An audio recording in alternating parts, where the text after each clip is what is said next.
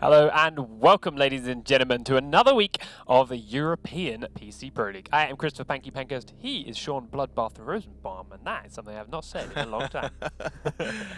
It's a wonderful day today, isn't it? Yeah, it's nice and fresh and new, and everything's It is. Everything's new. Sparking. Speaking of new, I mean, we've got a new team organization taking over the Russian teams, which we'll talk about later on today. But it's an interesting pickup, to say the least. This is round 2 of Group B. Round 2 of Group B, exactly. So let's have a look at the bracket and remind everyone of where things are for this. Group B, of course, is today being wrapped up and finished here. Group A was done last week.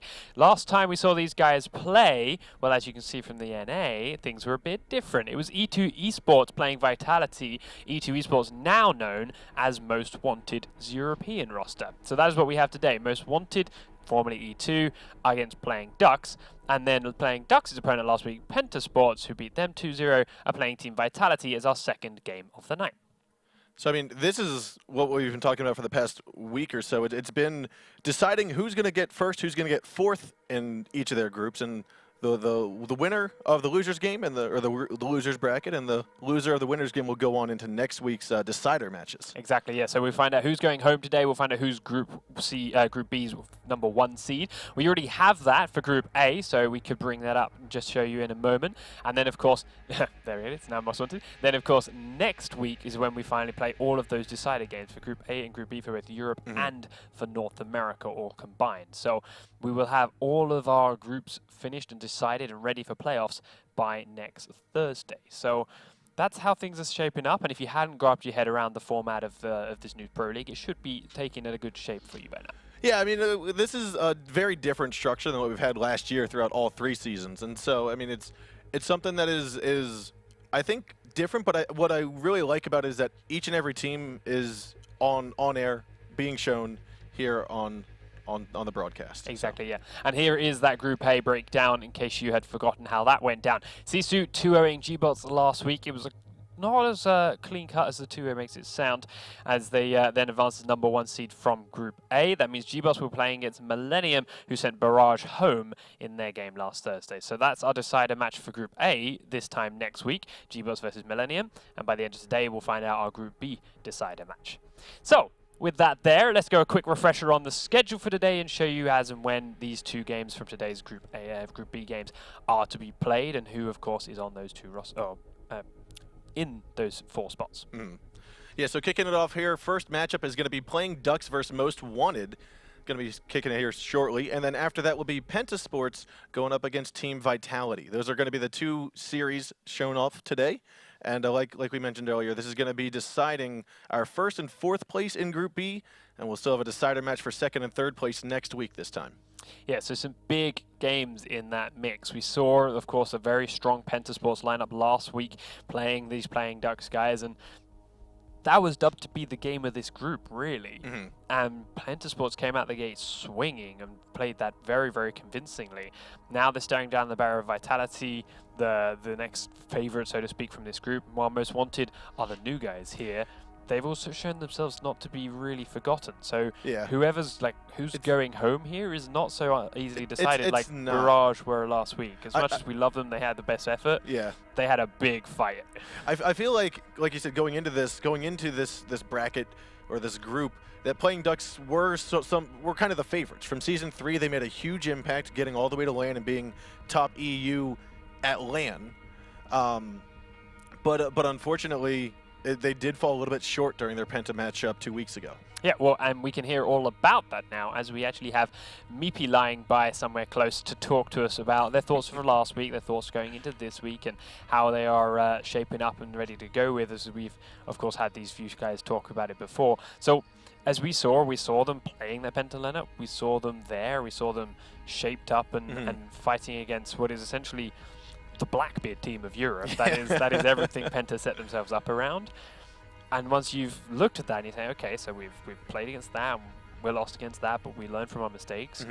But now you're playing against Most Wanted, who are a team which play a very different style to how PENTA do. Yeah.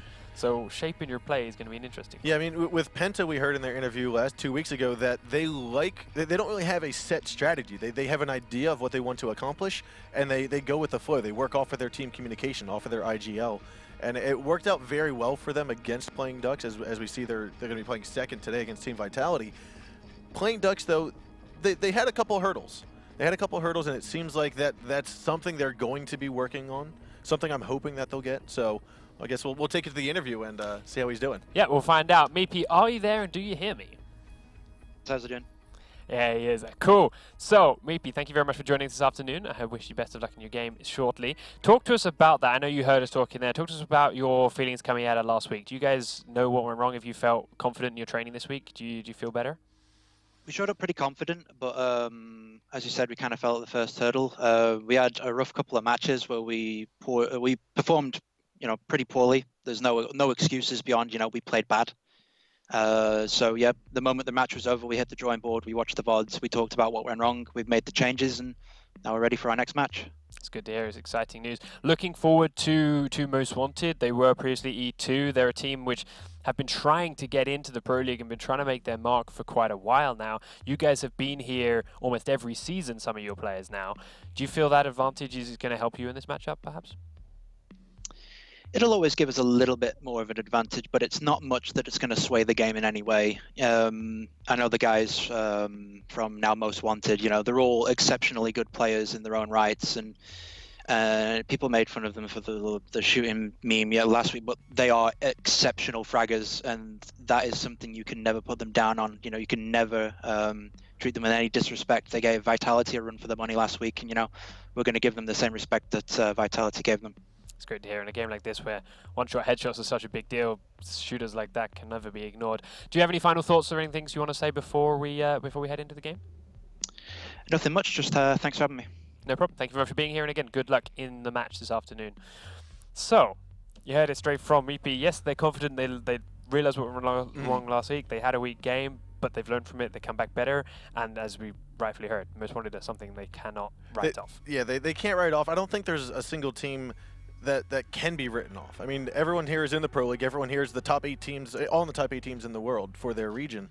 And I think that's a good mentality to have. Like, you're very confident in your play, but you're also not underestimating your opponents. Yeah. And I think that is the next step that teams need to reach. Most teams need to reach is to understand that, okay, we're good. You got to be confident in that, but then you also have to realize you're going up against competent players.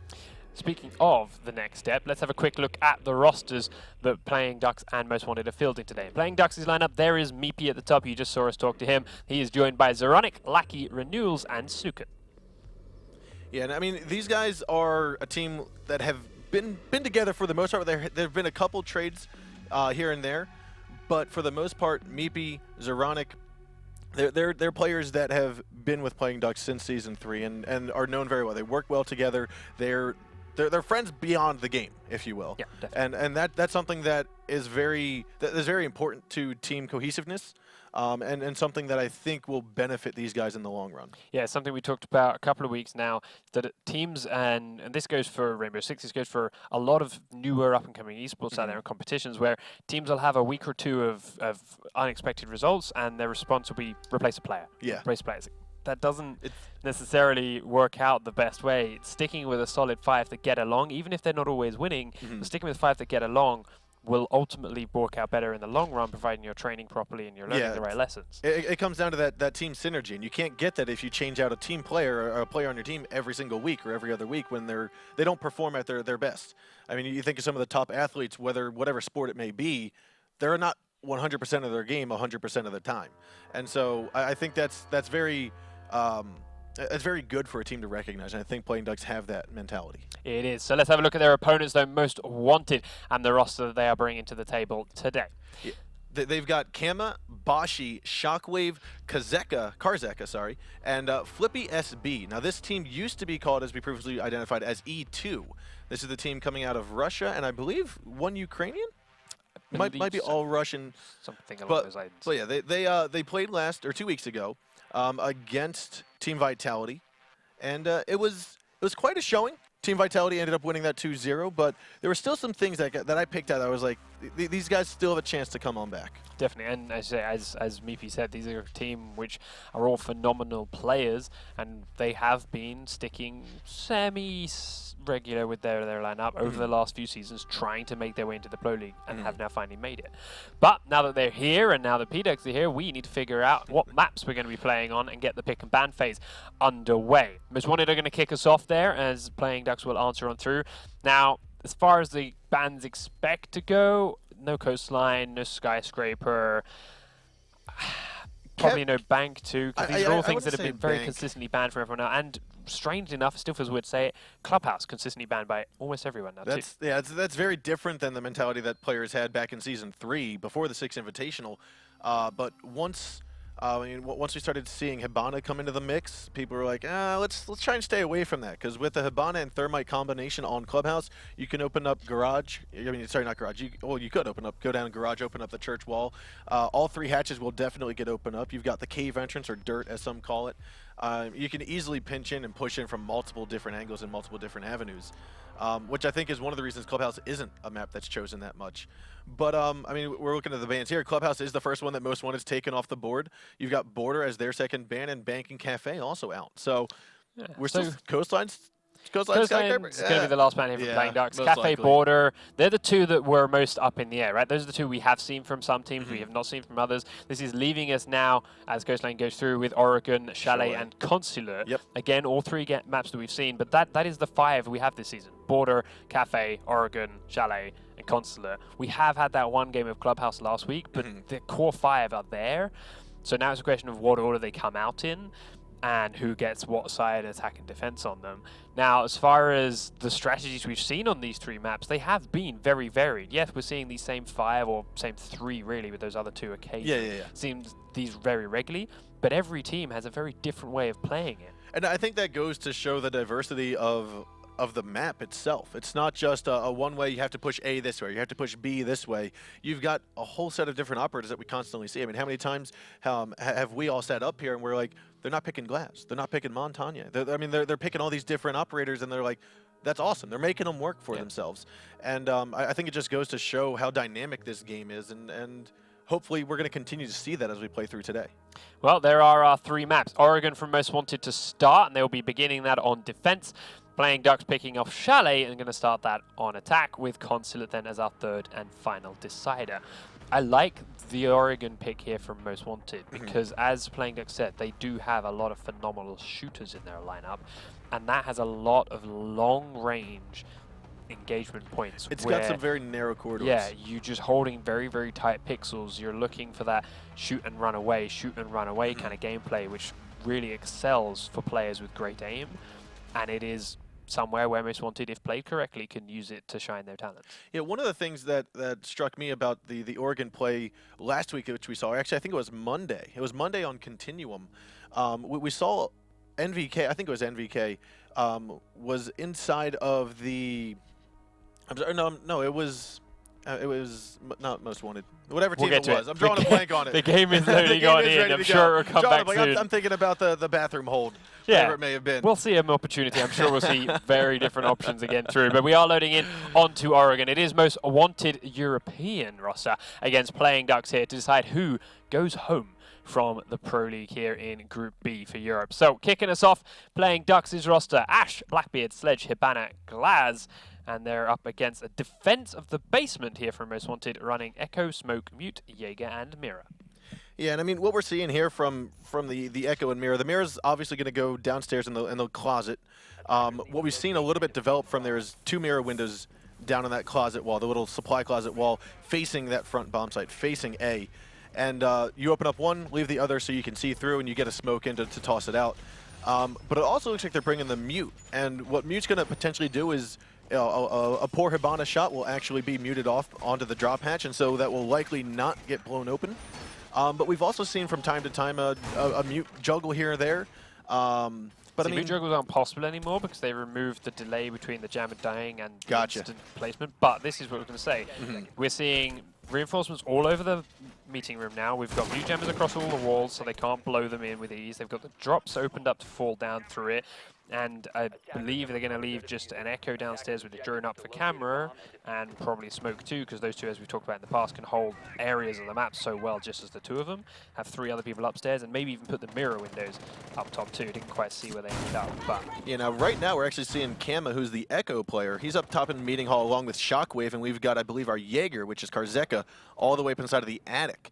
Now he's holding a very smooth angle up here inside of the attic, looking out towards, I believe that was the side window. Yeah, it was out the side window of the attic on towards the roof for someone rappelling up there and not paying attention. No one going that way though from playing Ducks. The mirror windows did, I believe, end up downstairs as they begin to push in a very spread attack towards the small tower here. Meepy came in at the bottom of that back staircase. He's pushing towards kitchen. He has an angle on camera but can't quite land a killing blow as he did drone his position out and rush straight towards it. There is one mirror window on this front edge to give camera an angle out towards the front door. But right now, Most Wanted are playing very, very static. Yeah, and I mean, what Most Wanted, they don't need to play over aggressive here. They have control of the priority bomb, or above the bomb site here inside of Meeting Hall. If it does get to be too hectic for them, they have the drop hatches opened up where they can fall back to site. But right now, they're doing the job of basically a known roamer. They're wasting time. They're making sure that it's not an easy push for playing Ducks. And we can see Sledge here moving forward to open up the classroom wall so they can get a better angle down the hatch. I'm intrigued by Kama's position here. He hasn't got his drone out, and he's an aggressive play. So if they do go for an early firefight, he's the one to die, in which case his drone is then dead and gone. So they're using Echo just for sheer firefighting. Now, for an MP5 that can stay alive and can fight well, Doc and Rook do that so much better than Echo does. Now, he has fallen back now, and he is no longer in such a dangerous position, but it just seemed like a strange start. They are now letting Playing Ducks push down the front staircase. The barbed wire is still there and in the way, but Blackbeard is leading the charge, of course, with his shield in hand. And, interestingly enough, that SR-25, the DMR in hand, instead of that Mark 17. Now, this is a really good drone here by Renewal. It's able to spot down all the way through the hallway. And that's going to allow Zeronic to know that, hey, there's not anyone peek down there yet.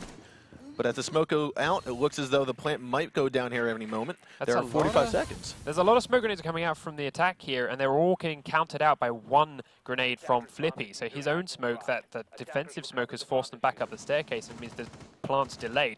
Zeronic peeks down, but the smoke's all worn off, so Flippy just peeks out and shoots him straight up. And now the push is coming through from Meeting Room. Meepy's back, he's exposed to Karzeka, who'll take him down quickly, but there is a quick trade back onto Shockwave, and Karzeka will fall back. Renewals grabs Boshi with one quick headshot as Flippy trades Lackey out again.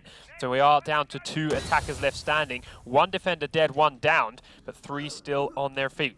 Playing Ducks have the diffuser right next to where they want to plant it, but it is smoked off, and he's got to wait for this to time on down. And there's the Echo drone coming into play. He's going to try and switch it up with 7 seconds to go. Karzeka pushes. Snooken grabs him quickly. Flippy now looking to push slowly from behind. He's coming in through Laundry. Kama's drone is back up, gets shot. Snooken shows up. Renewals is still holding the plant, and he gets knifed. Flippy with a 4K to finish out the round and hold the bomb site for Most Wanted. Magnificent job by Flippy. I actually thought that Most Wanted had it there for a split second as they were pushing on down. But I mean, right there, Flippy just was able to hold back, push back a little bit, and right there you saw it. I thought Playing Ducks had it there for a moment.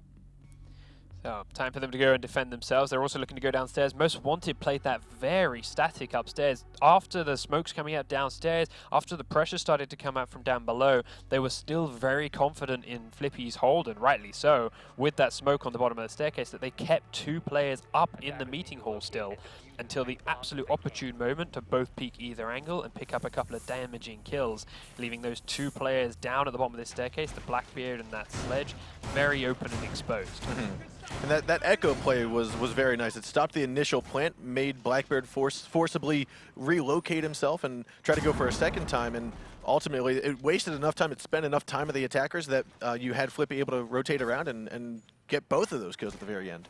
Yeah, they did fall him back in time and keep him safe eventually. As it is, though, the defensive lineup from Playing Ducks is a little bit more static and definitely more basement focused, with double mirrors down on that closet, as you mentioned before, actually being done. Meepy reinforcing up back. We do have Castle up top somewhere, reinforcing in towards Meeting, but they have not done anywhere near as many full wall reinforcements in here, so they are not looking to stay quite as firmly placed.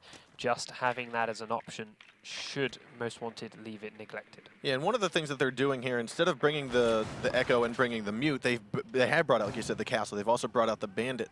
Now, with the attackers, you've got Most Wanted here, have the Thatcher, so hopefully we'll see if that wall can get a Bandit, or will get destroyed. We'll see by the Hibana. Yeah, she's going to want to try and shoot those onto those mirror windows, but as you say, Bandit batteries are there, and those are very hard to shake, especially with no Thatcher anymore. So getting rid of those mirror windows is going to be damn near impossible here for Most Wanted. So getting to that site is looking tougher and tougher. As it is, though, they are sending Flippy in above. He's got a drone that shows him right on the other side of this wall, and just too late, Mackie turns and runs away from it.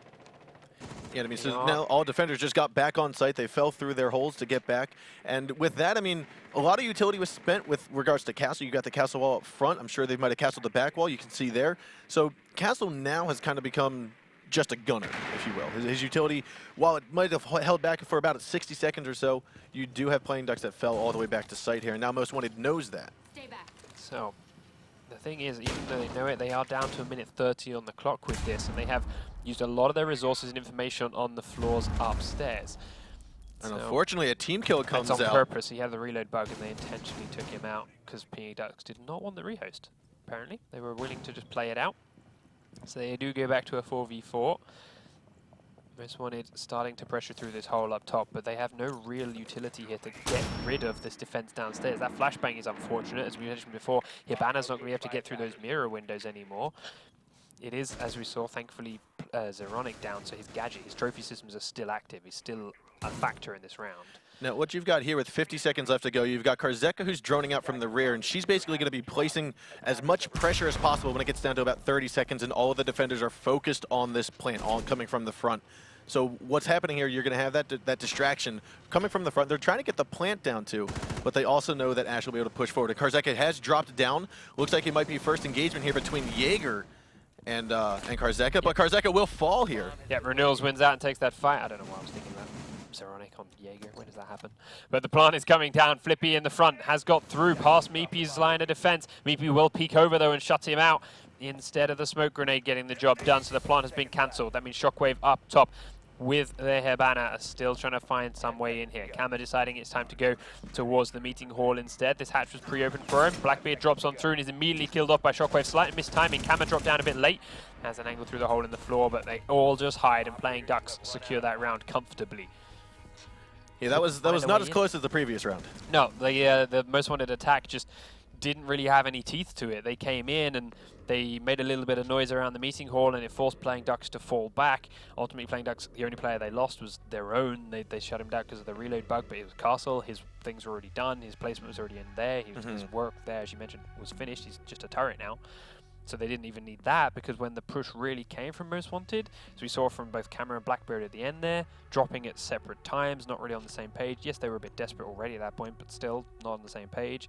The plant got through and went down, but then had no cover. When the smoke grenade didn't actually touch him, Smoke was allowed to just step out and shoot him off the diffuser instead of getting any kind of punishment. There was no bullets coming his way. There was no threat to Smoke when he did that.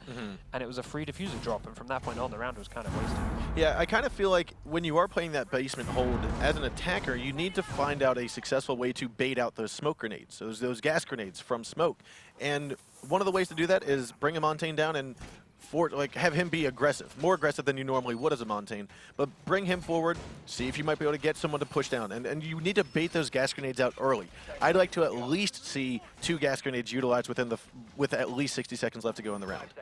That's one way that you can help assure that you'll get the plant down, and it'll be easier for you in the long run as an attacker. So, Most Wanted back onto defense, now heading upstairs as we have a round for each team locked in. Castle Barricade and a Frost Trap.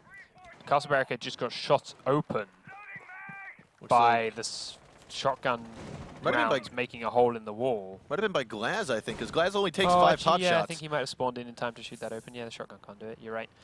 That was definitely Glaz.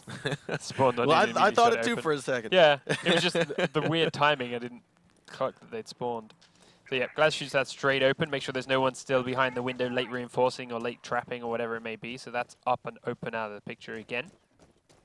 And now it looks like the Playing Ducks attack is all going to shape up towards the big tower. Now we've seen this from the past, right? You clean out the big tower, you clean out the attic, you clean that whole area, and then you focus on the B windows. B windows are castled up at the moment. Now Snookin does have a very good pixel angle here onto Karzeka. That's actually one spot that defenders love doing. They love going prone, having the smoke from the bomb actually cover them a little bit, able to see through onto the big window, but you won't necessarily get a good shot onto someone on top of that small tower. Flippy's been tagged here a couple of times by the Blackbeard, by Zoronic, and he tries to win the fight. It's not going to happen. Zoronic shuts him out and opens up the B site. All those windows been castled or shot open now, so castles are gone. Smoke Grenade's going to go up to take out the trophy system and then make their way in. Boshi has rotated into the site, but he only has a shotgun, so from range it's going to be a challenge. Karzeka back in the corridor, as you mentioned before. It's being pinned in back behind the bomb by that buck that's on top of small tower.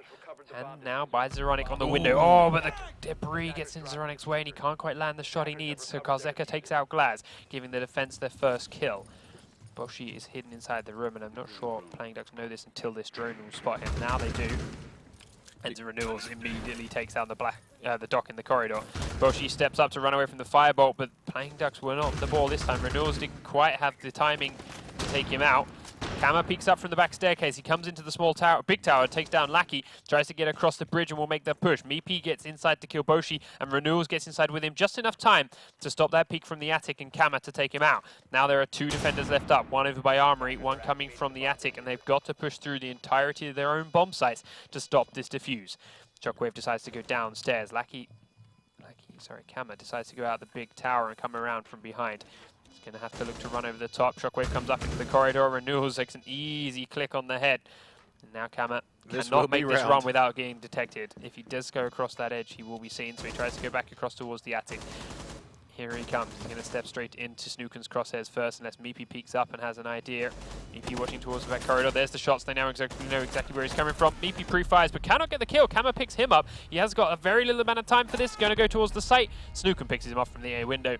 And it is another round for Playing Ducks. And I mean, this is kind of the Playing Ducks that I remember seeing. The team that can then push out the bomb site. They need to push out the defenders from the site and successfully get in, successfully hold down the site after they've got that diffuser planted. To me, that was a very clear, concise execution of their strategy. Yeah.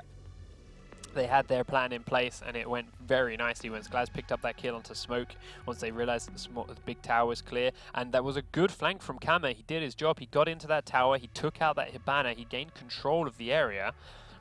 But it was too late. The rest of his team inside B was completely cut to pieces, and Playing Ducks had control of the area. So, unfortunately, he could not then get back to the site to help the rest of his team. Defenders, protect your bombs. Yeah, and I mean, so one of the things that I thought was a little risky from Capital, seeing as how I believe he only used one of his fire arrows on Frost. He saw where Frost went, right behind the bomb, but facing the corridor where Doc was, and he saw that he went there. I think Blackbeard saw that as well, but instead of using that second fire arrow, he decided to actually rappel inside and went for that gun-on-gun combat against her. It was more that he used one and then thought Blackbeard or he would shoot it, but Blackbeard was reloading because he just killed the dock instead.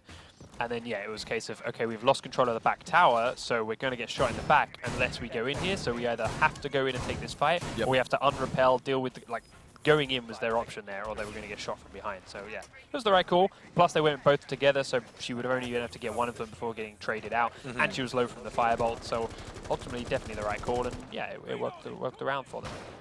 Now, all 5 attackers are starting out here instead of that parking lot, that main front spawn. What we're seeing here is what looks to be possibly a little bit of a more aggressive push. Karzeka is going to be getting up to the armory window, possibly all the way up to the roof. So running peeks around that front castle door just a millisecond after Shockwave takes his eyes away from it, and neither of them see each other or do any damage to the other this time around, but it was so very close. The push from Most Wanted is definitely vaping up towards the lobby, towards Armory, and looking to come in through Master Bedroom, perhaps. But that means Snookin here on this back tower, if timing it right, could do a lot of damage. Getting up top, firing down through these windows, or even just straight from the middle level, towards that front corridor and the Armory entrance. He can cut people up if they get stalled out in this hallway here. You already saw some shots go through. That was Snookin trying to go through that window onto the top main stairs window. And Karzeka is actually trying to hold down, looks like Lackey here. His head might pop up. He knows that he's got eyes on the back of his head. Lackey is holding firm there, and Karzeka can't get an eye on him yet.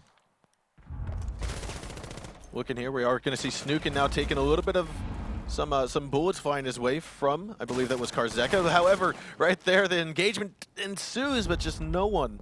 Couldn't quite control the recoil. It bounces up above Ash's head, just enough for a survive. But Snookin gets out of the tower safely and keeps himself alive for a little bit longer. Minute 30 on the clock, and Shockwave gets the first kill in the round, taking Meepy down from the A window. Managed to sneak all the way around there without them knowing, as the rest of the pressure from Most Wanted is coming from the front side of the map, from the armory.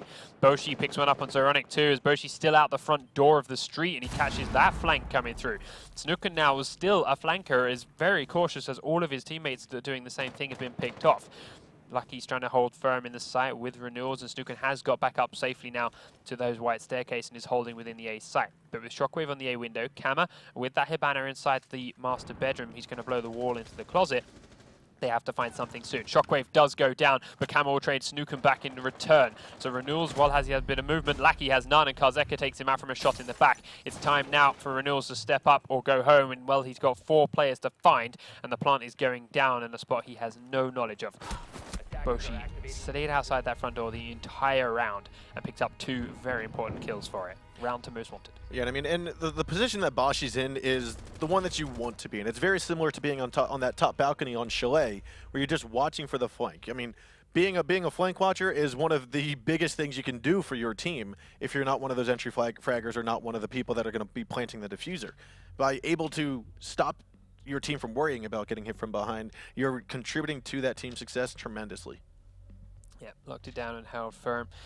Playing Ducks tried to go a little bit too heavy on the surprise game, so to speak, on the flank game, and every time they tried it, they were picked off.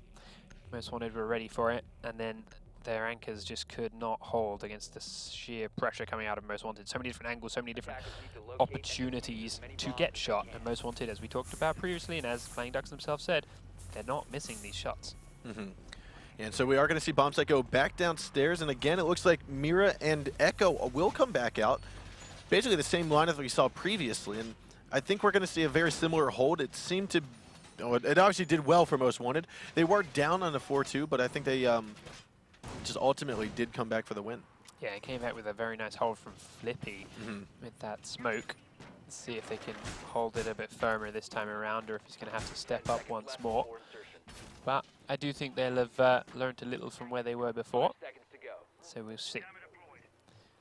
And one of the things that Playing Ducks still is not bringing is that Thatcher. Knowing that Bombsight's going to be downstairs, knowing that they're going to have a mute, to me it seems like, okay, you might want to bring that Thatcher.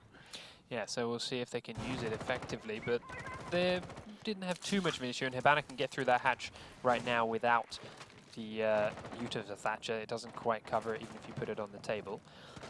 As for the roamers, well, that's what Playing Ducks need to find first. Meepy very quickly into the same spot he was at before. Pre-fires the same corner he was at before. Kama not sticking his head into it at all this time, making sure he's safe. But Karzeka is above, and I don't know if they've locked to track this down yet. Once again, he's in the attic. But does he have a way out other than down through the meeting hall? Do Playing Ducks know? And so, I mean, right here, we are still seeing Shockwave and Kama right here inside the meeting hall. There are just a couple more pop shots going through the wall, trying to fight Meepy. A little engagement here. I'm not quite sure whose bullet's going to win, but actually through the little drone hole, Zeronic's able to tag the feet from Kama.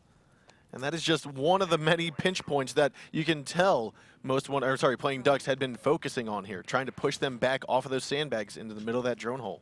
So the drones continue to come on through and find more members of Most Wanted inside Meeting Hall. They've lost that Echo now, though, and that was a big deal in the defense last time around. Renewals and Lackey coming in from the garage are keeping an eye on the hatch as they do begin to blow it open. Renewals looking for this peek on through. Meepy's there with him, but aggressively looks out. Putting down a Jaeger system and keeping back in focus, and here comes Shockwave. He's thinking about moving. Zeronic is pushing back. Yeah, I mean, you're going to have Zeronic, like you said, pushing from the back. They have to be wary Shockwave in any case because they know, oh, there's actually Black, but Renewal's peeking around. Checks the right corner. Karzeka's got the smoke at the backside that was actually given to him by the Glaz, but Glaz turns to run away from it, and Meepy's there to clean him up as he turns his back on it, and that's all 3 of the roamers upstairs dead. Now, Boshi's Mirror and Flippy's Smoke are still downstairs, and as we saw before, Flippy did 4K it to pick up their round for them in the first place. We'll have But to can he see. do the same thing again? They have so many people left alive with so many different ways to focus and protect and pressure him inside that box. The smoke grenades are coming out, but with 48 seconds to go, there's still a lot of time to play with. Good kill on Zeronic to open it up though for Flippy.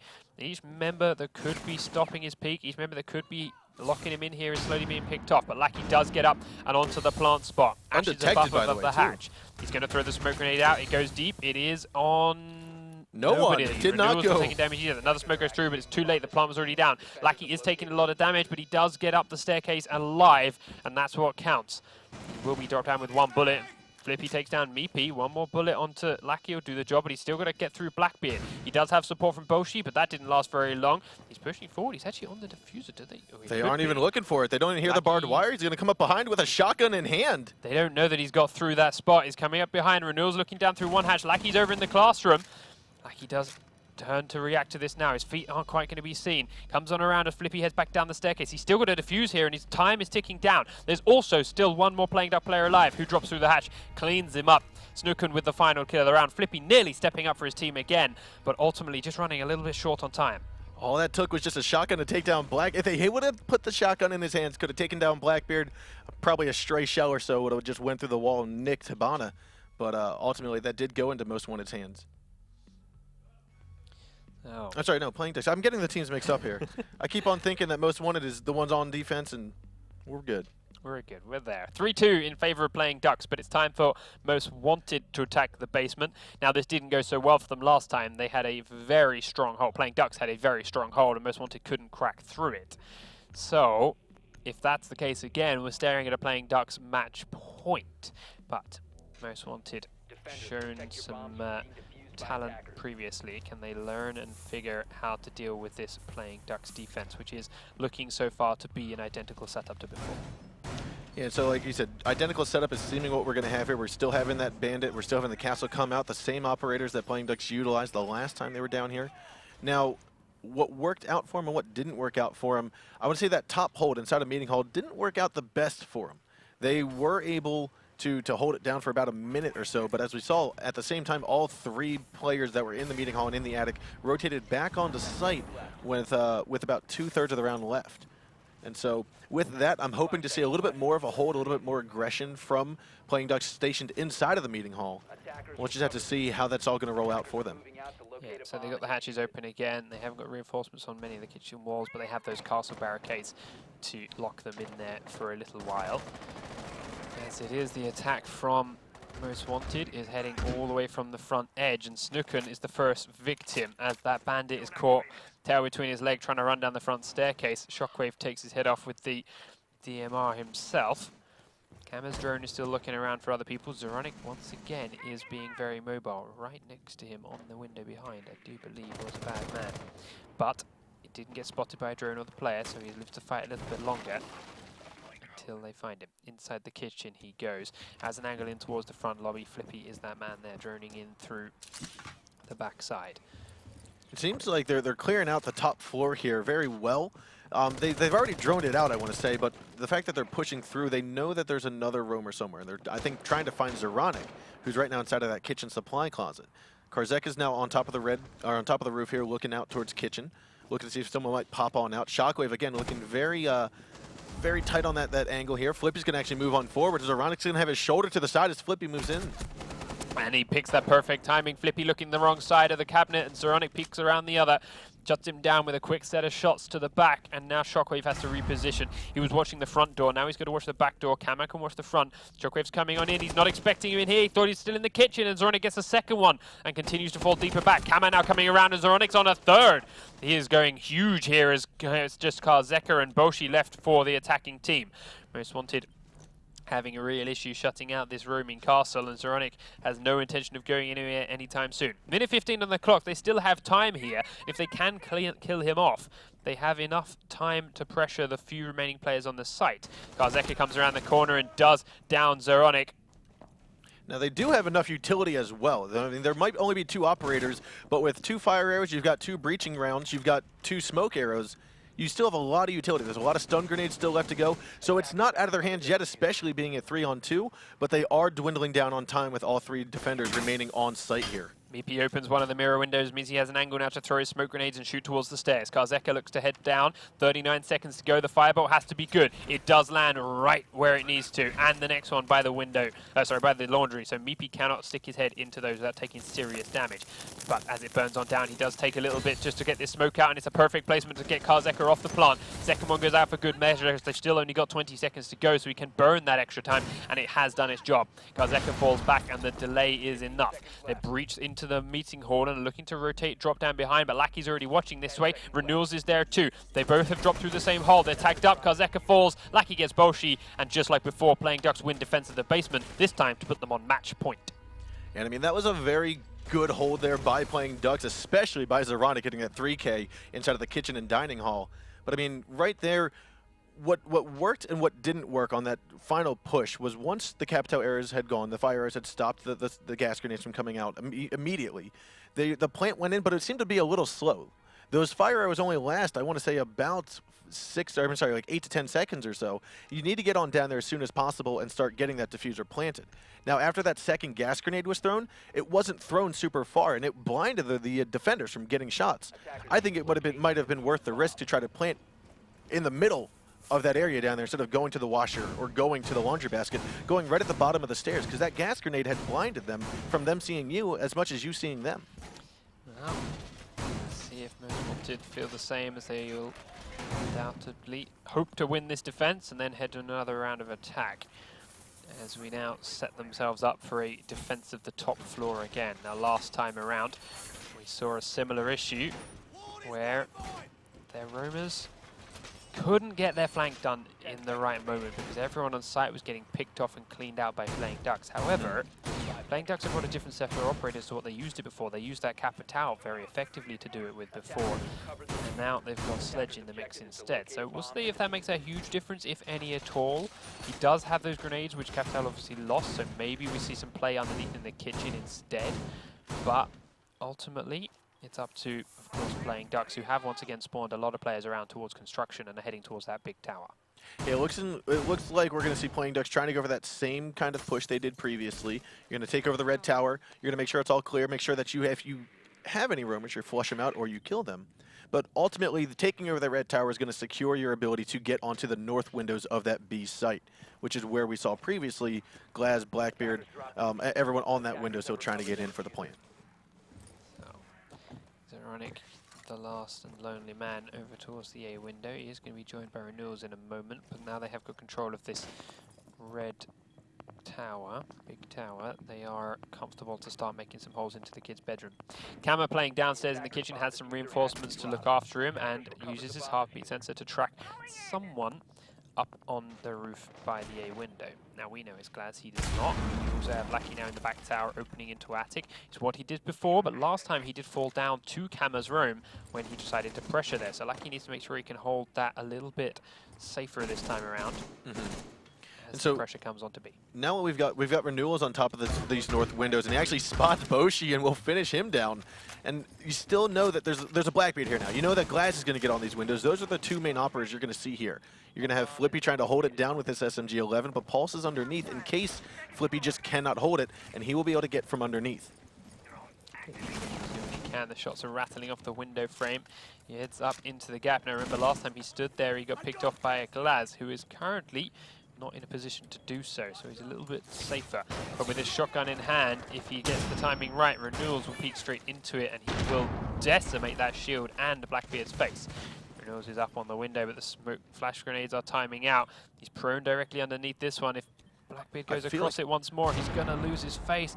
Flippy ducks in away from the flashbangs and the normal grenades, and Renewals is playing chicken. He doesn't even know it.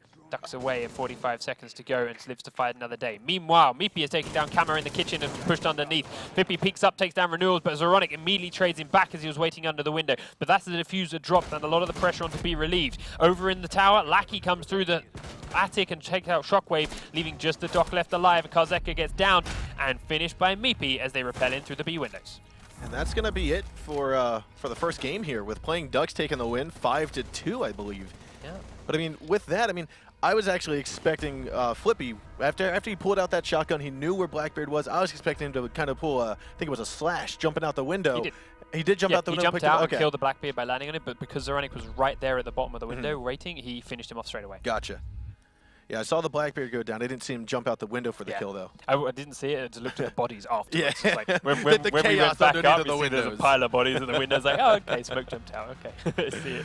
So yeah, that is map 1, done and dusted. And I mean, playing Ducks right there, it just feels like they had the strategy in mind. Like Shockwave and To me, Most Wanted had some shots. They were still great players. They were there, but when it came to attacking that basement hold that Ping Ducks had, Most Wanted just had no real answer for it. it felt like watching that gameplay, to me, it felt like Playing Ducks was back at where they were in Season 3. They were back on their game. They were executing very nicely. They knew their situational awareness. They knew where people were around the map, even if they weren't receiving the best of callouts at the best of times. I think a couple key plays. I mean, you had Zoronix 3K there when they were on defense previously. You had the this play here. This is actually from Flippy for that final 4K. They each had their moments, right? So we had Zoronic with that 3K in kitchen where Most Wanted just couldn't lock him down. But before that happened, we had that round there from Flippy to get Most Wanted's first defense round on the board.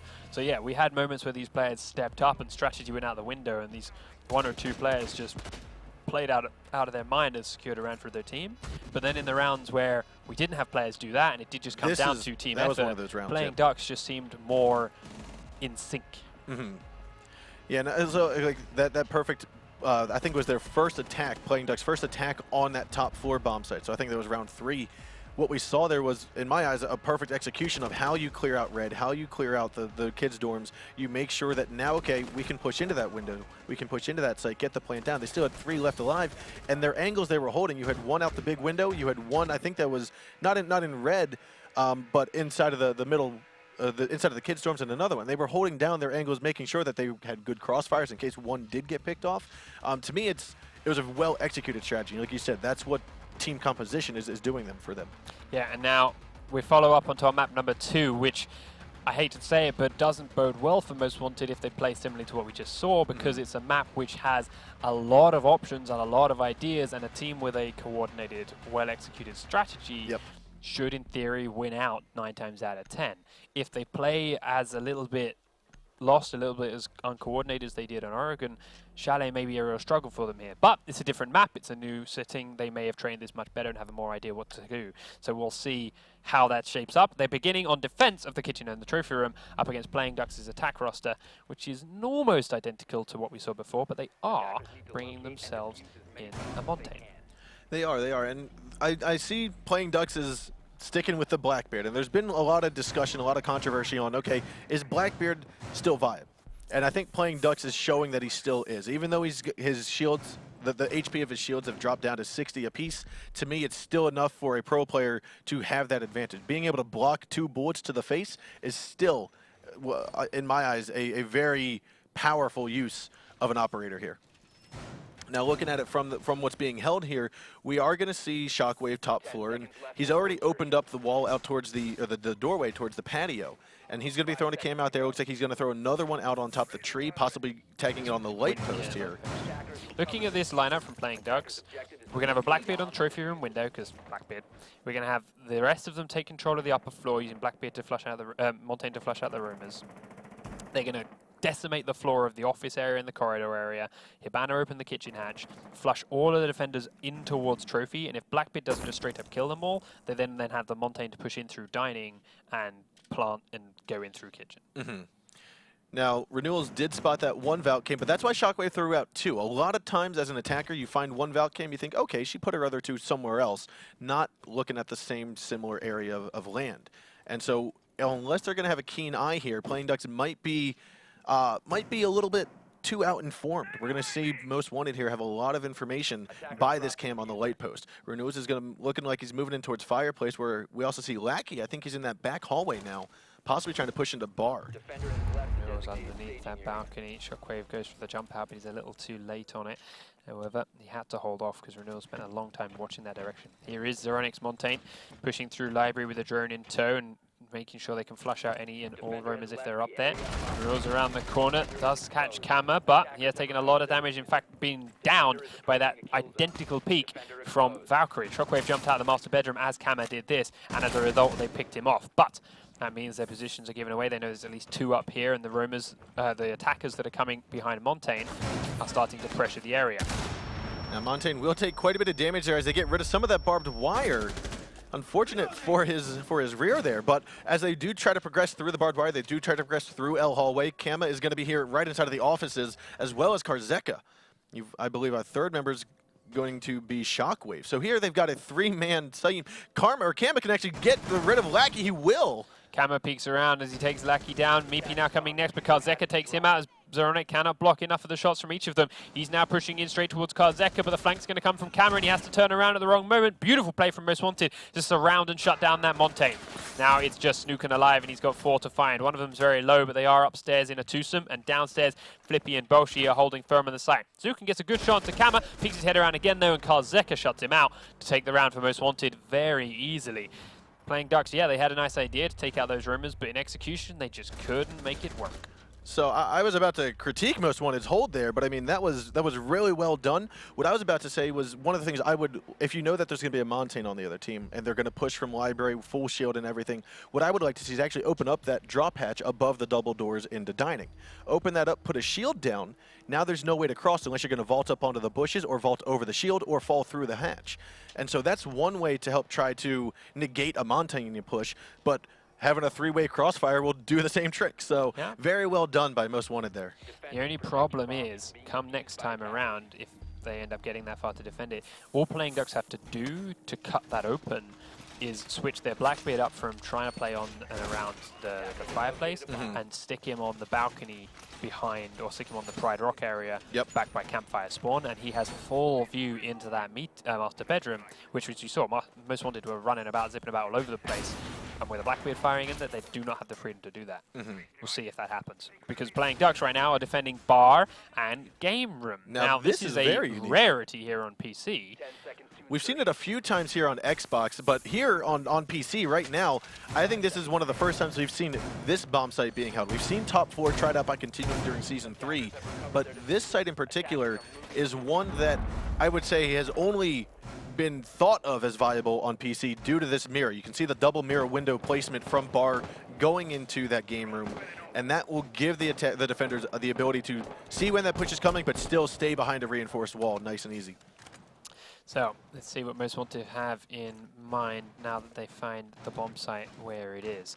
They are currently just clearing through the rest of the map smartly and securely, looking for roamers and looking for their feet more importantly here. And well, Shockwave did actually find the feet of that Jaeger, who took damage, goes back to the same spot and then stops in his tracks, which gives him a free kill. So Zeronic's Jaeger down and out of the picture here. Not a good start for Playing Ducks.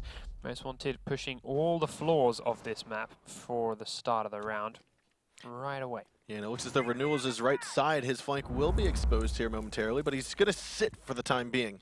Keeping hold of that underneath of bar is very important for the defensive hold here, and that's what Renewals is tasked with today.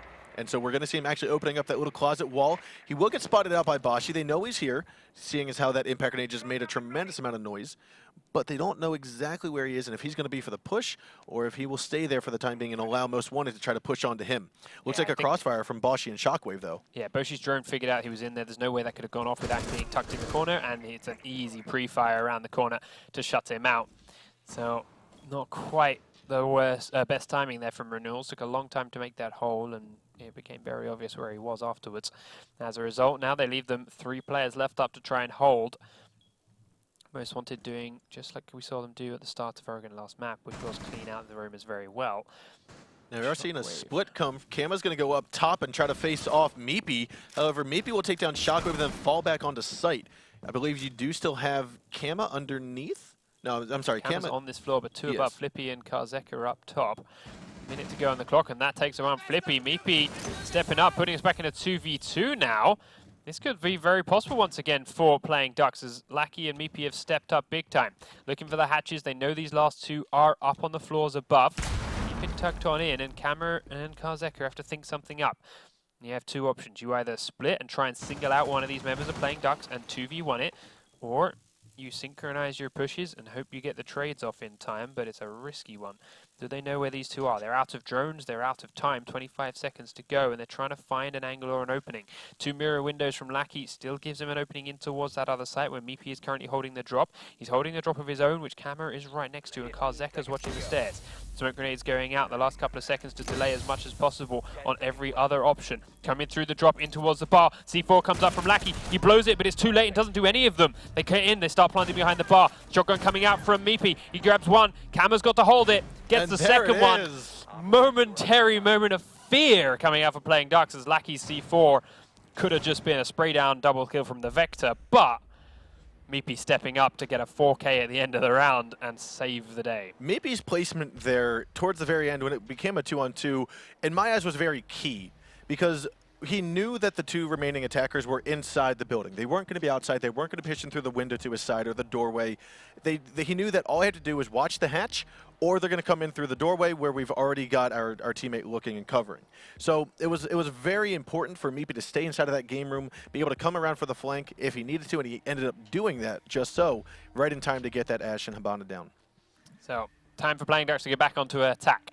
They are once again bringing a Montaigne to the mix. They are, however, going to be attacking a slightly different location and are doing so without any kind of thermite. Now, we've seen this done in the past. We've seen teams go for it, but with a Montaigne and only a Hibana, this has got to be a bomb site wine cellar push. I would say so. You make a hole in the wall with Hibana, the Glaz can shoot all the way from the garage, all the way down through the middle of the map with, and then you use Montaigne to barge through the doorway because you can't get through anywhere else really. However, Most Wanted have just given them an option by opening up that small wine cellar, and Montaigne down that corridor can control a huge portion of that area. Yep. Especially if Montaigne can actually get inside of this closet, pushing out Flippy or pushing out Bosch. Going to make it harder for him, though. Okay. That definitely will. This one had not made it too easy. Let's see how they shape it up. But I mean, yeah, if we look at the utilities on the attack side here, they're bringing 9 smoke grenades. You've got Meepy with smoke, who is the Ash. You've got Glaz and Montaigne with all smokes. And so right there, you can tell that this strategy in particular is meant for Glaz. looking at these spawns, in fact, we may be looking at a blue alley, a back alley push. You just Montaigne down the back alley, sit in the doorway, smoke it up, Glaz through, plant right at that B doorway, and you've got this tiny corridor which you can cover of some kind of. It's weird, it's new, it's different, it's risky. But with all of these placements here from playing Ducks, and a great first kill here from Snooken. Look at that hole he just made. That looks straight onto the B doorway, and the Blackbeard is Montaigne is coming in towards that B doorway. So with that line of sight that you had Snooken open up right there, to me, that is paramount. You have to hold on to bar now. Then now that you've opened that up, and your push is going to be coming from blue. So this is a really good push, a really good strategy we're about to see playing Ducks unfold here. But it all now revolves on holding on to bar. Say Lackey's going to be there. He's going to open up the drop, which will give him another angle to shoot down in through the top. They've got Glaz out over the far side with the Pride Rock, which has a full view in towards this whole fireplace area through these windows, so he can help control the pushes on through. They are sending a very quick push through and drones around the dining room kitchen area to make sure no one's hiding around in these spots, and they are now getting that information confirmed that the rest of the Most Wanted defense are all tucked down within the bomb site. Lackey making a prone hole here on the garage, a cool hole here on the garage wall. Shockwave is trying to C4 out the back alley, but Zoronic can dodge that easy enough. The wall's going to blow on open, and Boshi's now actually pinned very much in this corner. So all you're going to see here, Boshi will most likely get hit through the drone hole. He knows he's exposed, but he also knows he's stuck. So it looks as though if, I think there was Hibana down there, if Hibana can see him with the drone, you will see those shots coming through. You saw him right there through the garbage cans right there. He knows now, okay, he's about to go down through the drone hole. There it is. There's the shot. Boshi goes down now. I'm sorry, not Wine Cellar. Snowmobile is now in the hands of Most Wanted. I'm sorry, not Most Wanted, playing Ducks. Karzeka coming in backside through the wine cellar. Shockwave's being pinned in connector. Renewal's above him because the trapdoor has been opened, and it's an easy shot as soon as he sees the yellow appear. Now the rest of Most Wanted are pinned back inside the wine cellar. The plant is down directly behind that Montaigne in the door. Renewals once again spraying through. Gaz actually give the kill over to Lackey this time, who gets another great angle through the garage wall. And Flippy has to 1v5. This is beautiful from playing Ducks. This is a new attack for this bomb site we have not seen before here on Chalet, and they are executing it in such a way that Most Wanted are just lost to any kind of counter. We talked about the 9 smoke grenades they had on their team. They used 1 the entire round. Like, this was a perfectly executed map or strat from playing Ducks. I mean, I thought the majority of it might revolve around that Montagne and the Glads working down their way Blue Hall, but Glads played a totally different role, making sure that the rotation from the defenders weren't going to be a distraction or be hindrance to that push onto the snowmobile. Yeah, Glads was just watching for your roamers and making sure your flanks was safe, and very nicely done indeed. As it is, it sets them up in the lead and then puts them onto defense of the more traditional kitchen trophy room themselves. As the attacking lineup from Most Wanted shapes up, it's looking very similar and familiar. And, well, still something that Playing Ducks have to be aware of. They do, however, have a castle again. And we've seen some interesting castle strats played by teams when holding the upper floor. So, with that being the what looks to be proposed attack path here from Most Wanted, with a Thatcher, Hibana and Buck to go on above, take out the trapdoors, take out holes in the floor, control it from above. They need to get through the castle play from Zeronic and the castle placement from the Playing Ducks roamers to make that happen. You know, I think one of the things we saw there inside a trophy, they placed one of their deployable shields down to stop another Blackbeard from taking down Zeronic inside a trophy. So maybe here's making that hole, but the doorway by the what I call it the box side of trophy is basically stopped by the shield. Okay, actually. So Zeronic's castle barricades, one went up on the fireplace wall, in the second half of those two. One went on the kitchen wall, which we again have seen for a long, long time. So they're actually being used as last line of defenses instead. We did see renewals on the Valkyrie making holes in the floor in and around the fireplace, and then, sorry, Zeronic on Valkyrie making holes in around the fireplace and then heading downstairs. And right now the Most Wanted attack is taking shape up towards master bedroom area, just droning the safety, but then being very spread out. One by fireplace there, one over by the west main entrance. They're just probing where these roamers may be. Yeah, I feel like what Playing Ducks is setting up for is if they do get if Most Wanted does get a plant down, they've worked on how they're gonna collapse back onto site, how they're gonna retake site. Like you said, they're very spread out, but at the same time, it is from multiple different angles, allowing them to come at the collapse from multiple different ways. So it's possible that they're playing more of a take-back site or a possible take-back strategy here, but right now I don't think Most Wanted has realized that, and therefore they are still pushing towards a standard, let's open up kitchen drop hatch, let's hold on to top floor, and then we'll push out and see who we can pick off. If they do drop through the kitchen drop, actually, Playing Ducks are going to have an issue taking it back because of their own castle barricade on dining, so they do have to make sure they can keep that locked. Snooken downstairs is taking a lot of damage through these holes in the floor. Grenade's going to come through from Flippy. Lands close, but not close enough to do any real damage to Snooken. Downstairs in the basement, the roamers have got to think about getting back up, but Boshi's got a good angle to try and lock them in that basement. Renewals and Zeronic, again, have angles from below, but is it enough? There's actually two guns looking down towards that basement staircase with Boshi there and the man in the master bedroom bathroom. So Most Wanted have got a little bit of control here over Playing Ducks. As you say, it's a retake, but how do you get back up past this? You don't know where Most Wanted is setting. I think what you'll see here is Zeronic and Renewals trying to challenge the Buck, who is top floor inside of the bathroom, trying to look on down. Snooken right now, he's stuck. He's cornered inside of the bushes. He knows that the floor above him has been opened up. Meepy's been able to dodge most detection, but he's stuck inside of dining. And then you've got the last defender who's inside a trophy, I want to say. Yeah, Lucky and Trophy holding firm. It's going to be an important part of this attack. If Most Wanted drop down and get into Trophy too easily, they may well just have this round. 20 seconds to go, though, and the diffuser is still hiding in the master bathroom. Camera is waiting for the absolute opportune moment to go on in. Lucky's inside the room. He's going to peek on through. Cameras.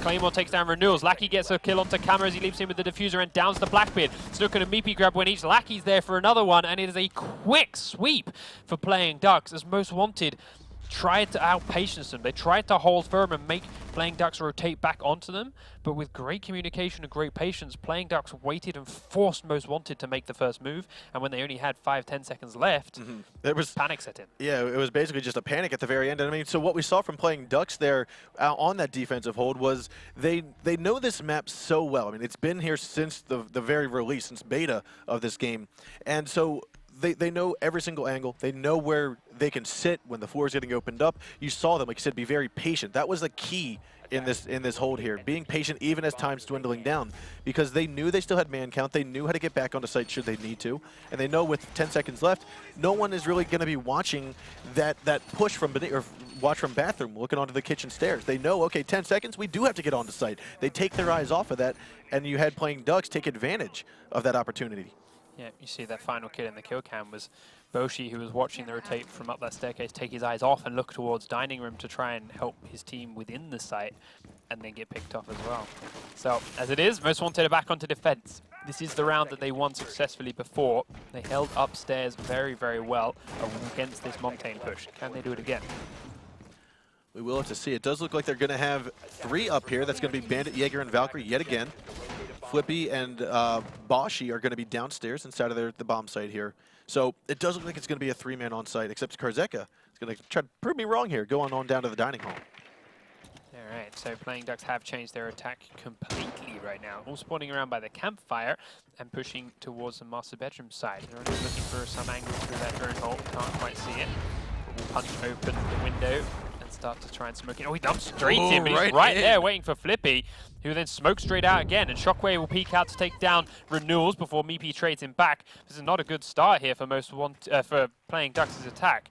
We saw it work earlier in the Pro League with some teams just take up a quick rush in towards Kitchen Trophy, but that was when they were sure of the trophy hold, and Playing Ducks were not ready for this trophy hold. You're going to see him jump out right here. Kama knows that Lackey's. He's just going to hop out the window, go to the left, and land right on top of him. He's just waiting for that opportunity to arise. He doesn't know where where Meepy is at the moment. He needs to know where the second teammate is before he knows he's safe.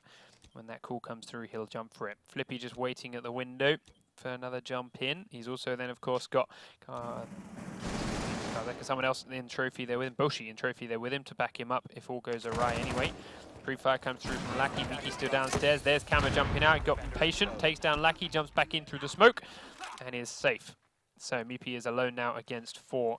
As an angle in through the Trophy window. Does take Kama down without taking damage, but Karzeka comes out and finishes him off for a round in Most Wanted's favour. An explosive attempt, but not a particularly well thought out one there from Blake. Super aggressive. I want to say that the reason that didn't work for Playing Ducks, or the reason they were so aggressive, is due to some lack of information.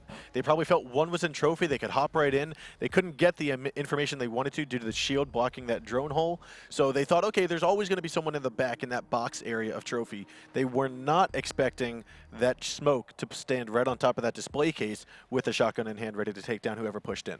Yeah, they were waiting for those 3 roamers upstairs again. Oh, 3 upstairs, we'll just barge into Trophy.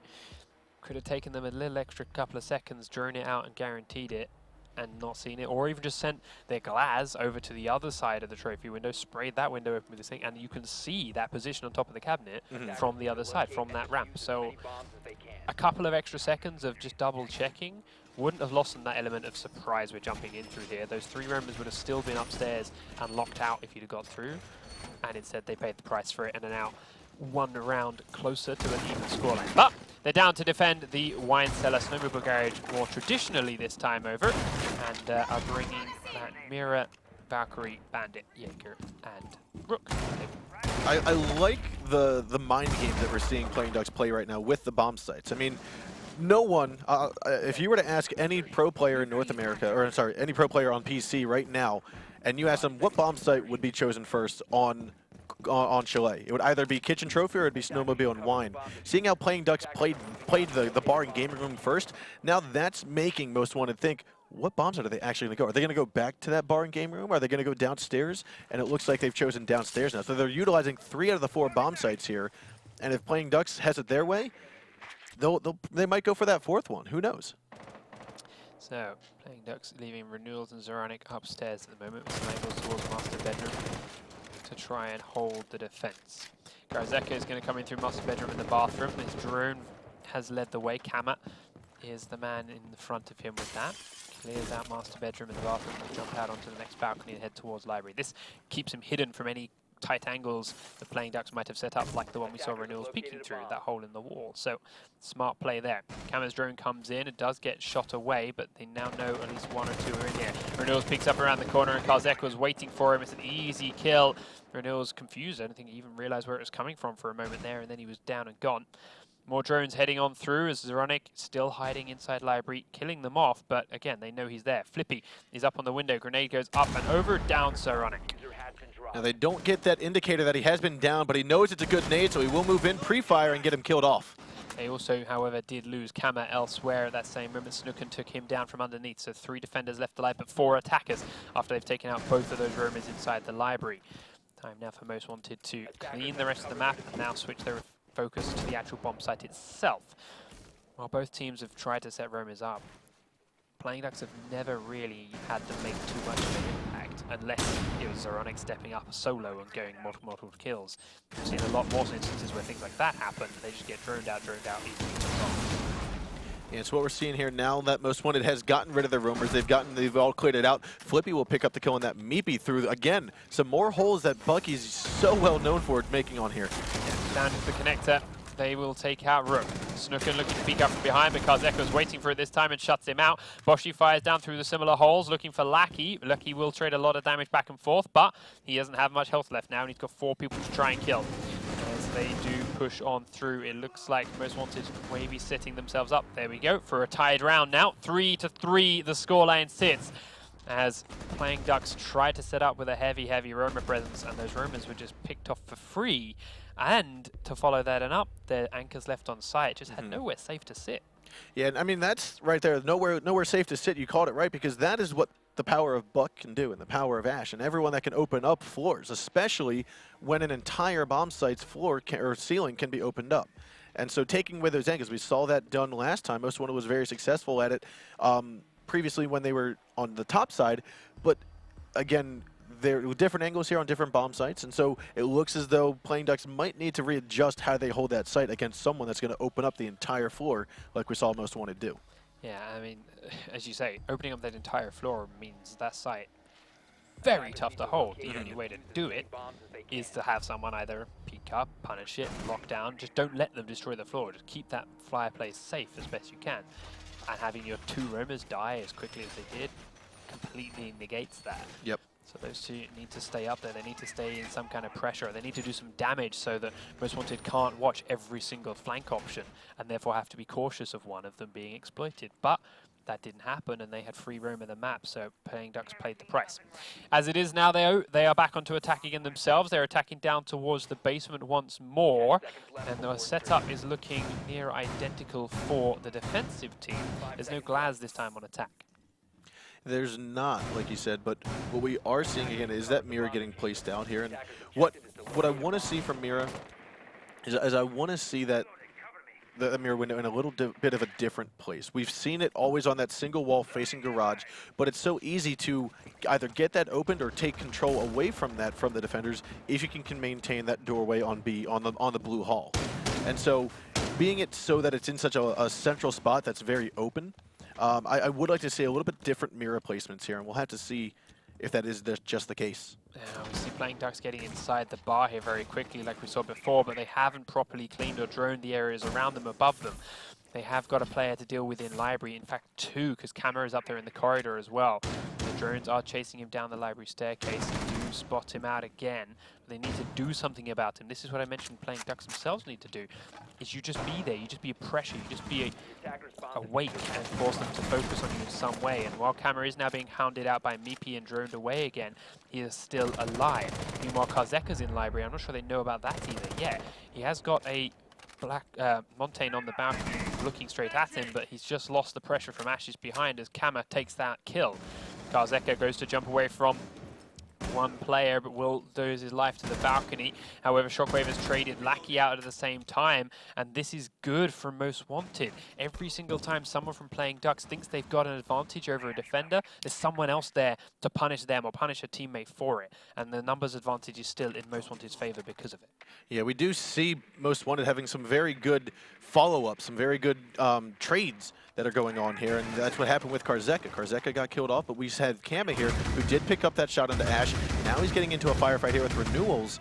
He doesn't have too many spots to go. What I suspected, we're going to see him jump out here, go into the hallway downstairs. He may try it if he comes to it, but they need to force him into it. Here he goes. He's going for it down into West Main. Oh, He's going to go all the way to garage. Yeah, it's safer. He has to punch open the West Main door, and someone at the library window could beat that open and shoot him while he was doing it. This is safer for him to get all the way down. Plus, he has that Valkyrie there hiding in the Laxing bush, so if Playing Ducks tried to rush down there and catch him, they would be caught at the bottom of the staircase. Renewal's playing it smart, slowly going, not rushing that way, but he is now here to make sure Kamed doesn't come back through kitchen and dining to punish them behind while they start opening the fireplace. But he is wasting a lot of time doing so. He is not wasting it if he can get this kill as a shockwave. I do believe he just caught the sight of her, maybe not. Boshi, though, has taken down Snooken, and now there are just the two attackers left, though. Montaigne and Blackbeard, with the diffuser in hand, are looking to pressure in towards the site. Flippy shuts down Zoronic, and it leaves just Renewals against 4. 15 seconds to go, and Most Wanted are looking down the barrel of a lead here for the first time in this game.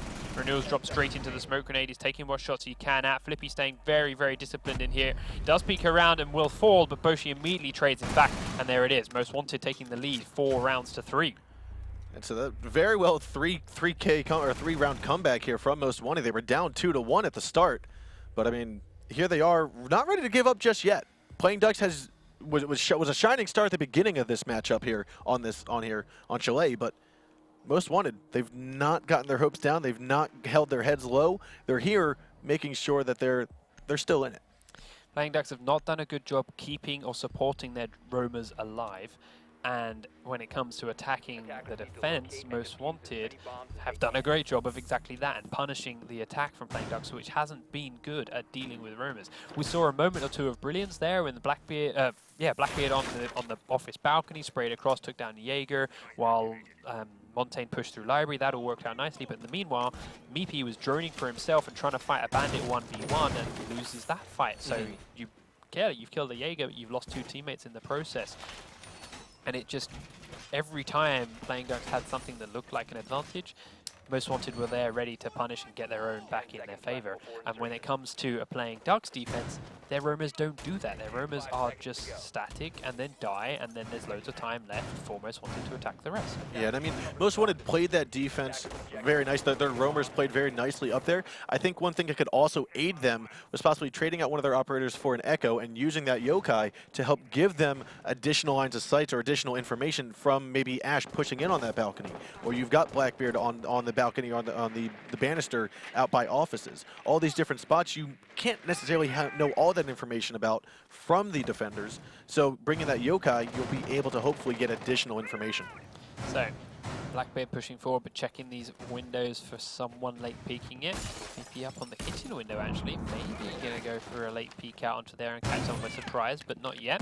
Garzeka up inside the bathroom is starting to make some holes in the floor and have those angles down like before. Now remember, Playing Ducks last time held a very firm, static, disciplined defense here, despite the damage Most Wanted did to the floors above and the floors below and every little window they could. And as a result, Most Wanted were down to no time left when they had to push in for the attack. Now, that shouldn't on its own work again, because Most Wanted should have learned from that lesson and have something in mind to deal with it, whether it just be faster play or whether it be pushing these roamers like Shockwave is doing right now. Yeah, they do know that Zoronic is down here. That's the Valkyrie. He was droned out earlier, so hopefully they'll be able to collapse onto him, but it looks like Flippy gets the first kill of the round here. Yep, through the holes in the floor. He's making he takes down 1, then 2. Getting Meepy down straight after he got Snooken. He's trying to finish quite Meepy off. the trouble to do Can't quite so. land the shot. There it is. Finishes off the downed Rook. He's already taken out the Bandit as well. There goes Lackey's Castle. He was inside Trophy Room. And just like that, Renewals and Zoronic are the last 2 left up. We do see Blackbeard, well, that's just Buck right by the hatch, but Renewals is not ready to shoot for it. How is he like that? Maybe it's different on his screen, so he hasn't pulled the trigger. I'm not sure. There we go. The shots are coming out now. They're tagging him, but he's surviving it. Comes off of his drone, and Renewals not happy that he missed those important shots. Flippy peeks around the corner again. Renewals comes on out, tags him some more, but can't kill him. The push has gone through, and they're inside Trophy Room now. So Flippy... He's going to have to drop and open up that castle barricade. He's dropped on down. Meanwhile, Zoronic got down and is fallen through to the basement himself. Now, pre-fire comes around the corner. Karzeka's waiting, and that is done and dusted. Most Wanted take map number 2, and we're going to head to our 3rd and final deciding map, Consulate. This is the third time in all of the Pro League this season we're reaching that overtime map. Like you said, it will be Consulate. Job well done on Most Wanted on this map. Congratulations to Playing Ducks on the first map. But it all does come down to this game right now. Yeah, so we saw a great start from playing Ducks. We saw some new ideas. We saw a games room bar hold. We saw Montaigne push through blue corridor and planting in the back of that snowmobile garage. These are new ideas, different executions, and they were good. Then they went back to the defaults, and couldn't do that. Yeah. So small mechanical, tactical errors that playing Ducks shouldn't really be making when you're playing at this kind of level. I agree, and I felt like playing Ducks, like you said, they had the game up on the irregularity of the games, or of the bomb sets and of the maps, but now when it got back to, okay, here's the standard push, here's the standard defense hold, they weren't following through on what everyone else knows. And so it was very troublesome to watch sometimes for Zeronic and for the other players of playing Ducks, because it was in their grasp.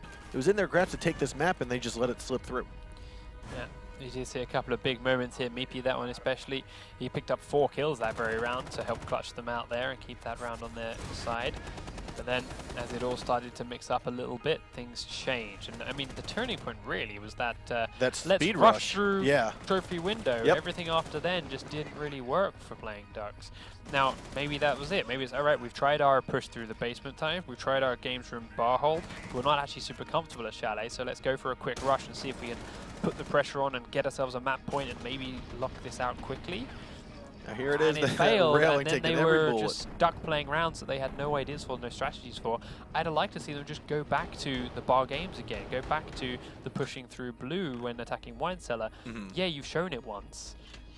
But if you are that unconfident or that uncoordinated doing the normal strats, stick to them. The result at the worst is just going to be the same. I felt like they put a lot of effort into those newer strats and just said, oh, we can wing the old strats. And by making that assumption that you can still maintain the old strats even when you're not practicing them, when you're not working on them as vigorously as other teams, I think that might have been where Most Wanted got that advantage. They got the opportunity to take this map from playing Ducks, because like I said, the newer strats, the ones that they're just showcasing today, that bar and gaming room hold, that's what they should have stuck with. Yeah, indeed so. So as we head to Consulate, of course we had to coin flip for sides to figure out who starts where. And, well, it's looking like Most Wanted starting on our blue side, which is attack, and playing Ducks on orange for defense. So as we load on into Consulate, we got to look at it as we've seen every other map so far. And, well, playing Ducks did play Consulate last week against PENTA. They did. Didn't go so well for them, but PENTA also always been known for being strong on Consulate. Yeah, and like I remember in that game, PENTA was the team that went top down, bottom, middle. They chose all the different bomb sites, and so it was very hard to predict. They were very unpredictable in their gameplay, which I think led to that victory from PENTA. Now playing Ducks, they showed that unpredictability, playing Most Wanted at the very beginning of Chalet. But ultimately, Most Wanted caught up on that map, so they might still be able to catch up here, too. So, playing Ducks setting up their defense, starting out here in the piano room and the lobby. Now, while this may look strange to ranked players and people who don't play competitive, it's a very standardized pick here in coordinated play because of the strengths and weaknesses this entire map has in verticality and destructibility, so to speak. Of course, every map is destructible. Of course, every map is remodelable here. But the way Consulate plays out with a few well-placed impact nades and castle barricades, you can adjust the way this map feels dramatically. And when it comes to defending these two bomb sites, they suddenly become a lot easier with a little bit of teamwork. Yeah, and these castle barricades that are going up, they're basically what they're doing. They're trying to create a different flow.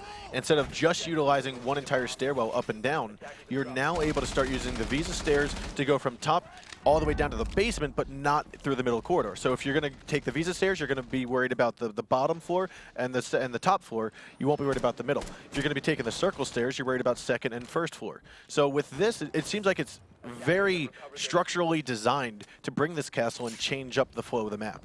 As it is, though, Snooken already taken out by Boshi. There were some aggressive peaks for multiple players on playing Ducks, but Most Wanted were ready for them all.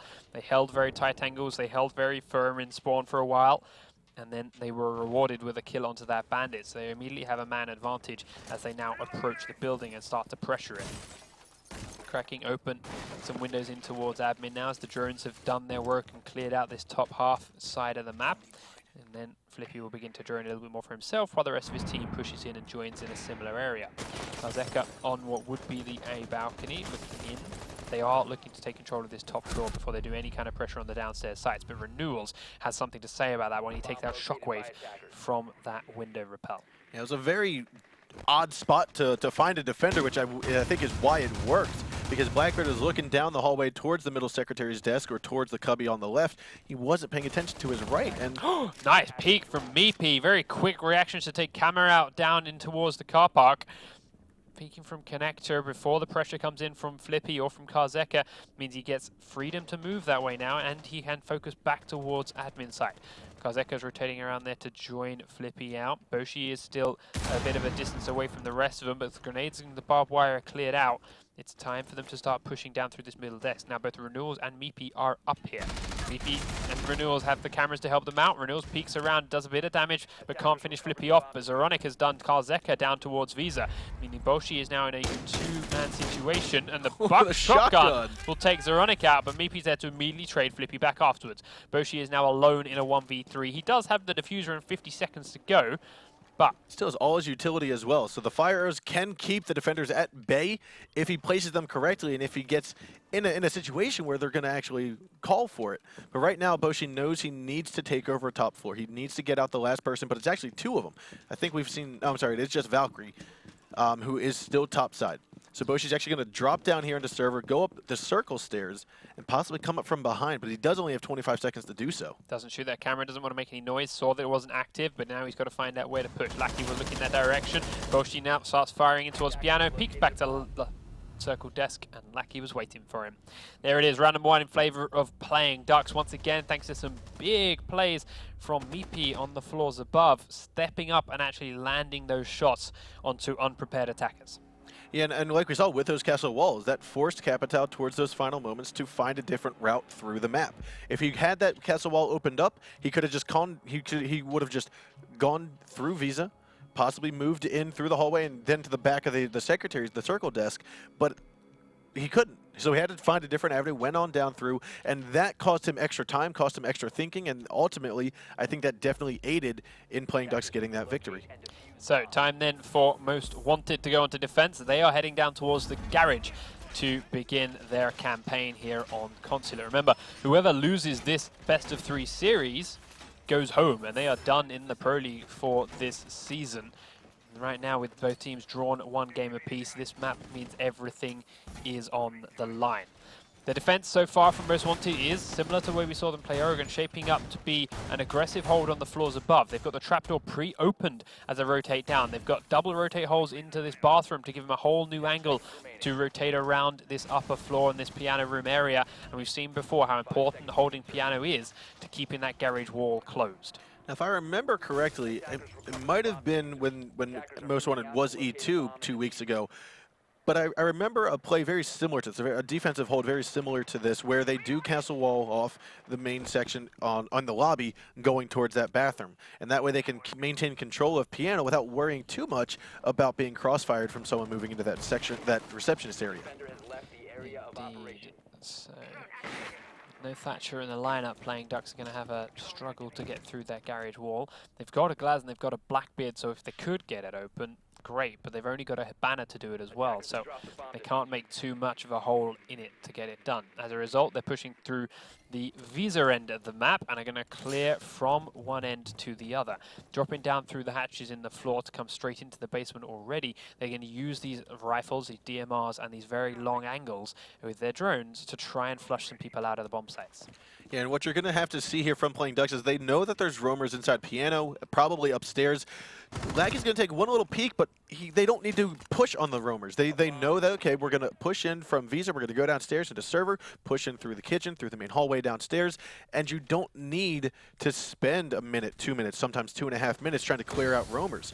Now they're waiting for the roamers to come back to site behind them, and they will be ready to catch them most likely. So grenades coming out from Buck to try and open up some barbed wire and some angles. Zoranic's pushing in through some smoke as the more and more smoke grenades are thrown out for him. He's going to edge on forward. Boshi is there waiting for him, but he can't quite see it. Wow, he saw that. Picks up a nice kill onto Boshi without even seeing the yellow. But then Shockwave is around the corner waiting for him. Looks for Renewals. Can't get through the shield. Karma's in the same place. Renewals does lose one shield. Looks to peek again. Free fire coming in from Camera on towards Meepy, who's in security now. Good flank coming in from Karzaka is taking out Snookun. Gamma around the corner, pre-fires in onto Meepy and gets the kill again. Meepy took his eyes off the ball for mere seconds. Upstairs, Flippy is flanked down to Lackey now. Renewals, though, gets on in, shuts down that Jaeger. Doesn't look towards Kitchen in time, though, and Kama can pick him off for a third, I believe, for that round for Kama to hold the basement for Most Wanted. That was a very good collapse and hold from Most Wanted. I mean, so you saw Zoronic get that little, was Glaz Zoronic? Yep. He was. So you saw Zoronic get that shot right by the black car through the box almost. But as he turned the corner, he saw two individuals that were prone. And when you're Glaz, you're basically just looking for the yellow on the blue circle. But you think they could be dead bodies, or you just are expecting one. So now when you see two immediately turning the corner, you're like, well, which one do I go for first? And I think just that very minute hesitation is what got himself killed. I think he also may have just been expected himself to be covered in smoke. I don't think he expected to be seen there either. Yep. He may not have been. Maybe it was just pre-fire from Shockwave, which is smart play and yeah, worked out for them. But yeah, he definitely took a little bit too long to pull that trigger for whatever reason it was, and paid the price for it. They are now onto defense again. Once more of upstairs now playing. Ducks, of course, can't do that lobby as they held it successfully. Not going to the garage for whatever reason. And they are going to go and hold the upper floor instead. This is another site which can be very easily manipulated by some smart castle barricade placements, but they've chosen not to use him here. As it is, their attacking lineup coming their way, though, includes a thermite. Not the most useful operators on this floor in all situations, but it's a safe pick just in case the playing Ducks defense was to be downstairs. One of the things that you're going to see here from, I believe that's Meepy that's going to be playing smoke, is he's actually opened up the top of that reinforced wall in connector. So the connector wall has one middle wall reinforced. You see the opening above it. That's going to allow him to throw a gas grenade when they know that the time's dwindling down. It's going to allow them to gas it out when someone's trying to rappel into that corner office without being exposed to a Glass or to a Blackbeard or whoever may be sitting on top of that window. So, as the attack from Most Wanted shapes up towards the B windows, they have Blackbeard rappelling in this spot, which I don't think is going to surprise anybody, as they start to flashbang through the windows to take out trophy systems that may be waiting on the inside. Meanwhile, Meepy is hiding inside the A site, giving himself a two-punch window there to jump on out if he needs it, but then keeping an eye towards the B bomb if they need him to quickly rotate around to that way. Renewals hiding in that corner, I believe it is Renewals anyway, on Valkyrie, hiding tucked inside the B site, has now been droned on out. There's also a player in the yellow staircase that has that hole through the wall in towards B, just like we saw Penta do against the playing Ducks in their game last week. Now, if they do try and repel in here, even after having successfully killed off Zeronic's, actually, yeah, Zeronic's Valkyrie, we may be looking at disaster for Most Wanted. C4 blows up on the window, but doesn't quite have the angle needed to take down that Blackbeard. But what it did do was it got rid of the desk right outside by Zoronic. So now he's able to get a little bit closer to the window, hold an even tighter angle than he normally would, and be able to get that kill should it come to it. In they go. Zoronic picks off Boshi before he can get taken down. Zoronic's low, but Boshi did straight up die. Renewals didn't actually manage to land too much damage there himself, so him in the corridor is still available. He's cautious of the staircase below him now. Meepy's still inside the A site. The diffuser, bearing in mind, was on Boshi. It's tucked inside. Renewals takes Flippy down and can now go back to focusing on the peek in and the repel in from Shockwave through that B window. He's looking down below him. He hears Camera in the barbed wire, but he aims a bit too high, and Camera gets away with it this time. But he's low health as well, and that means Snookun can peek around quickly to shut him out of the corridor. Karzeka coming up the back staircase still has to get all the way to B because Shockwave can't repel into this window with Zoronic in that position. Karzeka's got to push, and he's got to find 3 other players. They only know of Snookun in that bathroom and Zoronic inside B. Lackey is meanwhile downstairs with a pulse, and even if they get in, get the diffuser, he has to be dealt with or he will stop the plant from below easily. And so you're going to see the gas grenades coming out from Meepy right now. This is what we talked about, throwing them over the wall. It does not look like Shockwave will make it in. Shockwave is going for it now, I believe. Repelling up a little way, repelling around, looking for an opening or droning some more. Ash would have just been found here by Meepy. There goes the Blackbeard. Zoronic finds him with ease. Ash does come on through and shoots Meepy in the back after accidentally hitting herself with the battery to give a position away, but she hears Lackey coming up, doesn't realize it's from below, and will pay the price all the same to give playing back another good defensive round, which, similar to what we saw them do on Oregon, came back to again, them just playing confident in their positions, playing very static and patient, and forcing Most Wanted to walk into exactly where they wanted them to. Yeah, and I mean, Ash had a very good attempt there, trying to come around, be sneaky, push on into the middle bomb site. But that electric wall that she tapped herself on gave away. Her screaming inside of that reception area, that little secretary's desk up top, was just a matter of you had the advantage of silence there, and you gave it up. Yeah. She had got to that hole in the wall and peeked through it. She'd have seen the side of Meepy's head, and he had no idea, but it wasn't until she hit the batteries that he turned and looked that way. She still flanked him, took him down, but it was all too late by that point. So we'll see how their defense shapes up now, as they are also heading towards this top floor, but they are doing that slightly more old school traditional strategy. Castle barricade here, blocking out the B angle to make sure a Blackbeard repelling on that window can't see the entirety of that middle floor with his repel spot.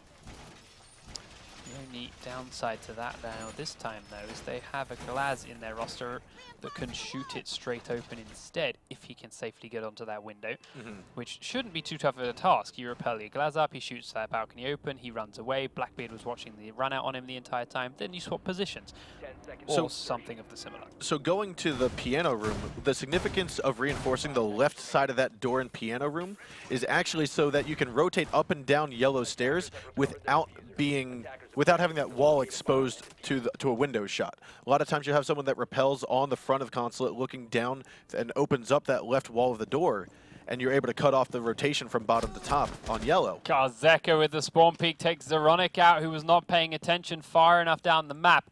There is Glaz gone and out of the picture already, and Karzeka away scot-free down into the basement to safety. 2 rounds to 1 in favor of playing Ducks before this began, but it's not off to a good start. They want to extend this lead. Renewals now sprays open the window. Not an easy task when you've got yourself a DMR to play with instead of assault rifle. Or to be fair, just as Blackbeard in the hole, even his Mark 17 isn't the most efficient at opening windows. Yeah, I mean, and this is where, now that you know that there is a heavy roamer, Karzeka, who got that early kill onto Glaz, what I would expect to possibly see is possibly Sledge and Sledge and Ash move on down into garage, possibly just work their way up, make sure no one's on the bottom of yellow, work their way up yellow stairs and try to take over that corridor. But for the time being, it looks like they're just getting more information before they go and pursue any kind of avenue in. Yeah, and with that more information gathering, they also get the kill onto Boshi and level the scoreline out 4-4 on players.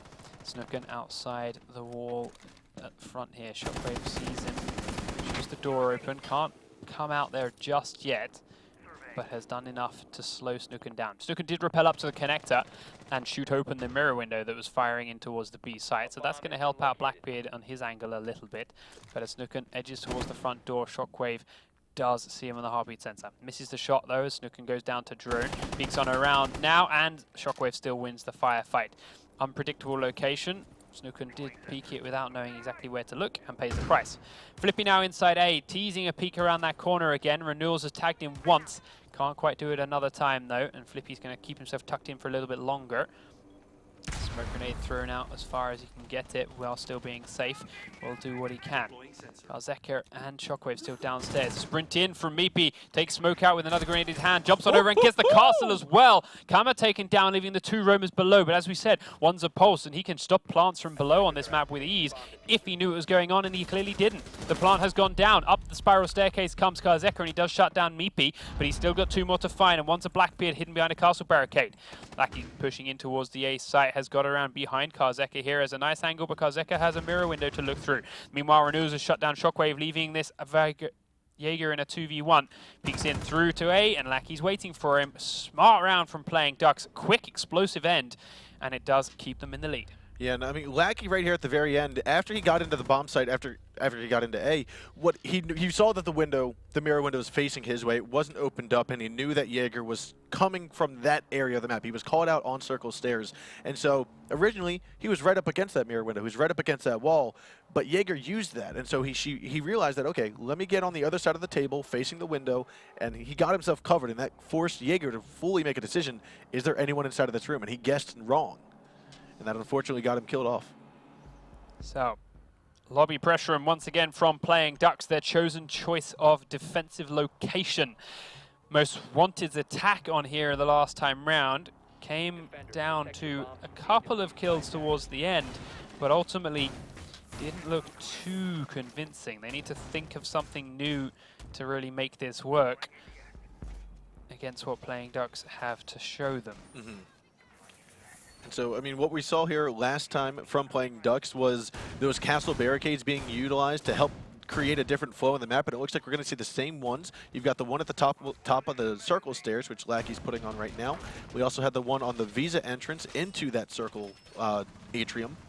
And so, again, what I think this is going to come down to is that Playing Ducks is changing the map rotation. They're changing the flow to what they're familiar with, and Most Wanted is going to have to learn this new flow of this site on the fly. And will they be able to? If they can master the flow of this map via those castle walls, then I think they have a chance at getting this bomb site down. So, as they quickly spawn on in, don't spend so much time looking for spawn kills this time because they didn't work out for Playing Ducks last time. So Most Wanted are confident that they can quickly get to the building from most positions, and they are correct because Playing Ducks are still finalizing a little bit of their setup, opening a couple more windows open and getting themselves dug in and settled for the start of the actual round. Most Wanted pick up the first kill onto Zeronic. Repelling here inside the connector window on top floor. Shockwave finds that first kill onto Valkyrie. She's got her cameras out though, so she'll be able to feed info to the rest of her team from here. And this position from Karzeka and Shockwave are really good actually, as they have dissected the defenders upstairs. Renewals though punishes that by taking Shockwave out by peeking through the very same hole that Blackbeard just used, leaving Karzeka a little bit more alone. They also had Flippy coming up the Visa staircase, which is why those two were so good there, because any defender running away from Flippy was going to run straight into the crossfire from Karzeka and Shockwave. But with Shockwave gone, that pressure is no longer here. Now you do have Boshi here on that north window inside of the gardens. He's got the hole open into the bathroom. That's one of the rotate holes that Playing Ducks had created. Lackey now was forced out of the bathroom. He's here inside of that middle corridor between the two bomb sites. Karzeka's here on top of the north windows outside of bathroom. Meepy's actually going to peek around, and it looks as though he will get the shot there onto Flippy. Yeah, Flippy's one DMR shot tagged his arm, didn't do any serious damage, and Meepy makes him pay for it. Renewal's now peeking towards where Camera is again, pre-fires it, just as Camera chooses to move and gets himself to safety. 3 attackers left alive, and a minute 18 on the clock means these 4 members of Playing Ducks are back into the same thing we've seen them do every time before. Sit firm, sit patient, and just force Most Wanted to make the mistakes and to step into your sights of fire. Ash jumping in through here with Boshi coming towards the back of Piano. Boshi does find Snooken and actually wins that firefight, leveling out the numbers again. Gets away with it and reloads as Karzeka pushes the next step, but Kama will repel in through Piano and be taken down by Lackey, and there's no one to trade it until there. Boshi comes out through the bathroom and takes Lackey down. Now up and above the hatch, Karzeka is going to be shot in the back by Renewals, and it's an easy one for him as Boshi is now 1v2. He can't trade that kill back and is now in a comfortable 1v2 for Playing Ducks, who are hidden and defended. The diffuser is still down at the Piano window. Boshi's feet were just spotted by Renewals, and Meepy's going to get given that information right now. Meepy owned the far side of the circle desk, peeks on up, shuts him down, and puts Playing Ducks on match series point. Yeah, and so, I mean, perfect job by Playing Ducks. And one of the things we saw Most Wanted do at the very end there when it was just left up to Ash and Capital was the fact that they realized top floor was not going to be won. They had to go down with 60 seconds left, and they pushed in. They knew where some of the defenders were downstairs. Like they picked off who was that? Snooken on the yellow stairs. Yep. Picked him off. Very nice shot by Capital there. They progressed in, and they got trade after trade after trade until it came down to that 2-2. Ash got taken out. It was left up to Capital to get the diffuser, get it planted, but they already had both bomb sites covered. So 4 rounds to 1. Playing Ducks on attack now, looking to pressure that console office meeting room top floor like they did before. Last time they did this, they won it with 4 players because they lost their Glaz to a spawn kill. I'd be very surprised if they fall for that same tactic again. So Most Wanted have to really rethink their defense once more and say, well, we lost against a 4-player attack. What did we do wrong? Now, a lot of it was just not covering every angle, which allowed Meepy to sprint up and in, and then didn't expect him to sprint through a smoke grenade. And, well, he did. It surprised 2 players and really worked out for Playing Ducks. That is not a strategy that should be able to get relied upon, though, for multiple occasions. So, Most Wanted can't feel too upset about losing to such a strange surprise play. Agreed, and I think this is where Most Wanted needs to step back and think about, okay, we've had issues like this in the past. This is why we're here in the losers bracket, but we need to figure out more on the fly on how are we going to get this working for our team. And it seems like they're struggling here on this map, but again, there's still time to come back, but at this point in time, there's about 2 minutes and 40 seconds left to come back. Yeah. You see Zeronic there was looking straight towards that same spawn kill spot right at the start of the round, this time over, making sure he does not fall for it again. This time, Karzeka is already down in the basement earlier on, but he was right next to a drone. I don't think he realized. So they know he's down there, and they will be ready to deal with him. Meanwhile, the pressure is starting to form up from playing Ducks as they take down Boshi with that glass very early on. There goes the mirror.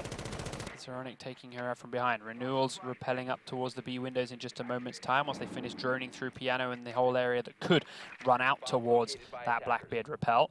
They still have Karzeka down inside the garage. And their drone, well, it has moved from where it was, or it may have expected a bug, but they aren't quite aware. Karzeka running up the yellow staircase now, coming all the way to the upper floor because Meepy has picked off yet another defender in Kama's dock, so they can't afford to leave Karzeka downstairs anymore. They have to go with all men on site against this 5-man attack. Lackey is killed off by Karzeka on his way back up, and he does now get in towards the toilet almost safely until Zeronic shoots him in the back of the head. He had got the kill on the diffuser. Desperate plays coming in now from Most Wanted as they send Shockwave running out front, and he can't get the kill when he does it and takes a lot more damage than he deals to that glass sledge that was out front. Minute 20 on the clock, and Zeronic is looking in towards the A site now. They know Shockwave is in and around the connector / A area thanks to that run out, and he's going to try and do the similar thing. Nope, changes his mind again. I feel like what he needs to do is needs to stay calm. Play very much like playing Ducks did. Stay calm, be patient. They don't know exactly where you're at. But here, he's going to go for a peek here, and Zeronic will go right there for the shot. Looks for the shot on the Flippy, though. Looks for a shot towards Flippy now as he knows that's the other location. He hears the smoke grenades coming out. Renewals is already firing at him, too. They know exactly where he's hiding. Zeronic inside a B-bomb site hidden behind that reinforced wall has the full cover. Snooken peeks in from the stairs, and it's just like that. All said and done. Most Wanted fall, and playing Ducks in 5 rounds to 1 seal out the series. Yeah, and so this was a much more drastic difference in the two teams that we've seen previously from the two maps before. I felt like this map was very playing Ducks dominated it. I felt like they had very good strats, especially with their middle floor hold. I felt that was very well executed. They won that each and every time. They showed that that's a viable site, which a lot of players in the higher ups, like you'd mentioned, know. But some of the players that do just play ranked, might play in some of the Go4s, they're still thinking, is that really a site that we can play on? That's so exposed. But as you saw, what they did with a lot of their strategies was they cut off the corners. You never saw a plant come from the attackers come right towards the middle, or towards that middle entrance point. You just don't do that. There's lots of ways to counter that defense, but it didn't look like Most Wanted was aware of them. Yeah, you push one end of the map and you sweep your way through, or as you saw in the last couple of rounds there from playing Ducks, it was you repel on each of the windows, and there are very small, tight angles to the few locations defenders can sit, and every time they picked one, someone Most Wanted was exposed, and they picked them off and got the kill. And then it got to the point where, well, Most Wanted down 2 players had to make the aggressive peaks. They had to make the intuitive plays, so to speak. They had to use their initiative and try and level it out, and every time they did, okay, you got 1 kill here and there, but then it just fell down on you again and you were traded straight back because playing Ducks were all covering each other's angles and reacting fast enough that every time you stepped on out, there was another one there ready and waiting for you. That little one tap by Renewals was fantastic. Peeking around the corner there, but unfortunately, he just was outmanned. But again, congratulations to playing Ducks here, and unfortunately for Most Wanted, that will be the end of their reign here inside of the Season 1. Yep, this Season 1 for Year 2 is done for Most Wanted now. Playing Ducks are going to have a second chance as they advance to what will be a game played next week against a currently unknown opponent. Our next match is going to be another very tight, quite likely 3-map series in which the loser will face playing Ducks, they now know. So it's going to be an interesting one, and I'm sure playing Ducks will be watching closely to find out who it is, because they've already played PENTA once and lost to them. That's why they were here in this game. Yep. So while there's a pride thing on the line of we want to give them another shot, we want to play against them and prove that we can do it, there's also a sake of actually, if Penta get through as number 1 seed, we're okay with that. Yeah. We'll play the number. We'll play the loser to that game, and then face Penta later on in the final later on. There's other strategies to go with it, but I'm sure they'll be watching closely regardless. Yes, I mean, either way, Playing Ducks is going to play the loser of this next matchup, which is going to happen in a few moments.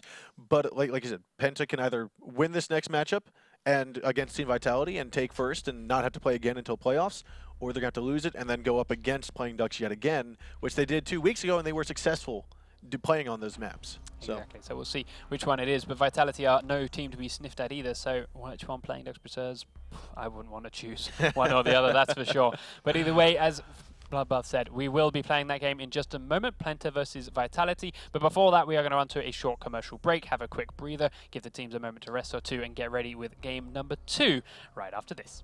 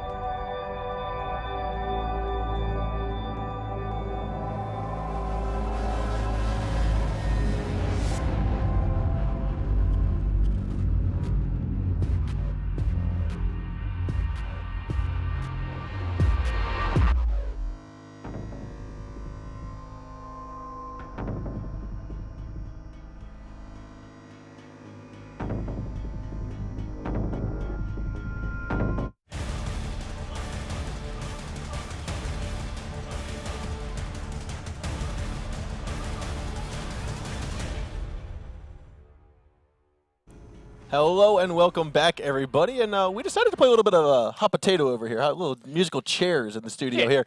I am Sean Bloodbath Rosenbaum, and you guys all know Panky. Yeah. It's a strange feeling being on this side of the desk. His headset's backwards, isn't it? Yeah, honestly, I joked about putting it on the wrong way around if I would, but now that I've just sat here, it's really weird. Yeah? Like, it's lopsided and I don't like it. They get the different side of your face, too. It's just heavier on this side of my head now, and I'm used to it being over here, and it's just weird. It's strange. Well, how is everyone doing? We're back here from the little break, and we're moving on to our second game of the evening, our second series between PENTA Sports and Team Vitality. Now, these are the victors from their previous matches up against who we just watched. We had Most Wanted, and we also had why am I drawing Ducks. Playing Ducks. Well, I don't know why I'm drawing blank on Meepy. But yeah, so going into today's matchups, we've got our victors. These is going to decide who's first and who still has to play one more game against Playing Ducks. Yeah. What's your take on today's match?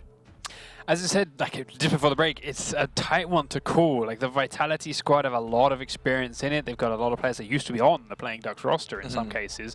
But then they're up against a PENTA who people didn't know what to expect from this season. They weren't sure. They've gone through a lot of roster changes. PENTA have never really had a groove since Season 1. They've been a solid middle-of-the-ground pack team the whole time. But they came out of the gate last week against Playing Ducks and stormed through with some very convincing play. They did. And made everyone take a step back and go, oh, hang on a minute. This is we can't count not them out what we anymore. Expected. Yeah, let's have a second look at this new PENTA. So from Vitality's point of view, were they ready for that? Are they prepped for that? Do they have strategies in mind to come up against this? Because not only was it just did they look really good last week, they played really well. They came out. They came out with new stuff. So you've got to learn all of that. The roster from PENTA seems almost similar to the way that Ominous has their roster, where you've got many players that played on different teams here and there, and now they're all coming back. They're kind of not outcasts, but the players that didn't make it on other teams, but now they're coming here fitting together on a single team, and it looks to be working out for them. And that's what they showed against Playing Ducks 2 weeks ago. Yeah, exactly. Like, there's all these players which have been jumping around rosters, trying to find their place to sit. There's plenty of those within the scene because, as we mentioned, there's a lot of teams that just jump players, drop players, pick new players up all over the place, perhaps too much. But these guys have now finally found themselves this little cohesive bunch that working together really well as things are, and against Playing Ducks at the very least. Yeah. And are coming out the gate swinging now because of it. Now, Vitality have been together a little bit longer. Is that going to be enough for them to tip all over what is still a very young squad in theory here from PENTA technically? Or is that new, fresh magic, so to speak, that PENTA is bringing to the table enough to carry them a little bit further in the tournament? Yeah, and I feel like PENTA has a good shot here. PENTA's got a very good shot. We are going to swap on over to an interview here with Fabian from PENTA. Let's move on over to him and see how he's doing today. Fabian, how are you doing? I'm doing fine. I'm doing really good, actually. Awesome. So it sounds like you're doing very well. What was your thoughts after the matchup going up against Playing Ducks a few weeks ago? Going into today's matchup, what are your thoughts? Like, what is your team feeling today? We're feeling really good. We had some good practice before this game. We were really happy about our results against Playing Ducks. We actually proved that we are capable of doing upsets and actually winning games fairly easily in one sense. But yeah, we showed ourselves. We know what we can do. Awesome. So keeping that mindset then is going to be one of the key things that you're looking for your team to continue pursuing, that feeling of let's go more on an idealistic strategy rather as a hardcore this is what has to get done. You go more off of a feeling and more off of communication and real game information. Definitely. We play mostly on team play and communication. Like you saw against Playing Ducks, as I said in the interview before that game, we don't have set strats. I played Montagne for the first time ever, and we managed to pull through. So we play on team play, we play on information, and then we just go out and crush the opponents. Awesome. That's great to hear. It sounds like one of the key aspects of your team is actually the unpredictability, so that other players and other teams don't really know what's coming their way, which seems to be working well for you. Yeah. Is there anything else that you'd like to talk about or want to bring up before we cut close? Not really. I'm just really happy this game is going to go in our way. Awesome. Well, thank you very much, Fabian, for joining us today, and good luck. Thank you. So, I mean, as you heard it, PENTA's still maintaining that same type of mentality of we're going to be unpredictable. We are going to play operators that we've never played before.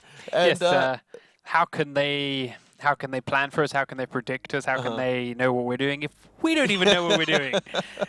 It can only take you so far, though. That's the thing. So when you come up against a team like Sisu or Continuum from last season, that thing stops to work. These teams have all of that. They have that teamwork. They have that coordination that you guys are using. And they have pre-planned strategies and ideas and executions to go with. And once you hit that, a team that does no strategies, that does just what Penta are claiming to do, will hit a brick wall. Question is, how far away is that brick wall, and how much of it is bravado before they actually do have something lined up? Yeah, and here is the roster lineup for Penta Sports. You've got Pengu, Fabian, Jonas, Goga, and KS. These are the 5 members that were on the team previously when we saw them last, and looks like a fairly strong lineup that we're going to see from them today. Yeah, as you said, we saw them play last week very, very convincingly. They said it's without strategies. They just pick what they want and play around each other with on-the-fly decision-making and quick communication and information. Vitality, they're a team which we've seen in the past punish that kind of play, punish those kind of things. And it also one of these things that comes very heavily down to the map, because where if you have a team that has a pre-planned strategy and that has an idea going in, as long as one player perhaps doesn't know the map too well but has his job and can do his job perfectly, flawlessly every time no matter what, great. But you put a map pick comes in and one of your players doesn't quite know it as well as the others, and you can whole thing can fall apart because that weakness is there, and if the enemy knows about it, they can exploit it. Like these little things that on paper sound great. It's, we just go in, we do our thing, and we work well together so well, it's perfect. There are a lot of holes in it, and there's a reason that teams that do that tend not to have the best records. Yeah, and so, I mean, like you said, Team Vitality has been one of those teams that are able to kind of pick that up and counter that unpredictability. And so it's something that we might be able to dig a little bit into here now that we've got another interview with Panix from Team Vitality. Let's shoot on over to him. Panix, how are you doing today? Yeah, I'm doing fine, and you? Awesome, awesome. Good to have you here. And so one of the things I want to ask you is when you played when you played E2 previously, you went on Oregon and you went on Consulate. What were some of your biggest takeaways that you went back and you had to look back and say, we did well, but we needed to practice on these certain things? Was there anything that stood out in those games? Not really, because the thing is that E2 is a really skilled team. They play based on killings and rushing a bit everywhere. It's really they push from everywhere, so it's a kind of playstyle that Penta have. They are heavy based on a skilled team. So it's a bit of good preparation for Penta. We know that we have to be careful, and we have to enter the map. We're looking carefully everywhere and stuff like that. We cannot let them surprise us. And this is the only thing that we got out from E2, and we need to put it right here against Penta. Awesome. So moving into tonight's matchup against Penta, how is your team, now you don't need to give us specifics, but how is your team planning on countering that unpredictability, that sense of Penta's only gathering information on the fly, not only, but primarily gathering information on the fly. How is your team working on countering that? Well, in that sense, then it's more about the rumors. They have to be a bit running everywhere, and they have to destroy the drones to avoid them to get the informations fast. So after they we destroy a few drones, then we can push, or we can go back. We can do whatever we want. They will have to rejoin again, lose time, and it's just doing everything to win win time. Okay. Awesome, awesome. Well, is there anything else you'd like to bring up about your team before we close down here?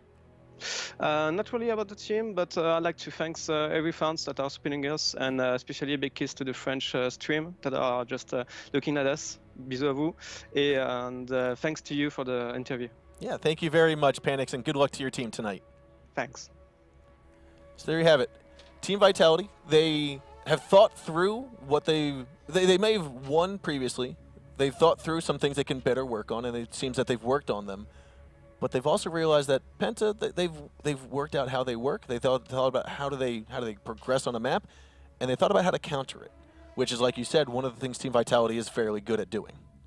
And just before I talk on it, here is that Vitality roster. Now, of course, you'll recognize the name Vitality as the Xbox champions from last season, Season 3 for the Xbox Pro League. But now, here on PC, they are Elems, Enemy, Revan, Raj, and panics. But the key note about, as I mentioned, the Xbox team is that their coach, their leader, their manager our game is Furious G in some capacity. He is that old champion. And the reason Vitality on Xbox won that Season 3 is because they stuck as a solid 5 for the whole thing, all the way through all 3 seasons of Xbox Pro League, and they worked as a group, made their strategies, planned as a team, and came out in that final season knowing themselves and the opponents inside and out.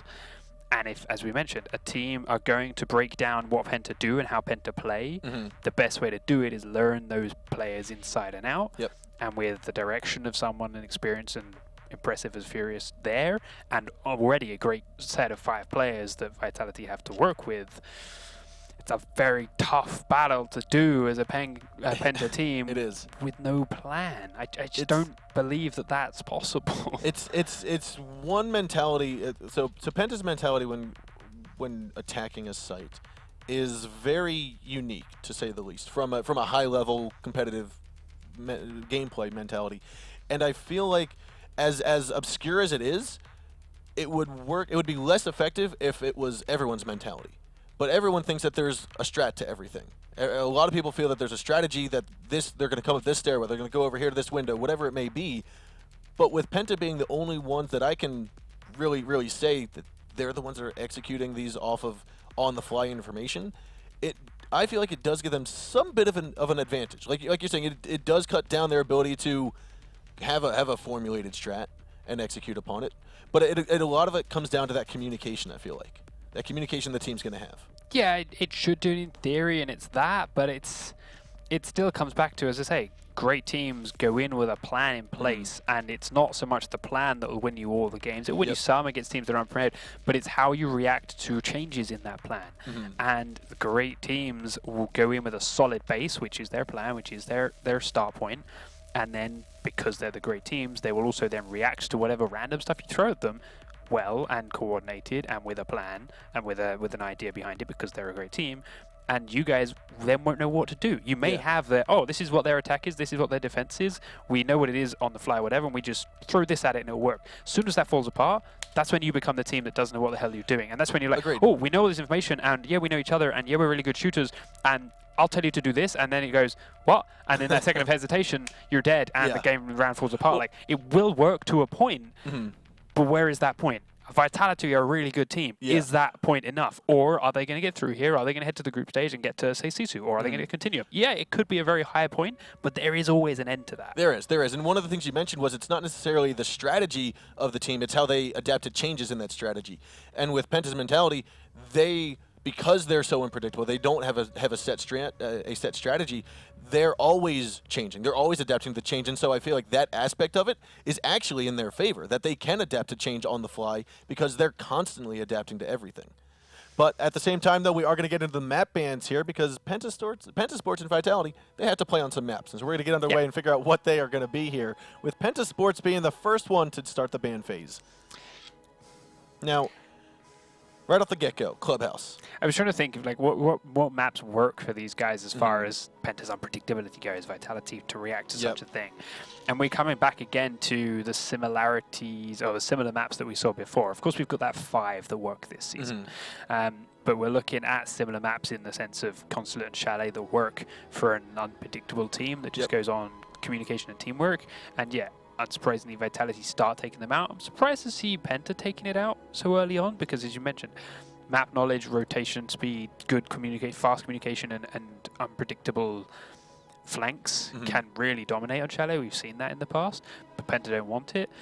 I think that's a good ban for Consulate on Vitality because one of the things about Consulate is there are 3 main stairwells that go top to bottom. It allows for the roamers to play every floor they want, whenever they want, at any corner of the map they want. And so with that unpredictability, that makes it very difficult to clear out the roamers or protect your rear. And so I think that's a very good ban by Vitality. We're going to see Kosan as the final ban from Vitality, taking out Skyscraper as well, which leaves Border. We've got Oregon. And I'm drawing a blank on the Cafe last. Dostoevsky. Cafe, that's right. Cafe is one that Penta should, with this idea, shine on. Yes, there's only 2 staircases up and down, but through the openness of some of these floors and some of these locations, you can exploit that with a surprise peek here and there, Yep. and you can exploit playing from underneath with your C4s and with your explosives and with your pulses and whatnot. And the pulse loves to be an unpredictable run around. I mean, you've got someone like Eunice on your squad that can do that so effectively. Expect that to come out some location or in some capacity, maybe with Goga there too, because the pair of them can run around a bit like a headless chicken and make it work. So on lower floors there with Cafe, it's that. On Oregon, we saw it already earlier on this afternoon, right? We saw it in the Playing Ducks versus, I was going to say E2, the most wanted new game. It's what's ironic, dude. It's that being out of the way, it's being a presence somewhere else, forcing someone to come your way and making each shot count, and it comes back to Vitality. You have to be able to herd them into these spots, but it's not too tough to do on Oregon. Now, when it comes to the map choices and the order in which we're going to be playing here, Oregon's one of those maps that I feel like actually might favor Team Vitality, even though Penta's the one choosing it. I feel like the roamers can be either forgotten or pinched very easily. And so you can identify where they're at and either force your hand towards them or stay away from them and let them come back to you on the push or on the recover. But Cafe, like you said, is a map that I think favors Penta and Border. Looking at the two teams, I do think that Penta might have the upscale on that because there is a lot of unpredictability with the vertical play in this map. And so if it gets to 3, I think we might see it in favor of Penta. It's possible, is that depending on the practice that Vitality have had on Border and their preparation with both the strats they want and then what could go awry, it's there. But it's definitely going to be an exciting final map if we get that far. And we are going to continue on with round number 1 with Team Vitality starting on attack and Penta starting on defense here, going with that top floor bomb site. Yeah, so looking at the setup that Penta are bringing out to begin with on this upper floor, nothing crazy new or surprising. They like their 4 very mobile operators, and then they like to stick 1 very static anchor player on the site with perhaps Pengu's there smoke to stick close with too. So as far as that setup goes, it's Penta. They'll sit there with 2 very comfortable players on site. Pengu with his smoke, he likes to sit static, he likes to look at the cameras, he likes to throw his smoke out, delay, and then go for the last second aggressive peaks with SMG11 or his shotgun and clutch out a couple of kills. And then he has a doc there alongside him to also just sit very static, be an immovable object, and be very firm in the defense. While then you have the other 3 running around using the Valk cameras that they're fed info from their anchors. A bit more unpredictable, using the speed and the weapons that Bandit and Jaeger have to pick off some early kills. Yeah, now just getting back into the round here, we had a little bit of audio issues. We know you guys recognize those. So we're here back in round number 1, and it looks like Vitality is going for kind of a red tower hold. This is what we saw previously, where they just want to make sure the flank is not going to be exposed. Yeah, you have to get control over this so that you can get into the B site right now. A site is something which almost every team has written off as a plant option these days from the get-go. Maybe if you get a few kills in key spots, then you can make it a thing later on. But to begin with, your attack needs to shape up and form towards B, because this A window is a great spot for someone to watch and cover the cross and cover the rotate. But if you're trying to put your whole team through that kind of angle, or even just up the staircase behind it, you're very easily cut off and choked from the defense. Yeah, now Eunice is going to have to get out of the attic as Alems has opened it up. Not enough to go through, but enough to clear out anyone that might be inside. And so that's going to force any kind of attack or any kind of defender outside of that attic hold. Yeah, he doesn't want to go through it. He just wants to have an angle through it, so they can't use the window here to shoot anyone repelling on B. And those holes do that perfectly. He has full sightline through the entire attic now. Now looks as though Rise is going to try to go for Peng, who's inside of the middle dorms or the kids' dorms. He gets out of there just in time though, without Rise seeing him. Panics is going to toss 1 nade in, not hit on anybody just yet. KS is underneath, trying to roam around, see if he might make his way towards the small tower. I'm confused if this is a spectate bug or what on Revan. The fact that he doesn't have his sight up seems very strange here. Maybe, possibly, but it does look like Panics will take down that Pengu smoke, and that is actually going to be a very good kill. Reven, though, getting out Fabian. He's looking like he might pick off Junis here as well, as he does hurt him down with 1 shot down to about almost 15 health remaining. KS trying to come up the back stairs, but enemies already in sight, but he gets picked off by KS. Smoke grenades will come on out, and Plant might go down as Panics moves in forwards. Looks like Junis is going to have to go down the stairs again. KS is here moving forward. He will get picked down as Panics is crouched prone side. here by the beds. Plant will go down, and now it's all up to Goga coming up the main stairs, and Junis will be taken out. Last man alive, Goga coming up the front stage. He's got the, I want to say his camera out. I want to say that's a spectator bug, though. I don't see why he would be throwing that outwards. And there will be Panics taking down Goga. If you're up against a 1v4, go for a snowball. Yes, go for the snowball. Throw the Pokeball, see if you might catch him. Clinical play, though, from Vitality. You clear out the back tower so you can't get killed while repelling. You take control of the attic with the Hibana so you can't get killed while repelling. You had the Claymores set up in meeting room. You had all kind of coverage to make sure no one could push you through there. You get onto the B windows. They killed Pengu off ultimately too easy. He peeked around and fell down to Panics. He shot very early on. And then with Riser on that A window, cutting off the rotate back for anyone else that was left. Couldn't come up the corridor, couldn't come up the back staircase, and they just get picked apart. They did get the one kill on enemy as he was peeking around the bomb, looking slightly the wrong way, but by that point, so many Penta players were dead that someone on Vitality could easily just take his spot and continue the hold.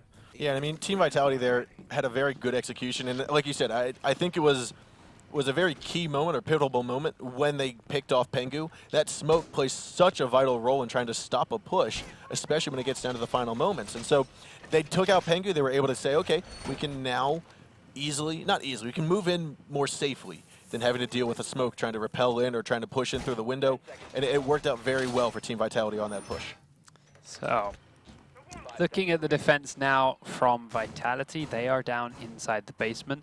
They have run a similar set of operators here to what Penta did upstairs, but their 3 armor is the Echo, who of course has that extra drone for knowledge and for information and just for straight crowd control as and when it comes. As we've seen time and time again from everyone now, you run that smoke echo combo when holding this basement. They don't, however, have the mirror, so they don't have those angles through those that laundry wall and through that stockroom wall, but they are holding most of their defensive cards here on holding the rest of the map. So when the Penta push that way, they don't need that kind of mirror position. They don't need that kind of information because they'll be down to so low on the time. The smoke grenades just in the predictable spots should do the trick. Now, is that going to work? We'll have to see as Penta begin their push. Yeah, so Goga right now is actually being very aggressive. He moves on forward. I don't even think he's put in his device yet to look for any Valkyns, but he's moved in forward here right next to the mattress. And I don't think Rise knows about it. So he's now going to peek on out towards Junis, who's looking on forward. He's actually going to turn towards the top of backstairs, and Fabian will go down. And now Goga's here. He actually looks like Jonas picks up a double kill into Panics and Rise. That means Kidstorm is all free. You've got Jonas here. All the defenders are off of sight. If only Team Vitality could get back up. Penta needs to realize this. Go for the plant. There's no pulse to try to get the kill from underneath. Enemy's looking for the doorway here. Looks like Goga might get spotted. No, he's actually going to go towards the top of the stairs and work his way holding the flank here. You've got a 3-on-4 at the moment. Still half the round left to go.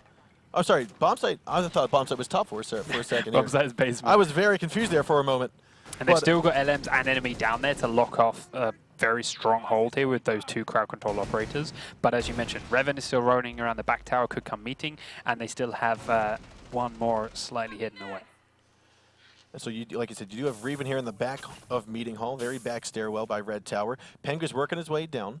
He's got no stun grenades left. He's used them all, but he still has both of his rifle shields. Diffuser, not on the hands of anyone just yet, it looks like. Yeah, it's been dropped in the safe spot so they can't lose it, but it's a long way from the site, and KS has to go and get it. He picked it up now.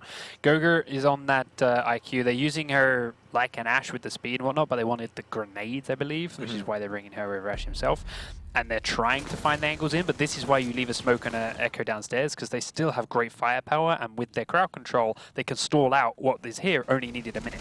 Yep, and so now you do have the smoke about to come out here. Looks like Revan was able to pick off one as Pengu gets the trade onto a Lems. The drop hatch is not being covered. It's only Blackbeard and Thatcher now.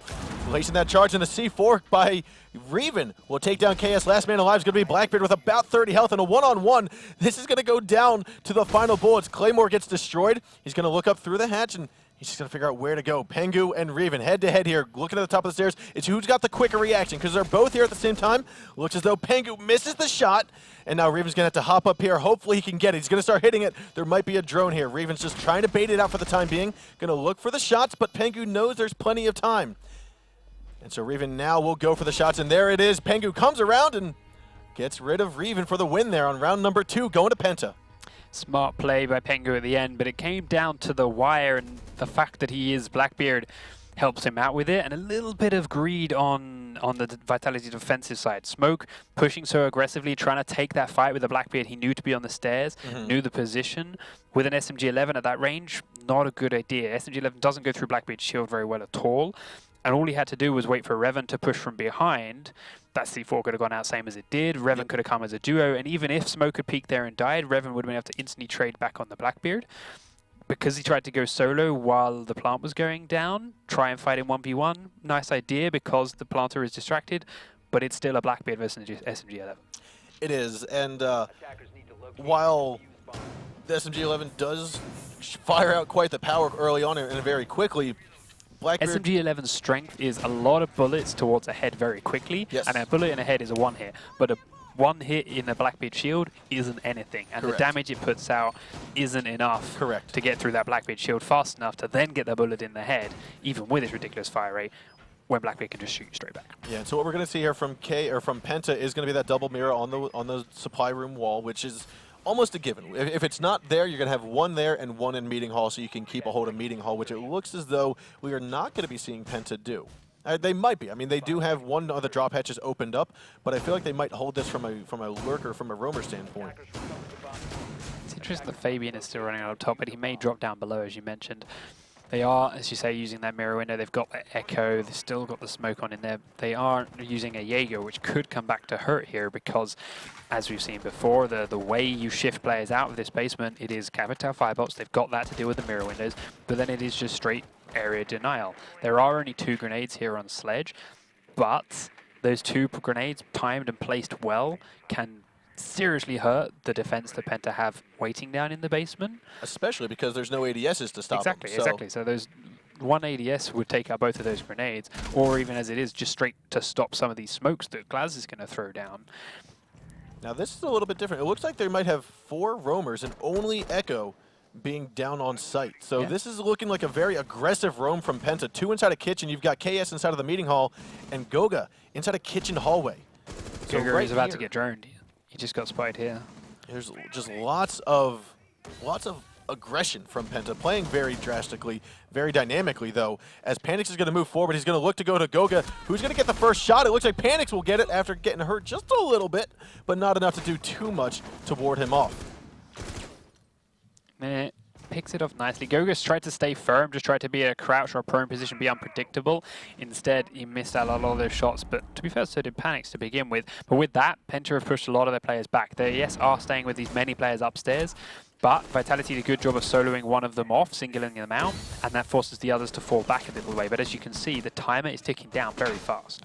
Yeah, and we do have Junis here with, like you said, he's still inside a meeting hall, laying down some pressure. He's the last man of his defensive team that's not on site. But he is keeping the attack at bay. He is keeping them on their toes. They're not going to push in just yet, but they are going to keep their eyes back there. And if you have to think as an attacker multiple different ways that the defense might come, that's additional information, additional processing you have to do, which could impact your reaction time when push comes to shove, when the fight comes down towards the minor moments. I was about to say, look at where Pengu's sitting. He is very aggressively at the bottom of the stairs, and it doesn't pay off for him this time. Revan actually finishing him off, but they have picked off kills elsewhere in the meantime. Yeah, and there's 45 seconds to go. A 4-on-3. Gas grenade is going to stop the push from Revan, but you do have Capital holding onto that diffuser, and he is so low on health that even just the slightest gas grenade or the slightest stray bullet will take him down. And so it's very odd to see that we'll have Capital being the one to actually plant that diffuser. Unless he's going to drop it off here, but it does turn into a 3-3 now. 20 seconds to go. Smoke grenade is going to come out, and Rise is going to go for this plant as Fabian actually comes around with the SMG-11 to take down the Glaz that's on the bottom of the stairs. You've got a Lems who's stationed in the drop hatch looking for Fabian. Diffuser will get planted by that one-hit point Capital, and now it's a 3-on-2. You've got plenty of health here from the defense squad. It's a 3-on-1 now that they've managed to take off Rise. Fabian's still coming on up here. He's got the shotgun in hand, but it looks as though it's not going to be enough as Junis will go down to Alems. A 2-on-1. Fabian's trying to come around, but Alems gets another one. Now it's a 1-on-1, but they've wasted enough time. They've distracted it enough that we will have Mira destroy that diffuser, and KS will get the round 1 for his team here. Penta going up 2-1. Yeah, smart play from Penta, then knowing there's only that one player left after Fabian got shifted out of the corner, and it's just, well, we've got the man advantage. We'll just bum rush him as 2 and keep him busy enough for you to stick the diffuse. very nearly didn't work out for them, to be fair. The first spray coming out from Hibana could have quickly killed off that smoke. Thankfully, he survived it. She killed the bandit very quickly, but those extra few seconds it took to deal with that smoke meant that he couldn't peek down through the hatch. Definitely, and I think what was very good about that push at the very end from Penta, they did have that 3-on-1 advantage, was a lot of times you're probably yelling, okay, let me get Diffuser, you two distract, but a lot of times those two players will just rush in forward, and that is not necessarily what you rush up, but they split off, they created a crossfire, they made Hibana work for it. And while Hibana did get both those kills, it wasn't enough. No. Looking at how the attack shaped up from Vitality, after their first one, the attack of the upstairs bomb site, worked out so smoothly and worked out so well, and they herded Penta to where they needed him to be so quickly and easily. It didn't work out so well for the attack of that site because they have to commit so much to shift Penta away from this kitchen bathroom area. They can't put anyone on the other side to catch them in the other angle, and Penta could just sit there and just hold them with so much firepower, with 4 guns pushing them back, that they wasted enough of the time when they finally fell back to the site. Yeah, and one of the things that picked up my attention there on the prep phase was Mira actually putting that mirror wall on a non-reinforced wall inside of the bathroom facing into kitchen. Now, typically, you're going to have information, or the attackers will clear out showers and clear out that bathroom area before you actually progress all the way into kitchen many times. And so that mirror window to me is a little bit of a mystery. I'm looking to see how effective it's going to be in this defensive hold. Well, Vitality, first time holding up here, are now currently fighting off Penta's attempts to gain control of the attic, which was coming from outside to begin with, but now Eunice has decided it's time to go inside and make holes in the wall while Goga throws grenades through the window instead and has Pengu covering it from a different angle. Panix is in there, they know this and they're ready for this, but right now they're using a lot of utility to get him out of that. That was multiple flashbangs, a grenade from Goga, and yet he's still comfortably run away and got back in towards the site, and now going to join the 4 other Vitality players that are below the bomb site. Yeah, and Smoke is the only one that's trying to hold that top site. So what this means from Penta is that although it looks like it might be clear, they do have to worry about beneath him. They do have the Pulse that will probably use his C4 to get a kill or 2, but he's also got that heartbeat sensor to help his other teammates know where to fire up at. Yeah, this is the important thing here is, yeah, you can get in, but if you lose that diffuser, it's not going to stay. It's going to be very difficult to re-get it. Yeah, exactly. So they're realizing now, I think, that there's a lot of players downstairs, and that's a huge mistake from Rise. Missing those shots there has been terrible for Vitality defense. Now Fabian will progress forward. He's going to get spotted out by the cam. That's going to let Reven know and Alems know that, hey, you got to be worried of this sledge inside of the small tower. Pengu's still on top of the shooting range windows here. That's north windows into the B site. Junis now, he's taking control of this attic. But again, with a team that is playing underneath, this is going to be very difficult for Penta to try to get into the site without clearing out the basement. Reven's got the C4 placed, and that will destroy the first defuse attempt by Goga. Fabian, though, able to get Reven. That's the Pulse finally down. And so with that trade happening, you now have a 2-on-4. Penta's still very strong here with 30 seconds to go. Panic's able to take down Junis, trying to make man count even. He does so successfully by getting into the red tower and taking out Pengu. Now a 2-on-2 diffuser has not been planted yet, except for right now. Fabian's going to go underneath here, look for a Lems, possibly inside of the kitchen. He's got that mirror that's going to provide a little bit of intel. Panic's also drops. There's not a man on site from the defensive squad. They're going to have to move up the stairs. And Fabian just needs to keep a hold of his rear. Looking up the stairs, Panix is about to head up here. Same with a Lems. Smart play by Fabian. He hears them coming that way and goes to the safer spot instead of trying to hold it. Agreed, and here's Fabian holding onto the soft angle as they're going to push on through. Panix scoots on into the middle dorms. Looks like Fabian takes down one, but he will be traded off, and KS will get the final shots down onto Panix, and Penta will take round number 4, turning it to a 3-1 lead at the moment. That entire round was lost for Vitality when they lost their man Rise in that small tower. When Fabian was allowed in there as Sledge, he did so much damage to the 2 below. Yes, they still got the C4 off and stopped Goga's plant, but then as soon as that plant was cancelled, Fabian was able to push and pressure and take down the Pulse. And from that point on, they had lost all idea of what was going on in the room above. They had no way to know what was continuing. Valk was still underneath, and Mira was still underneath and could have done something about it if he'd have known that extra plant was going down.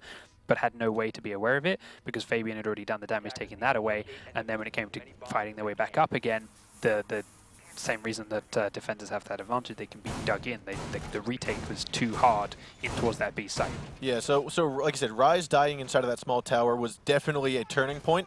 I think the nail in the coffin, though, was not what was Reven not successfully killing Sledge. Like, Sledge was identified by the cam. Alems and Sledge, or Les and Reven both knew that Sledge was down there fighting him, but they didn't capitalize on it. They didn't try to push him at all. Yeah, Reven was the pole. I mean, they couldn't push him, right? Pushing him would have taken them away from the floor of the B site, which would have had the same job and would have meant them the plant could go through and they lose control of B. The reason he needed to be stopped at that small tower was because any attention he takes removes it away from the B site. And then, yeah, okay, they stopped the first plant, but in that moment that it caused, and that confusion that it caused, and the attention that he pulled away, he was then able to get into position to win that firefight with Riven and stop the pulse and lock it all down. If he had just never made it into the tower, done. They were fine. Agreed. And so as we do progress into round number 5, we are going to spot Vitality again, pushing for that that red tall tower, trying to make sure it's all clear before they go and push onto that top floor site. Looking at the Penta setup, it's exactly as we saw from them before. I like this idea from Alems. There's not so much that they're going to want to be using that Hibana charge on here. They're not coming from Master Bedroom. They're not going to go through the closet or anything. So one of those shots shoots 6 pellets. That's all 3 ADSs. Takes down all 3 ADSs if they're in there, yeah. Very smart thinking. A different way to use that utility, which, again, is something that's not necessarily seen too much of. But if you're not going to be breaching in from that closet of Master Bedroom, there's no really need to bring a Hibana or a Thermite. And so they're using Hibana in a different light, and I think it's going to work out for him here. Interested to see if Eunice gets away with what he's doing on there. That goes to the unpredictableness that Penta like to be, as you say, priding themselves on. Prone underneath that A window is a strange thing to see out of a pro-level game here. And if he times this right, he's got that glass right next to him. He just cannot move. If he even looks down his sights, I believe Reven will hear it. And he's going to start to look here momentarily. But you've got half the round left to go. It's still a 5-on-5. Reven's actually very close now. Judy's actually going to jump out here. He heard the reload. He heard all the shots. He's going to go out and be very aggressive, and it works out for him. But Panics, with that SMG-11 on Sledge, will take down Pengu. It's exactly what we saw Panics do to Pengu before. Same window, same peak, this time with the SMG-11 instead of the L85, but the job is still done. It's opened up the B location, but this time they don't seem to have controlled this back tower so well because KS is close by. He is, and so KS is likely to go for the flank here, but we've got Vitality. We'll have to get in shortly. They hear Hibana above. However, KS is going to peek out the window and get shot, or actually get the kill, but then get taken down by Alems in a trade. So Alems takes his eyes off of that window, and it cost his team the Sledge that was on there. 2 nades going down. I don't know what happened to his Claymore. I don't know if he even had one, but yeah, he had one. But I don't know what happened to it or why he was not watching for whoever it was that killed it. But might have been at the stairs beneath. Oh, should be easy. No, Eunice is keeping his head in while he heard that rappel come through. He's staying very, very close. Here's the next rappel. He's going to get 2. A double shot by Junis as he stays inside of the main bomb site here. Peeks around and they line up perfectly. That 3-on-3 just turned down into a 3-on-1 with 10 seconds to go. Alems is going to try to push in. He gets one. Fabian knows he's going to go through some barbed wire, and the diffuser is outside here. With the crossfire going, it is not going to fare well for him, and Fabian will take that final kill. Penta will go up 4-1 and make it match point here on map 1. That was so smart from Eunice. He knows that they can't repel through the second window because of Fabian and his other teammates' position. He knows that he's got to come through that same way. Both of them have to come through that one window. So he hears the first repel come in, doubts that's to be the diffuser, is ready and waiting for whoever that is. As soon as the second repel comes through, that's going to be the diffuser. That's the one that you don't want at the front, that you don't want the risky one in. So he peeks on out. Even just getting that second one would have been big for the team because, again, the diffuser's dropped outside, safe and great. Yep. But picking up both of them, super smart play. And then this all happened in the same round where he just sat underneath that A window, completely out of the blue, weird and strange, counted the glass shots, and again, peaked. And yeah, it was because Glaz was killed off of that big window, so the assumption was that, okay, well, why would anyone be inside there? We typically have a Glaz there. But it got killed off. They were able to maintain control of that middle site. And ultimately, or of Mattress Room, and ultimately that's what got them that clutch. The fact that it wasn't cleared out, they didn't have the drones, they didn't have someone watching the window, and it worked out magnificently for them. So yeah, these unpredictable things that Penta are doing here are shining through, and they have got the individual skill enough to make a lot of these work out. But ultimately, they are still all things that could be cleared off and countered out just with a little bit of a slower, smarter play from the attacking team. Glaz doing what he was doing, he was droning areas, but he wasn't droning, and no one droned for him. The very room he was standing next to would have seen the bandit, job done, takes that entire play away from it. Then, once the Glaz is alive at that point, what Eunice just did to that window, much harder again. Like, these are all things that can be unraveled by very, very small changes in the attacker's play. But we are at a point now where every second counts, and a lot of these teams are cutting corners in this information gathering, and Penta are capitalizing on it, yeah. So it is working out fairly well for him. We do have Pengu inside of the garage, though. Again, this seems to be a very typical hold, is having multiple people inside of the meeting hall when bomb sites are downstairs. Now, in this case, there are 2 topside and 2 inside of meeting hall, last I checked. I actually have Junis, I'm sorry, not Junis. We've got our our bandit and our Jaeger topside. On the very top, one's inside of the kids' dorms, one's inside of the middle dorms. That's Panics and Rise, trying to hold on for the heavy lurk up top. Now you do have Penta working their way in towards the very beginning. The drop hatch has already been opened up, so they've managed to get a lot of ground covered. A lot of utilities already been utilized here to help open up the site, but there's still a lot to come, and they're going to have to hold on to their flank. Reven trying to cause some more distraction by making them keep an eye on this meeting hall as he puts a couple pop shots into the wall there. Goga does have his drone in a good location, though. We might see an early plant here. We do have KS on the stairs working his way down right behind Blackbeard, and Junis is already holding on to the meeting hall. So they might not even worry about the top floor roamers, but I tell you what, Jaeger has the potential to just shoot through the armory floor right down at the stairs. Yeah, they know that Blackbeard likes to sit at the bottom of that staircase while the plant's covered. They also know that Penta haven't done a great job of looking after the top floor and clearing that, so they've gone for these later flanks. They've gone for these players like Riser and Panics just did. Panics got shut down, but they weren't expecting a second one, so Fabian's immediately traded. Still inside the meeting hall, though, is Eunice covering Reven. And Reven's going to have to win this fight if they want to try and hold this, because they've lost their upstairs pressure, which means that peek through the floor isn't going to happen. Reven doesn't expect Eunice sitting right there. Now it all comes down to these smokes again, and they still have 50 seconds to go and only 1 smoke grenade left. Yeah, it is a 4-on-3, though, and like you said, only 1 smoke grenade left, but they're still worried about that Jaeger, and he's going to come through by taking on Junis. Alems will get taken down by that bearing 9 onto, or sorry, KS will get taken down. Alems gets another shot, though, onto Pengu. And this is magnificent here by the Echo plays, and the final shot will come from Alems, a triple kill here with that bearing 9. Wonderful tactics here by Alems. I like it from Vitality. They spent all these different things into taking control of the upstairs again, shutting out Blackbeard from perhaps above, or the flanking, this and the other. Ultimately, it just comes down to a good old-fashioned great shot from Alems with that bearing 9 into the corridor, not getting the Blackbeard originally, getting the planter, getting the first man down, surviving the shots the Blackbeard then fired his way, re-peeking and cleaning up again afterwards. But that first peek was the make or break point. If that had gone badly and he'd have died, they'd have lost that round and been done, because they'd already lost all their roamers, they'd already lost their pressure from up above. The 2 players downstairs were pinned in other angles, and it was all on him. But he made it work, he got the kill, and kept them in it. I think it was... I don't even think it was intentional, but it was perfect timing between the 2 kills. The Jaeger and you had Alems downstairs. They both got their own kills at the same time, which from a communication standpoint, when you're trying to tell someone where you got killed from, you now have 2 people trying to say 2 things about 2 different locations on the map, and it can make it very confusing for the remaining living players on your team. So I think that aided a little bit in Vitality winning that round there. Definitely so. As it is, though, Penta is still on match point because they've got this big lead that's breaking out. They are back to defending, I believe, the basement again. The attack from Vitality is I don't know. It's different. They're bringing a buck, and I don't really see what your buck's going to do attacking this specific site. Yeah, on a basement I wouldn't see it too much, but... The IQ with the nades is exactly what Penta have been doing, and could probably do this job just as well or better.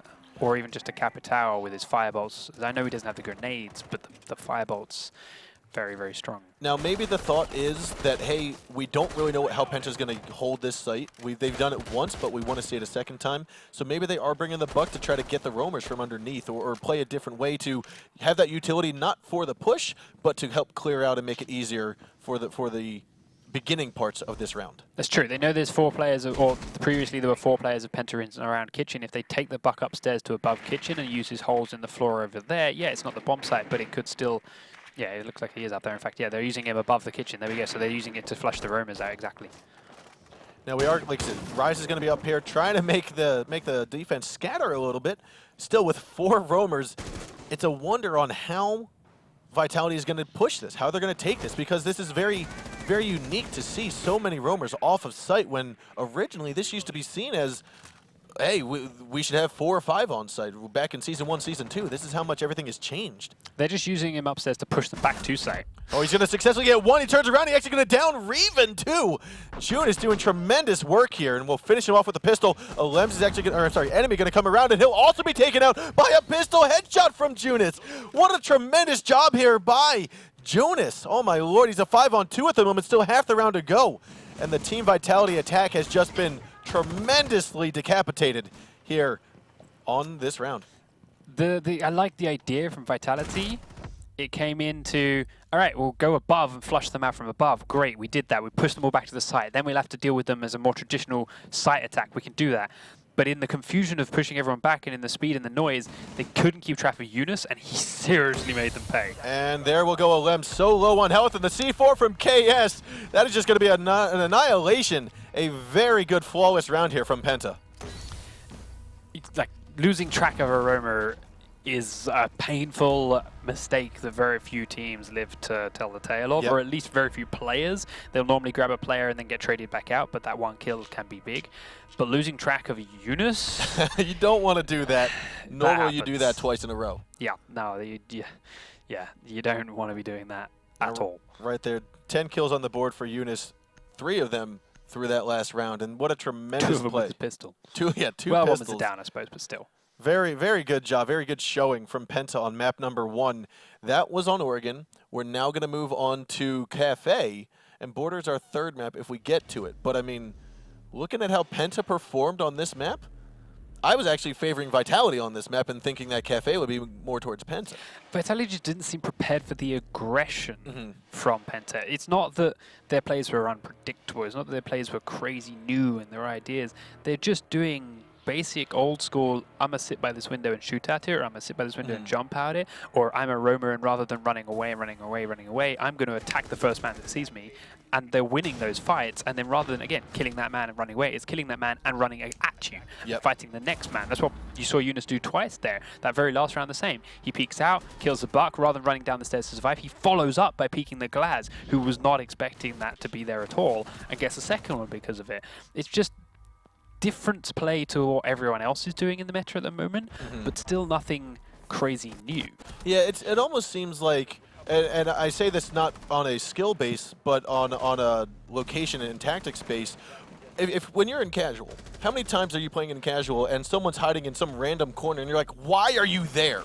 Like, one of those things is kind of what I'm seeing from Penta. Like, why are you under the window? Why are you around this door? Like, that's not something that's common in the high competitive scene. And I think that's why they're getting this upper hand. They're looking at these little nuances that are being overlooked by many of the other pro teams. Yeah, it's not crazy new, it's not crazy different, it's not anything we've never seen before, it's just something we don't see now. Yep. And Vitality are looking for some kind of logic in the play, they're looking for something familiar in how they played with their other opponents and how they themselves would play it.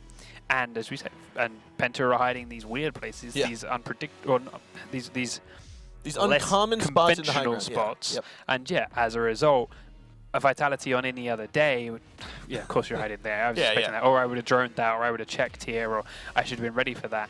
They just don't seem prepped for this style right now. They don't. And so we are going to have to get into Cafe now and figure out, has Team Vitality taken that short break and realized this is what we need to do to go against Penta? We've seen how Penta plays on Oregon. Are they going to play similarly? Are they going to be as aggressive? Are they going to take it back a notch and say, let's play more conservatively? This is some of that information that they're going to have to take on, and some is going to have to be an assumption, especially knowing that Penta doesn't really have a set strategy on any map. Oregon is a map which, if done right, means, as we mentioned before, you can very easily herd defenders, roamers, into places of kill checkpoints or just where you want or expect them to be. Vitality didn't do that very well on Oregon. This is even when they easier tried, to they do. forgot their flanks. Like, yeah, it's even easier to do here if you can keep it all within one floor. As soon as you let a roamer drop down to the floor below, Eunice on Pulse, he gets a whole nother rat hole of options to run and hide and rotate. And with the introduction of impact nades and some small changes to the topography of the map, it's all up and mixed up again. Now Eunice is here inside of the bakery. He's going to be spotting lots of people going up to the floor above him. Will he be the aggressive type and to pop on out? I don't think so. He's mainly just trying to get this information before they scatter around the map. Yeah, maybe in a later round sort of thing once they've got a lead and got a bit more confidence perhaps. But right now, as you say, he's just pulsing and feeding the information to his squad of who and what is around this balcony. Yeah, and so you can see Reven is very cautious of someone possibly hopping out of the bakery. Eunice will sit there for the time being, but I believe there might have been a drone that that Vitality had watching that. So later on in the rounds, when some of their players die, they will be on that drone, so be looking out for him. But it looks like Lems, though. You just tried to run outside, and Lems was still waiting and watching for it. So very good shot there by Lems, taking out that aggressive pulse, and we will have a 5-on-4 here as we just get underway. That does look to me like a Vitality that's learned, right? How did Eunice pick up those double kill after the repel? How did he pick up the Glaz and the Buck? He was patient. He waited till they were a little bit closer than before, waited till it was a little bit more uncomfortable than normal, and that's exactly what he just tried to do here. Tried to wait under the balcony just a little bit longer than everyone else expects, and then peek out. But this time, Vitality were ready and waiting for him and made That was him a pay. very nice shot by Rise, actually proning and getting him through the drone hole, taking down Pengu, who was their castle. Now we do have KS inside of the bar store right here, inside of that freezer moment. You've got Fabian, who's still tucked around inside of that white corridor. He's actually going to move him back towards white stairs, but not ready to give it up fully just yet. The wall by Piano, by that top of red stairs, has been opened up by Team Vitality, and Rise and Panics are looking to move forward here as we have Lems getting onto that drop hatch. Goga still fighting a couple bullets, or throwing a couple bullets their way into that cigar lounge, but it looks like Team Vitality is just dead set on taking over Piano first and spreading out through there, which I think is the correct move. Yeah, this is how we've seen and how we watch this map play out time and time again now. You get control of Piano, you destroy and take control of the Hibanas, and then you can push in and plant just by the cigar room door. The issue comes when there's someone that can go underneath and kill you. No longer a case, though, because Pulse has been killed off. And every little peek that Penta are making, Vitality are actually punching this time. Yep, and here we have Fabian still tucked around. He's going to pick off one, but will be traded down by enemy. And now we've got KS inside of that freezer. He picks off the Panics, but he is the last man alive. In a 3-on-1 with Glaz, who's on red stairs at the moment. You've got enemy inside of the Piano room. Not quite sure we're going to see KS survive this onslaught. More shots are going to come out. C4 gets thrown, but will not get exploded as Rise comes on up from the plant and takes down KS. Yeah, so we saw Penta try and fall back onto what they were doing the time before. Eunice being unpredictable. Second follow-up roamer doing a similar bit of damage from somewhere unexpected. Eunice was caught and knocked down and taken out very early on. Goga is similarly down when he was peaking. KS also just couldn't make it work. And every time Penta stuck their head up this time, Vitality were there and ready and waiting for it. If that's a trend that Vitality can keep up for the rest of this map, great. There's not as many options to do that kind of thing here as there were on Oregon. Yep. So maybe they can just be ready for each and every little pop. But if Penta have some more tricks up their sleeve, different peaks, different places to show themselves, yeah, it may swing around. So here we are, round number 2, and we've got Penta pushing on the attack side, and they're bringing a different array of operators. They're having the Thermite, Hibana, Thatcher, Sledge, and Montagne. The Montaigne on this play here, I want to say it's got to be pushing from red stairs, as most pushes do happen here on this top site. So are we going to see something very similar to how Team Vitality pushed? Very possible, opening up that wall by Piano from the top of red, moving on into Piano and clearing out from there. Yeah, like if you saw where Vitality were, once they opened the hatch, they opened the wall here over by the red stairs. They then kind of got a bit clumped up in that staircase area. They were a bit pinned in there. You put a Montaigne on the corner and push him across towards the freezer and towards this white corridor door. It just helps to shove the defenders back a little way. It just helps to pressure them off without having you so dug in the corner and pressured from that.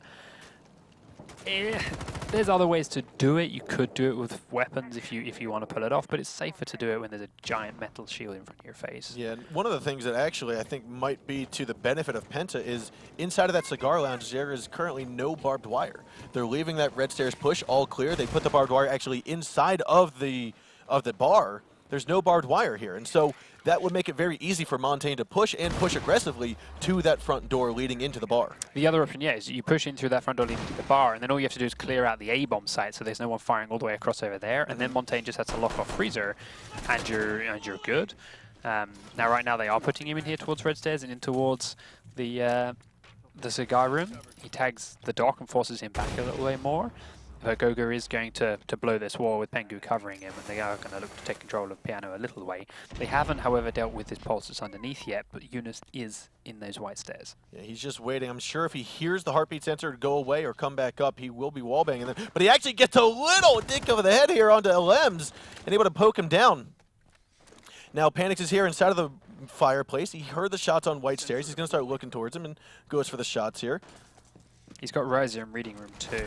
And that's going to be in the end. And there it is. Reven will pick off Fabian as Rise gets Eunice at the same time. A 3-on-4 swap now. What was a very nice shot by the Hibana onto Bandit's head will no longer lead them into victory at the moment. You've got Pengu, though, trying to push in to the freezer. Now he's got to have his rear watched as he is here inside of the middle of the bar. Goga might go for the plane. He's got to look in. He's calls it on out to the right there into the bathroom, and we'll get it down. And there is Doc flopping around as he goes down for the count. You've got two members from the defense still left alive. That's Team Vitality onto Pulse and Jaeger, but it looks like the plant will go down as Panix is on red, and you've got Jaeger on white stairs. Panix is going to progress forward here to take off KS, and now, ooh, a little crossfire will happen, and Goga picks him down, but it looks like a little attacking team here will get down, and Goga takes off Rise's head. C4 was used prematurely by Pulse, trying to kill what he didn't know, but at the time trying to kill what was Thermite, as he was pre-firing in and taking out the mirror through the wall. And as that was then gone, they had no way to stop the plant at that point, so the only way those two roamers could now impact the round was to rotate back up. And in doing that, with the numbers disadvantage and with the limited rotates on this map from below to up, they were easily pinned in. Jaeger nearly did a great job working with it through, but did ultimately then get traded back by, or straight trade killed by the Thermite. KS got a little bit lucky, I think, with the Thatcher kill. Thatcher peeking down that staircase, fired a couple of shots each, and just thought KS would turn and run away, so tried to push aggressively towards him and jump over. Again, Penta style. You expect me to run away and hide? No, I'm going to run at you. But KS held his ground, didn't do the running away that they expected from the Pulse. Yep. And came further up the staircase, but was then traded out by pre-fire by Goga. Yeah, and so job well done by Penta on that previous hold, but now we're going to see bomb site again. It's come back upstairs. It seems like the attackers have been winning their rounds on this bomb site, so we're going to see it held yet again from both sides, most likely.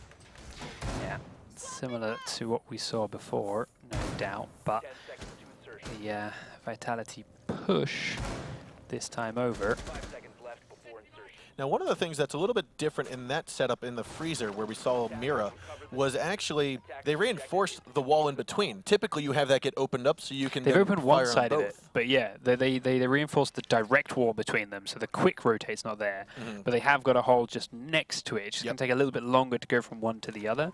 That means that the person inside freezer can still use that mirror window and hold the freezer angle into piano if there's someone repelling on the south windows without threat from being spanned through the wall. The Claymore's going down on the second floor windows because they're going to be repelling up here. Both enemy and Alems will throw him down. As we now have Alems. Alems seems to be in this position a lot. He's here, he gets his Claymore down, he's just going to be that information gatherer until it's time to go for the push. Now we do have Panix about to drop here. He's going to drop in top of the front stairs. There's red stairs. You do have one EMP that just got tossed out. That's going to allow Thermite to drop and open up this wall. Right next to him, though, is that castle. He's going to open it up, turns around, and actually downs it, but doesn't get the final shots down onto him. And it looks as though Panix will take off Pengu. He downed him with that quick castle play. They got the revive on. The next peek was there from Fabian, but it was too slow, and Panix grabs him. Now Eunice was looking to come, but also mistimes it and has to run away, and he's now very much pinned in because of the open window inside that mining room and the two players on the stairs. Now, Junis here, he is inside of the mining room, like he just said. they're not going to expect, they weren't expecting to just prone right on the other side of that wall. That's why you saw that strafe shot go back and forth at head or crouch level. They were expecting Pulse to run out of there. But instead, he's still inside of a meeting, or inside of the mining room. But they have put a Claymore down to hopefully prevent that flank from happening. That was a smart play there from Vitality. The castle barricade, they were ready for it to get one-punched opened. They were ready for a quick flick, and Panic's good reactions meant it was just a down and not a kill onto the Thermite. Even if they'd have killed Pengu afterwards, if he'd have finished that Thermite off, that would have been a big deal. But because they couldn't finish Eunice off, he's managed to come out and punish them with one kill. But again, this time they're there to answer it, and they don't lose him like they were on Oregon. So they managed to trade him back and keep the numbers advantage. Yeah, so that was a very good shot by Olems there. Now we've got a 4-on-2 with just Goga sitting around here in the back of A, and you've got Mira. That's KS. It's KS here inside of the freezer. This is where he's feeling most comfortable. You can see they've actually closed up. They've saved that reinforcement to close it back up so they cannot rotate through, which means KS has a very good chance of holding off the push here. Yeah, but if he goes too close to this door, he's going to get seen from the hatch above, from the skylight here, so he's got to be careful where he sits while the pressure comes on in. Looks on out to C4. Oh, the poor C4, and it looks as though he will get taken out by Reven, and Panics gets the dome shot onto Goga. And that will be Team Vitality taking round 3. That's horribly unfortunate, to be honest. I'm not sure if the C4 would have landed in the right place anyway. It might have gone a bit too far, but the idea was there. And yeah, again, Panix was just in the right place, aiming at the right spot to get the guy peeking from behind the A-bomb instead. Yep. Same as he was when he saved Thermite's life, planting the Thermite charge instead of the diffuser, but either way, he was there doing his job, covering that man every time. Yeah, I mean, that's some of that great reaction time you see from these top-tier players. Is you had the castle, tore down or broke its castle wall, tried to go with a shotgun, close range onto Thermite, and we still had the sledge, or I'm sorry, it was Sledge or Thatcher? That L85 was a close enough, a reaction time was fast enough to get that kill down. Yeah. All right. So as we do edge a lead out ever so slightly for Vitality, it's time for them to defend again. They're heading upstairs as well this time over. Again, it comes back to just holding that little bit firmer, and in some ways keeping their C4 on pulse a little bit longer. They blew it too early. They couldn't stop the plant, which is what his entire role was underneath. Despite Penta ignoring the floor below largely, they sent Eunice there and he picked up one on the white stairs, but they didn't even know there were 2 others down there. Yep. And they as a result punish Eunice. Like, Penta ignored that floor below, and yet the advantage that Vitality are given by being free to run around down there was lost as soon as that C4 was wasted. And so we do see 2 batteries getting put onto that wall by Piano Room at the top of Red Stairs. Typically, those are taken out very easily by just rappelling onto those windows there on the west side of the map.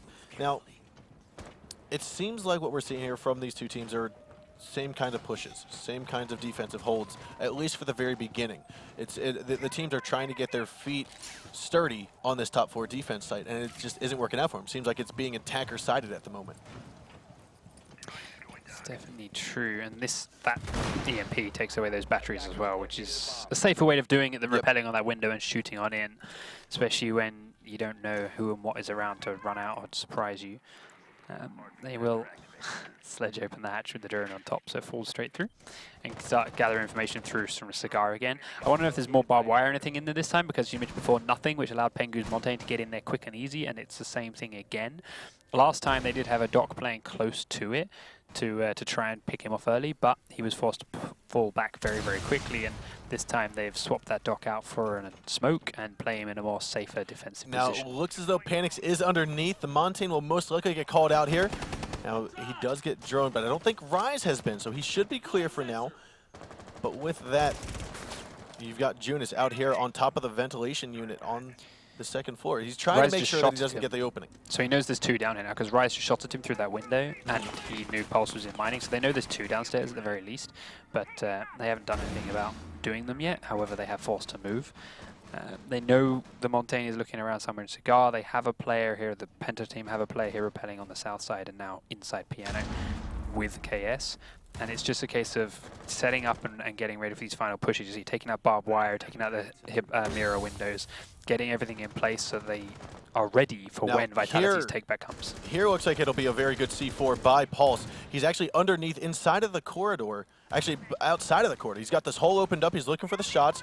This is what Montaigne was very scared about earlier, staying inside of that door because it can be picked off. But now Panix has, he actually used his C4 already, so he won't get the kills that he I was going to expecting. say, like, yeah, there's opportunities. Yeah, he's standing here or he's standing there. There's nowhere where Pengu or Montaigne or whoever is going to be more static than when he's planting. That's 7 seconds of guaranteed immobility. Using Agreed. it before then, it's a waste you don't need. Yep, and there will be KS taking down that pulse. That is Panics. Rise is going to get the trade, though, onto him. Now a 4-on-4, but you do have Montaigne very low on health due to the smoke grenades. Eunice will also take quite a bit of damage here, and we're going to have to see a little push from Penta, and it looks as though it won't go their way as Goga takes down enemy, but Rise gets the trade onto Eunice. Now Thermite will also go down as Rise gets another kill into Goga. You've got Montaigne still with just minute health. KS has been injured. He's down but not out quite yet as Rise is moving in through Cigar. He's trying to figure out where is the last attacker, where are the last two attackers. Looks like Montaigne will go down, and we've got Fabian top Skylight, and he's just been called out. Raven does get picked up, though, so a 2-on-1 at the moment. Yeah, they had a great spot with Montaigne in the corner, but now this Sledge can easily look at these two. Goes on his drone, pre-fires one and a second because they lined up. Fabian will pick off both from that hatch, and it was a good attempt at a distraction, trying to make sure that, oh, hey, shoot at me first, but when you get that headshot right away, you know, okay, let me just go finish it off with another headshot. Yeah, they were both low health too, so it did not take a whole lot. A really smart push coming down to the end of it by Penta, getting that Montaigne tucked in the corner. Not only does it force a very wide peek from the man over at the A-bomb site, it forces a very wide peek from the man inside Freezer, both of which can then easily be traded out. But more importantly, it's easily killed and cancelled out by one C4 from below, and that Pulse wasted it early again and couldn't, as a result, stop the plant going through. All it takes is a little bit more patience in the Pulse. Riser and the Pulse were alive for a while. Yes, the pressure was coming through, but you know they are waiting till the last possible second to plant. So focus your attention on staying alive when you know they're going to send one, maybe two players your way. Keep yourself alive. Kill those players. Trust in your anchors. Yep. Then once you're safe down there, you can use your C4 and blow it. They're trying to use it very, very early on and stop the attack from Penta really before it starts. But that's not working for them. Yeah, it seems... It just seems like the attacks are working, the defense isn't, and so what we're seeing here is now Penta's realizing, let's not go for this top floor hold. Let's go back downstairs. We haven't won this floor at all. So we're going to go back downstairs. We're going to go into that train room, go into that mining and fireplace, and hopefully be able to change it up a bit and get some victory here on defense. Yeah, I like this little spot here from Mira from KS upstairs. She can still hold piano a little way, still pressure them if they're trying to blow the hatch and just slow them down or do a little bit of damage to them as best you can up there. Maybe even force a Hibana charge out onto the window just for good measure. It's not the biggest waste in the world for Hibana, but hey, every little bit of utility burnt is good. And then you've got plenty of hatches within the freezer and within that site to drop down and rotate safely out of there. So if Penta don't herd him in and lock him in properly, should be a pretty risk-free position for that mirror inside freezer. Yeah, and Pengu's spot here, he's fairly safe until Vitality takes over that top floor, which hopefully Penta's going to prevent. But what we're seeing here again is multiple, actually 4 out of the 5 defenders all here on side of that top floor, making sure that piano, that bar, that white stairs are all not going to get taken control of by Team Vitality. So this hold is going to be very similar to what it is if it's a top floor site, but now they're putting more effort and more concentration on holding piano as opposed to holding bar. Well, the difference here is, of course, when you're attacking the top floor, you just have to get control of half of it, and then you can plant in the bomb site you're closest to. Whereas here, the bomb sites are below, so to be safe from the top floor, they have to control the entire thing, and that gives the defenders more room to play with.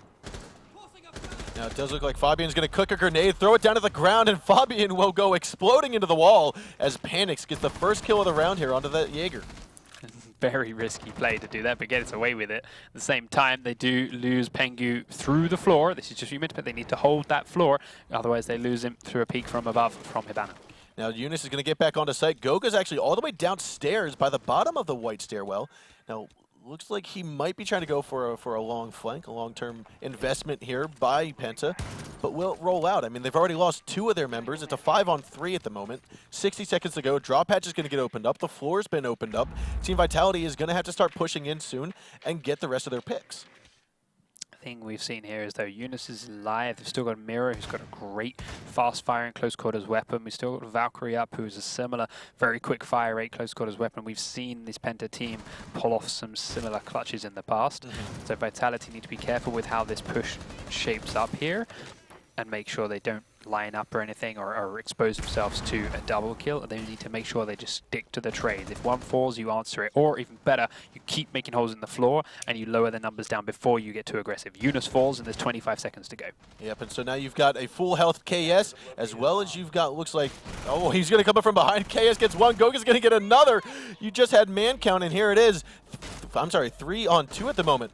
Now Thatcher's going to hop on over, so is Rise as well. And you still have KS looking through, but it looks as though Goga and KS, they're going to clutch it here in a 5-on-2. And that is going to be Penta just coming on very strong here. Round number 5 will go to Penta.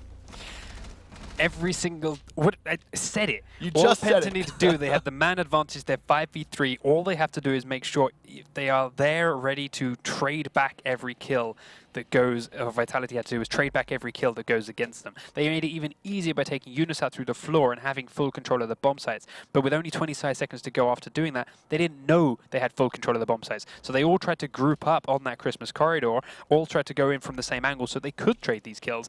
But Penta were there waiting for them and had a beautiful crossfire the entire way. So when you hit from one, you expose yourself to the other. And Vitality just didn't have the quick communication to explain that to one another. And each one was just lining up without realizing and without being able to trade it back. Agreed. I was very confused as to why when Vitality dropped from the bar down onto that second floor red carpet, they dropped on the left side of the bar right in the middle of both of them. You can easily stop that crossfire by dropping on the bar on the other side of reading and making sure that, okay, if just you want to drop get through the piano hatch. They've blown the piano hatch. Do that, soon push as, white soon as stairs. KS kills one man from reading room door, everyone else rotates, drops straight down through piano hatch. Okay, there may be a player close watching it, but there's 2 of you. First one dies, second one trades, and now you know KS is stuck in reading, and that's it. Instead, KS kills a man from reading, and they kept piling in that direction without killing him.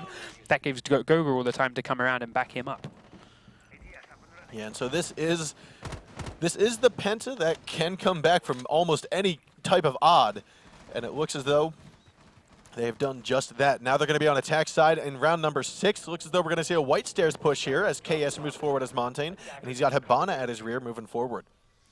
Yeah, so they are attacking that top floor again, but they're doing it from a different angle with a different Montaigne this time. Pengu was it before, but he wanted to go Blackbeard, so KS has switched from Thatcher onto the Montaigne, and they're looking to go for an A push instead.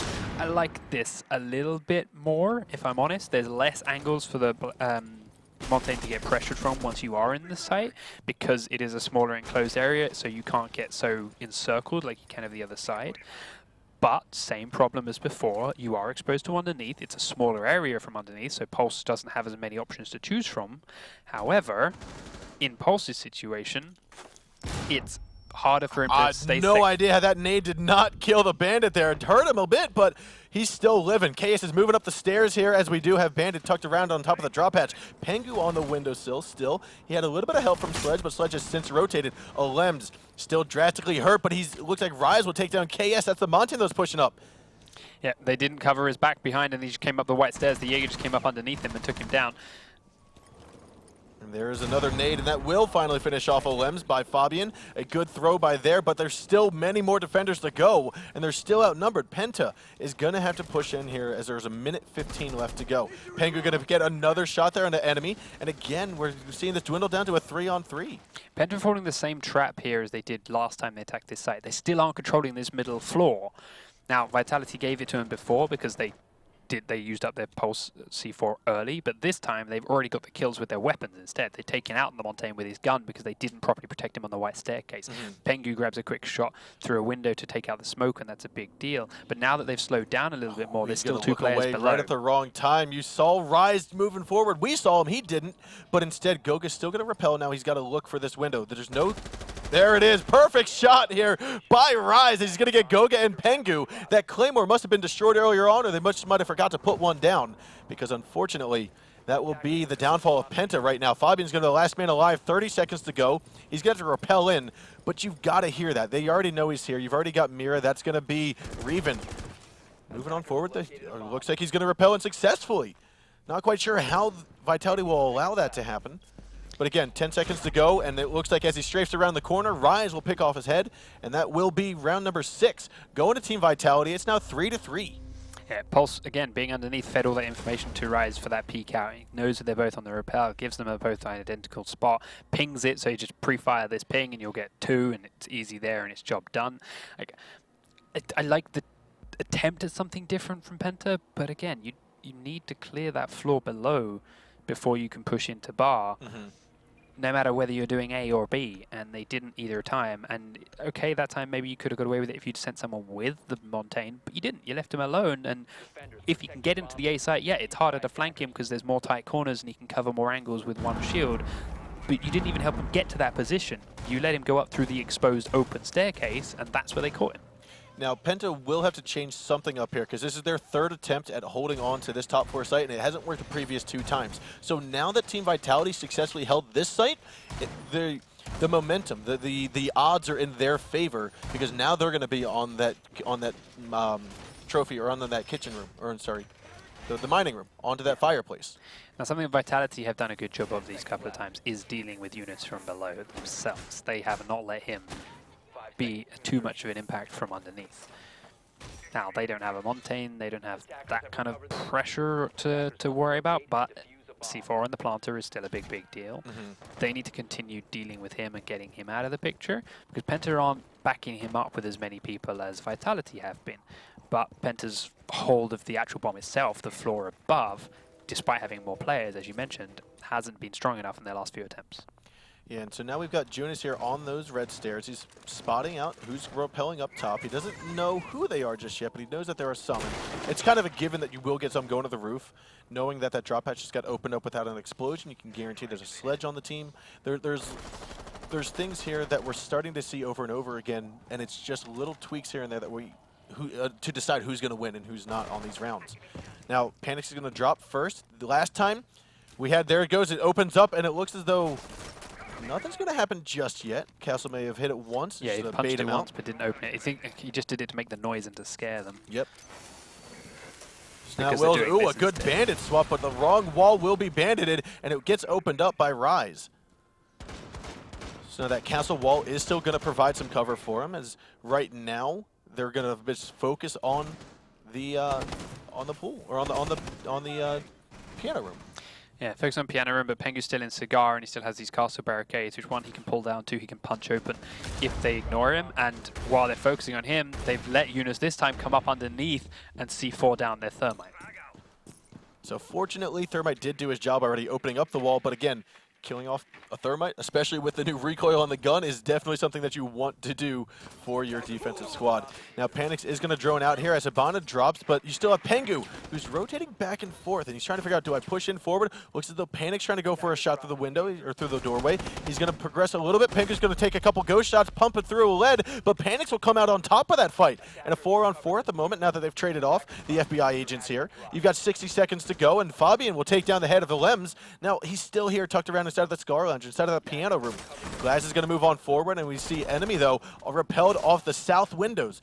That's going to force Fabian to retreat all the way down here to Yellow Stairs, and Jonas still underneath. So we'll have to see, will they get rid of this pulse? Yeah, I wanted to give Vitality props for what they did before controlling Eunice, and then they didn't do it. Because they couldn't deal with Pengu, this guy, because Panix couldn't focus his attention to below, Eunice was able to come up and punish them. This time, Revan reacts very quickly and smartly and does take Eunice down and is flanked up, but the damage is already done. They've lost a lot of players. KS takes Panix down as he tries to push into the site, and they're back down to a man disadvantage. And as KS tags Revan up again, they're constantly keeping him pinned in this cigar room. He can't go into piano, he can't come into this doorway, and KS and Gogo have a good angle on anywhere they might plant. Now there are 10 seconds left to go. You're going to have one fall as he drops through the hatch. The last man is going to be in Glaz as he moves on forward into the site, and KS will go down, but Goga there to take it down for Penta, and we will see Penta head up 4-3. Again, smart play come the end of it. Penta, they just stuck close together and traded each one back. If the first man came through the drop, quick kill. Even if he'd have killed one, Gogo would have been there to immediately trade it back afterwards.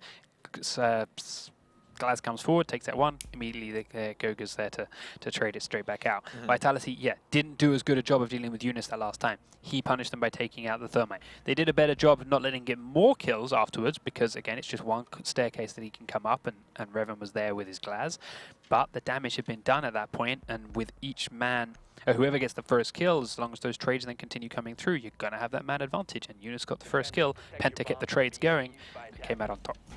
Yep, and so now Team Vitality will go back downstairs into A and B down here inside of the mining hall and the fireplace. Now, like we said, this is the first time that Team Vitality has held this site, so it could go in their favor. Penta could just come out swinging and take this map, because we are match point as well as series point for Penta, who dominated over Vitality on Oregon earlier. So if Penta can successfully push on to this site, get this plant down, get all 5 defenders killed, we will see Penta moving into that #1 slot in Group B for the European Pro League. Yeah, they are bringing themselves that Montaigne to the mix again. They are looking to push into A and B, which are in the middle bomb sites this time, but they've of course got to take control of upstairs first. And just like before, Montaigne pushing onto this upper floor has a lot of angles that can be rotated upon, but because of the way the windows and the angles work, if Penta are repelling in the right spots, they should be able to shut down any of those flanks. And just by walking forward with Montaigne, the roamers, if again done right, will walk straight into Penta's sites. Yep, and we are going to see Hibana out here, just outside of the east windows. Now, we saw Jaeger pre-open, basically prime those windows and could hop out if he needed to, but right now, Fabian's trying to hold down the top of red stairs, make sure that Pengu's not going to be flanked from above. He's got KS working his way beneath him here. Thermite's going to work their way. This looks like we might be seeing what could be almost a barrage tactic. Yeah, they're not going on top floor at all, and I know I keep talking about how, like, Vitality need to deal with Eunice underneath on their attacks, but Eunice, you see on the scoreboard there, doesn't actually have a lot of the points, or a lot of the kills. Good C4 straight out from enemy down the stairs for a double one! Very good kill on Akoga and KS. Pengu's very low. He is. Pengu is very low off of that one, and it looks like Junis will also go down by Alems. What looked to be a very solid push from Penta has just drastically turned, all due to one C4. Pengu's going to go down. That he got rid of that that shield, and it looks as though he'll be shotgun. Fabian will try to turn things into his favor. He's managed to get one, but he will have to get the ace of his life here to keep this going. So yeah, I want to go back. Eunice, I said they have to deal with him. They have to deal with the players from below, and he hasn't actually got that many kills this time, because every time that Vitality are pushing forward, they've got one man watching underneath, they've got one man watching the other angle, and then their players up top are going down, losing firefights, and then there's no answer. So the players on site are actually getting a lot of the kills here for Penta, but they're not being traded back because they're distracted by this threat from below. This attack, however, they try something different. They ignore that top floor. They try and just thermite the wall open into B. They don't account for enemies sitting inside the mining room, because no one sits inside the mining room. More importantly, no one plays Pulse with a shotgun, which is why he was in the mining room. He was going for that slightly different play, shotgun Pulse inside a room you don't expect, and hell, did it pay off for them, because they're all pinned inside that red staircase. So now we've got Fabian, who just can't decide who to go after first, and so now he's going to put himself vulnerable. He's going to jump on over, and he will take down Reven, but before his feet even touch, Panics will take him down, and that will be Team Vitality taking this to overtime on map #2. Don't know how this is going to wrap up. These last few rounds are going to play, or should play, very differently to what we've seen before.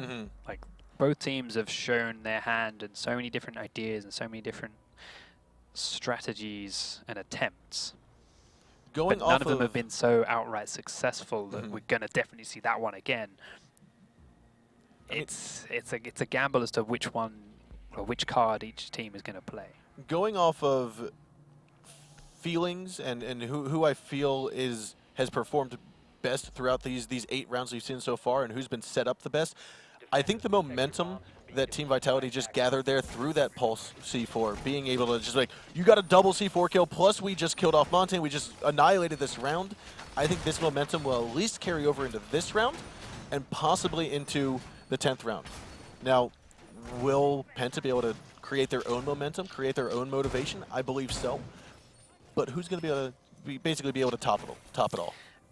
Going by Penta's lineup right now, they brought that Montaigne back. They're attacking this upper floor bomb site. They have won one round in which they used this when they got him in and planted inside the B site, right tucked in against that wall. But it was a scrappy one. It came down to the wire, and it was by no means clean. And every other round they've tried to use this Montaigne, it has not worked out very well for them at all. So yeah, on top of the little bit of momentum, you said Vitality just on the slight comeback forcing this overtime, and on the fact that Penta's Montaigne use has not been particularly impressive. I don't know. I think Vitality may pull ahead in this one. Yeah, it seems likely, but there aren't, right now I think that is Junis. Junis still has the stationary cam by Park Alley. There he is. He finally looks to get it, but he's already been spotted out. They know there's only one repelled on that balcony, or on that wall. So right now, Junior's kind of trying to bait out that push. He's just there in case they peek, they know he peeks. And then when they're ready for him, he'll peek into Piano like this and help provide some pressure and help push towards someone that's inside Piano or inside Cigar and keeping his team busy through from in there. Mm-hmm.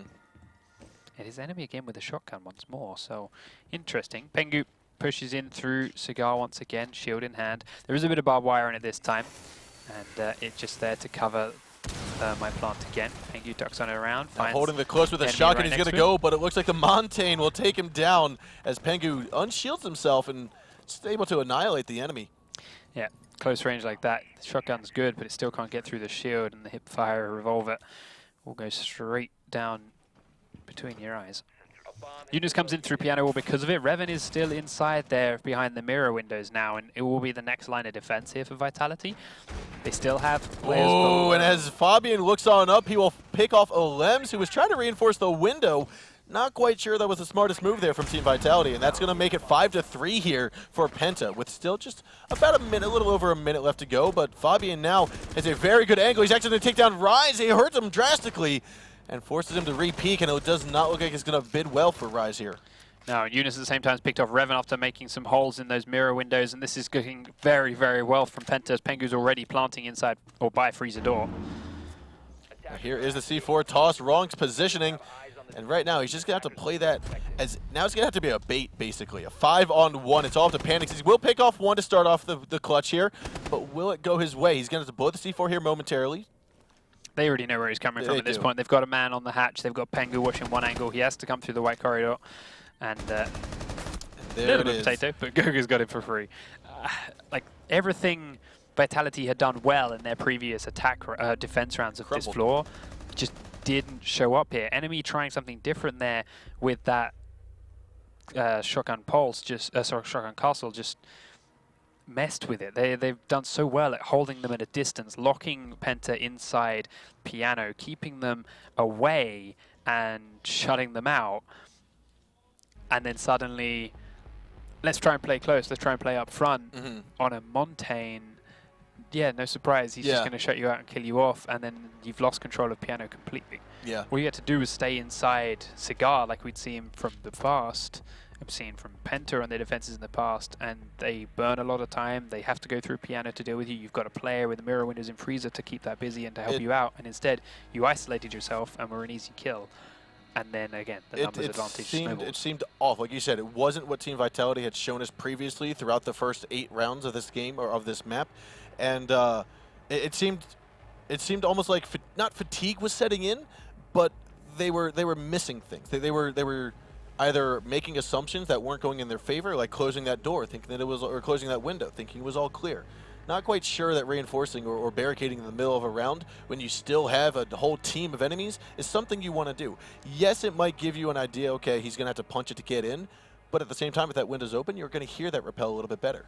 Yep, and it's an echo of all operators too, so your drone, I hope, was up the other end towards the B-side, towards Cigar, towards Piano, and you're giving and you're feeding information and you're being useful to your team straight using that. Not only have you just died and lost a weapon, lost a man, you've lost a massive amount of utility, team, and and help to your team in that operator being out of the picture. Yeah, and I mean, so like you said, that was Echo that got taken out on that last round.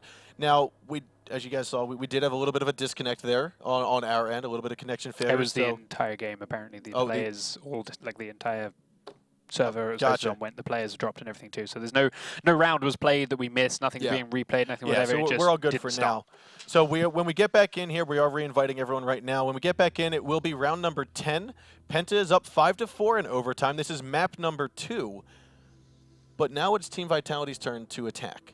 And Penta unsuccessfully held the top floor 2 times. They went downstairs and they held that basement, or they held the mining room successfully. But that was a 5v2 clutch, which you can't rely on. You can't rely on that. What do you think we're going to see here from them? Seeing as how a 5v2 clutch, let's not count that as an over-exaggerated win.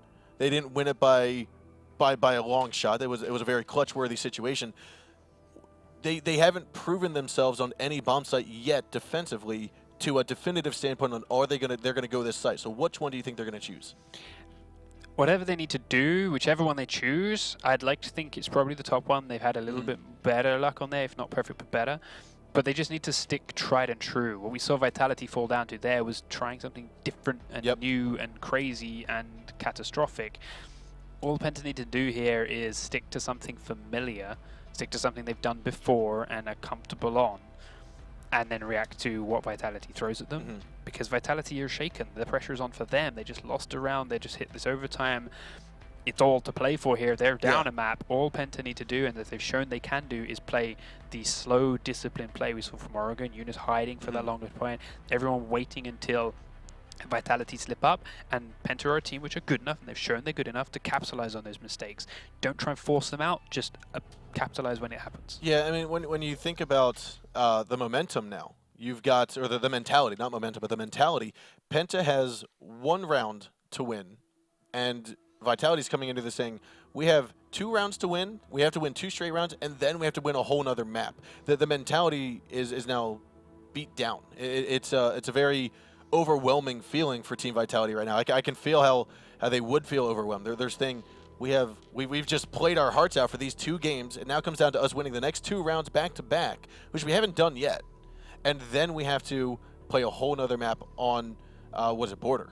So I should hope Vitality are experienced enough and they're mature enough that, like, it's the same for a reason. You take it one game at a time, take it one round at a time. So the threat of a third map here shouldn't be too far in their heads. It is literally round by round. All right, we just got to win one more round. Just got to win one more round. Just got to win one more round. That's where the in-game leader comes in. That, if they can keep that cool going, could help them through this, could help them go with it. But to say, if the pressure is mounted up, if they can't think of that, if they are focused on the other maps, they're focused on 2 rounds, it could all crumble here, and those are mistakes that Penta need to see and capitalize on. So we'll see if it happens or not. I hope for Vitality's sake it doesn't. This game has really started to wake up as these 2 teams are feeling each other out, trying new strategies, trying new ideas, some to some success, some to less success, but it's also spurring these big moments like that 2v5 clutch from Goga and KS.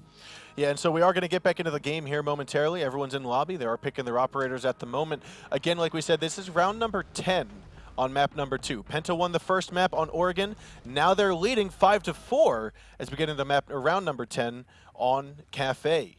Now, like we said, this is Penta's defensive hold. They are going to decide to go to that bar and cocktail lounge, that top floor site. They've done it multiple times unsuccessfully. They've done it successfully once. Will they be able to do it again is what we're about to find out here as the round continues. Looking at the attacking roster again from Vitality, and it is the same old familiar few. It's a question again of how and where they use them. Last time around and every time they haven't dealt with below too well, and while Eunice is not getting all the kills, his presence is enough to split the attention of Vitality. They're not able to either all push the top bomb site, and if a player dies, trade it, or all push the top bomb site and just swarm the numbers. They also then don't all push the middle bomb site and kill him off / trade out another kill on him. So as a result, they're split, everyone pushing one way, bar 2 or 3 players that are left to look below, and therefore those players can't trade, and therefore the first players that are pushing are dying, and no one's there to trade them back. I want to see them pick one. You either go wholeheartedly into the top floor bomb site and just ram your head in. Not an easy task. There are brick walls of mirrors and mirror windows and smokes that are there waiting for you. Or you go all 5, clean out the rest of the map, go from the ground up through the middle floor, completely wipe it all, and then you push the top floor. Ooh, and they had a little bit of C4 thrown by Junis. Again, one of the things you called about was it's much easier to, or it's much more, it's less of a risk if you're going to use your C4, wait for the plant to go down and go that way, as opposed to what was really risky there, trying to get Hibana or whoever he thought it was, placing a Claymore at the window when it didn't work out at all. She's not even hurt. Yeah, I prefer, like, he saw them there, they punched it, there's a bullet through. Just spray your gun through it and run away. It's just as likely to get that lucky kill. Yeah, just as much chance to get that lucky kill, and you save that C4 for later on. Now that's gone. They still have one on Mirror, yes, but the chances of her being able to use it onto the plant, we've already seen what happens. She's in freezer. Throw it on the side of the bar. Yeah, she's in freezer, and the only way she can do it is peeking out the door, and there's a man on the skylight shutting her down, so it's low. So, yeah, not ideal to use up so early on for no reward. Now it does look like Rise will get that wall opened up here as Panix is still covering underneath. Eunice wants to come on forward. Now last time he had that C4, he tossed it up and he picked off the Sledge. He picked off Panix, but he's already used that C4 now. So what's going to happen here? We're going to have to wait and see. Is Sledge, is Panix going to keep an eye downstairs? Fabian's still teasing that peek in and out, but whilst he gets pinned in the corner, Panix has dropped through red and uses this angle from the doorway to shut him down, and it's a good start for Vitality.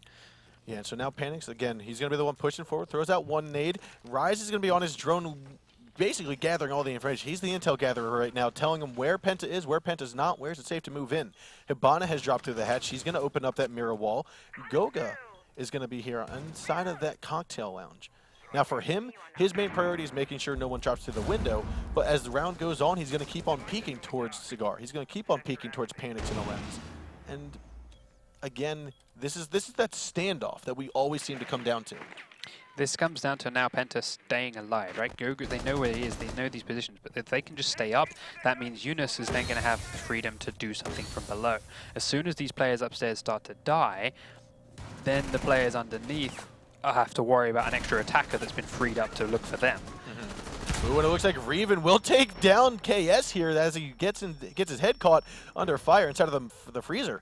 Panix manages to move in. He knows that Goga, he was the one that drone him out. He knows that Goga's on top of that A countertop. Make sure June is underneath. He will not get the shot, but Goga does take down Panix as he moves forward. Diffuser does get planted. Some more smokes, or some smokes get thrown. Bullets will not go flying. Pengu will take down one. Rise will get the trade, and the Lems will get the final kill onto Pengu. And Team Vitality has brought this back. We are now headed to round 11, the last and final round of this map. Good round from Vitality. Singling out that first kill from Panix onto Fabian was big. Again, this comes back to no one was there to answer it. It was a free kill. It was one man on his own. Shut him down and good. And from there, they could slowly move forward. And it freed up that one extra man to then go downstairs and find and get ready for Eunice. And while Eunice was busy spraying the wrong part of the floor, millimeters away, but still the wrong part of the floor to stop that plant, he was then exposed and not paying attention to being flanked. And they punished him and took him down with that. And meanwhile, the other 4 players who were still alive were able to sweep their way through the upper floor. And this time, Penta were not in as good a position to cover each other and trade back those kills. I feel like the explosive radius of a C4 is more than a few millimeters, so it would have been good to have that C4 in hand. Perfect. Yes, would have done the trick. Now, unfortunately, it didn't, and here we are, round 11. What we are going to see, though, again, is we are going to see that top 4 site, which is true. That we should be having that. No. Are we? We keep on seeing the same operators chosen. We keep on from both sides, attack and defense. It's slight change here, though, on Penta's front. Now, they haven't shown it to us yet. This isn't the first time they brought Montaigne and Blackbeard, but last time they did that, they tried to use it to push through the A-bomb site up the White Staircase, and it went horribly. If they use both of those operators this time to push through Piano, however, things could get a little bit different. We've already seen how deadly can be on that Pengu can be on that Blackbeard. Fabian's Montaigne can still do what Pengu was doing through Cigar and get inside and get the plant going, and that may be a more formidable force. We've already seen them win once with that attack. All they need is once more. So we are going to see KS working his way through the bakery parking lot, moving forward. Everyone's going to rappel up onto the roof. They're then going to get in position and move on from there. We aren't going to see what we saw previously, which was Montaigne and Sledge, or Montaigne and Hibana, I think it was, pushing up white stairs. Yeah. So it does look like they've maybe learned from their mistakes. They've realized, okay, let's not push the A-bomb site just yet. We do see Eunice out here placing the C4 down on the doorway, but for the most part, it looks like we are going to see a red hall push. Yeah, drop through the hatch in towards Cigar, push towards your familiar piano/freezer doorway, and start to control this upper floor because of it. It's not an issue really for Vitality. They're used to it. They're ready for it. They aren't in Piano. They aren't holding it deep and aggressively. They've got players in Freezer, and then they've got 2 below. But it's a question of, can Eunice get both, or will he punish and take away the Pulse? Because that's the important one of the 2. In the past, he's come up, he's killed the Pulse, then died to the Jaeger. Doesn't matter. He's killed the Pulse. They need to stop him getting that kill. And we are going to have one jump out, and it looks like he will be successful. Rise taking down Fabian. Now, typically what you'll see is a Claymore underneath of that window. Even if they get out and manage to get 1 kill, he will be down and then picked off by a teammate. But you actually have Panix here right on the other side of the wall. I believe that is from Eunice. So as Eunice comes on down the corridor by the fireplace, he's going to, actually that's Pengu, picking off enemy. Now Eunice knows there's one inside of Rating. He doesn't know that Pulse is to his right, and so he's going to have to get out of there before Panics decides to whip out the UMP and go for the shots. And here they come, right down onto Eunice, takes him down to about 50 health. And that will force him to be even more worrisome as he sticks himself inside of the fireplace at the moment. Again, though, he can't... the Pulse can't C4 the plant right now, or can't do anything to help this plant because he's so focused on where Eunice may be. Instead, he's nicely done, flanked around and taken out Pengu from behind, and then is now a function here. Revan's picked up a kill too, and it's looking great for Vitality. And here we have it now. Goga was able to get that knife down onto Reven. Goga's the last man alive in 3-on-1. The Echo Drone is still spotting him. All 3 charges have been done. So now they're just waiting for Goga's to move on out of here before that last and final moment comes. But the Jaeger from underneath and Reading will down Goga. And we will see Team Vitality take this map to head on into Border. It's an exciting climax through for the cafe for Vitality. It came back to really quick, smart on the side play from Riser, and okay, we didn't get the full scoreboard at the end because of the disconnect, but he had about 15 kills before we had to remake, Yeah. and he stepped up again there at the end, really making it count and going for those impact plays. The decision making and presence of mind to realize that Fabian is rappelling out there on that A window alone, and it's not the biggest of kills. I think it was Thatcher that Fabian was at that point, or maybe Sledge. At that point, on that A window, he's not the most impactful of operators. He's not the biggest deal. And to jump out and make sure you grab that kill, yeah, it's nice, but if you instantly died afterwards, what do you really get from it? Not a whole lot, but to still do it and to get in and get away safely afterwards made a huge, huge impact for his team. And here's that double peek out that Rise got. He got those 2, and then you saw that last round, he got that kill there. That was Hibana that he got, right? Yeah. So you can tell if you're going up against Rise, you better be aware that Rise will jump out onto that ventilation unit. Make it count. There's a beautiful play again from Enemy there too, just hiding in that slightly unpredictable spot, beating Penta at their own game, so to speak, being surprising, being unexpected, and sitting in there with that shotgun to get that quick C4 and to get that double kill followed by the Montaigne kill inside, and again, keep them going, keep them back, keep it close to overtime, and then just enough for them to push on through. Looking into Border, it's a map that plays in a very similar fashion to what we just saw at Cafe. It does. And again, we've just seen Cafe go up and down all over the place, different teams this way and the other. But it's one which allows a roamer like Eunice a lot more freedom because there are far more options for rotations up and down if they can't lock him down and pin him down. Plus, there's, like I said, if they can't lock and pin him down, he not only has rotation up and down from 2 different stairwells, but he's got a lot of horizontal rotation because you can pick off with C4, you can pick off people inside of monitors, inside the bomb site, whatever it may be on that top floor hold. But vice versa, the same goes for underneath. The entire floor, the entire middle floor there on Border is destructible, almost every portion of it. Any portion that matters anyways. And so they are going to have to figure out how to deal with Eunice if they want to take this map. Yeah, exactly. I mean, to be fair, yes, again, I keep harping about Eunice, and it's really big there, and he is the big roamer, and it's a roamer that makes plays, but the rest of Penta stepped up big time in that last game too. Yes, they didn't win, but they still had a lot of the kills. Eunice didn't have all them all, and the Penta guys that were winning those rounds and the win they did, they held on firm. And Goga and KS 2v5, like that's a big deal as well, of course. Over on Vitality Squad, yeah, Rise went huge and had a massive number of kills by the end of it. Again, somewhere way over the 15 mark and went really big for that. So on Penta's part, they have to deal with him. They have to lock him out and shut him down. But he has proven that he can, in the right situation, be just as effective and free-flowing as some of the Penta roamers. Is he as good at that on Border as he is on Cafe? We'll have to figure out. He'll have to find out. Got to wait and see what the case is. But it's a map which has shown, again, a lot of different options for attack, whether it be through Office, whether it be through the B site. And throughout the course of the last few weeks of games, we've seen some new, different ideas brought to the table that can negate those kind of roamer plays because the amount of play and attack that has been done from outside, from spots that the roamers can't get to without exposing themselves. Now, one of the things that I feel like what we might see, I'm thinking back to the previous matchup actually when we had the bar and gaming room chosen on Chalet, is a possible different bomb site here. Like top floor guaranteed you're going to have. Typically, the servers and ventilation unit, the ventilation room are the second choice, but we have seen tellers chosen before. I think it did not work out when we saw it last week or 2 weeks ago, whenever that was. But we also had our, I want to see security potentially, the security and supply closet over there. That seems like it could be a site that would favor the roaming of Eunice, potentially. It's possible, but it's a site which is very easily attacked from above. And that then comes back to how well do you hold CCTV, because that's not an easy place to hold. Agreed. Because of how open it is and how easy it is to get multiple angles on it. So if it's there and if it's shown, it shows team with a serious amount of idea and strategy behind it. Something that Penta haven't said they've got. Agreed. And now we're going to see enemy picking up the IQ again. This is something you had touched upon earlier. You had said, well, why bring Buck? IQ can do the same thing with her utilities. She's got the nades. But then we were proven wrong by Buck opening up the floor from above on Oregon. I didn't say Buck. It wasn't Buck, but it was Sledge? No, I think it was Ash. Why they brought IQ instead of gotcha. Ash at this point? Because they used the same through on... No, sorry, it was Capital. Yeah, no, you're right. It was Capital. It was because they were Capital, attacking that's right. basement Yep, on they brought Oregon. And it's like, Capital. why are you bringing IQ over a Capital? It was one of the support Yes, she's got operators. grenades and she's there. She's 3 speed and has a good gun. Capital does 2, and her firebolts, his firebolts were better in controlling the space downstairs than nades, because they can't get trophy systems. They can't blah, blah, blah. But when it comes to this map, nades are a tad better thanks to the way you can throw them up from underneath, cook them from below, and damage players from unexpected locations.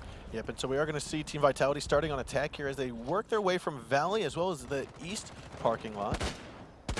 But also, you're right, sorry, that said, Buck would be better to do exactly that again here because of his shotgun and the nades as well. Yep. But in any case, here we are. Now, I do want to see what efficiencies we're going to have here by IQ. Now, one would think that the majority of it is to spot those Valkyrie cams outside, which is probably the biggest reason they are bringing IQ. You saw her bringing out that device detector. So if that's the only thing they're bringing it for, they must pin a lot on the information that Penta would be gathering. Definitely so. And so again, it's what we saw from our North American games earlier this week too. We saw Foxer throw those cameras outside and then be very aggressive with his peaks onto this bus ladder and onto the top of tellers, because they know once attackers get up there, they have a massive amount of control over this B bomb site. So they put cameras out there and aggressively peaked to lock them and keep them away from that location, which is exactly what Eunice seems to be doing here. Yeah, and what Eunice, it seems like he's trying to stop them from actually getting on top of that bus over to that ventilation unit so they can't push into archives. He's basically just putting pressure, making them think, okay, it's not clear. We need to keep an eye on this. We can't give up our guard. Now, what Enemy's doing is actually one of the other benefits of him being IQ underneath. He's able to shoot those battery charges without necessarily exposing the entire floor and being shot back down through. So we can see the wall getting opened up here. Eunice is going to be tight on the doorway here as he actually will get droned out. Reven's going to push on forward and will not land the shots on that 3-speed as he bolts around into the side of lockers. Important shots that needed to get landed there by Glaz, and he misses them to let Eunice get away safely. He's back to watching that bus, but no one's up that way. The full pressure seems to be coming from Vitality now to this blown wall. But Fabian's got a mirror window and an angle in here to try and stop that plant. He should have a free kill if they try it. Now it is a 5-on-5 still with 60 seconds left. The gas grenades are going out, gas and smokes. And we're waiting for Eunice to throw out one more, but he will get picked off by Goga as he tries to place the ADS down. And unfortunately, that's going to even out man count as Reven has picked off Eunice. So a 4-on-4 now with Fabian still inside the lockers. You've got custom inspections being taken control of by Goga. He does have C4. He's underneath, but he's been spotted out by Panix. And as he tries to get on over into the middle atrium, Panix is there to take him down. Now, smoke grenades are being thrown out. Reven's going to lead the fight there, but the gas grenade's still trying to forbid a push. LMs is going to move in forward, though, and Pengu takes him down. He's going to get a triple kill here with that SMG-11 right onto the head. Actually, no, that's Fabian that got one there.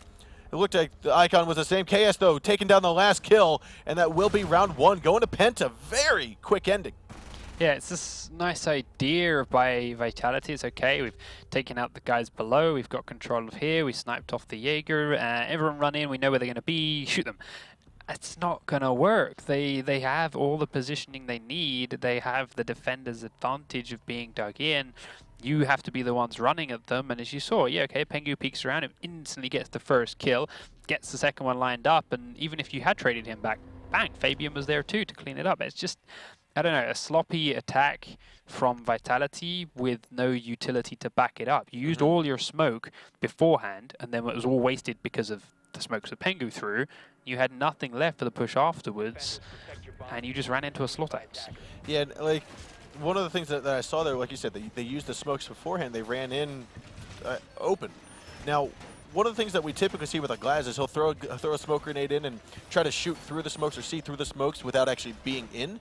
If you can smoke out this room, one of the things the defense always does is they pre-fire where it's opened. They know where the wall's opened up. They know where the plant's most likely going to go down. So you throw that smoke grenade, you clear it on out, and you actually, as Glaz, dig yourself into that smoke. Now, it might take 2 or 3 smokes due to the client side of it, but at the same time, if you can cover yourself in that smoke, push on in, you're not going to be in one of those standard pre-fired angles as Glaz, and you could get that upper hand.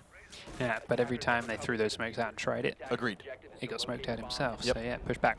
As it is, Penta are on attack now. They're bringing double breach, which is something Kix and I asked for a lot of teams whenever they were playing this map.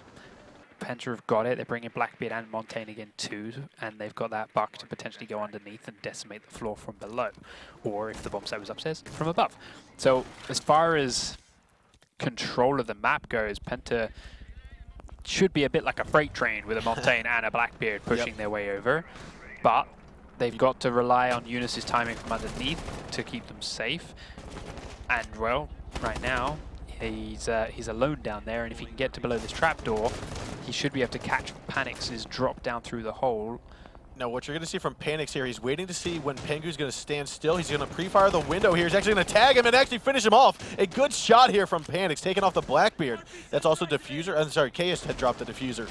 But still, taking out the Blackbeard, who was repelled on the side. That's going to allow him to push forward, but he's still got to be very cautious. Looks like Fabian will get taken out by Panix. He gets another kill. He's going to get a 4K. No, Raven's going to get one. Panix with a 4K here to take the round in a very dominant fashion. Team Vitality showing that, hey, we know exactly what you're going to do, and if you don't come for us quickly, we will push right back at you. So yeah, I said Penta's push should have been like a freight train with a Montaigne and a Blackbeard, but the reason that is you have a very strong front. You've got a giant-ass shield, and you've got a Blackbeard who takes headshots. And then they sat themselves in a position where they were exposed from the side every single time.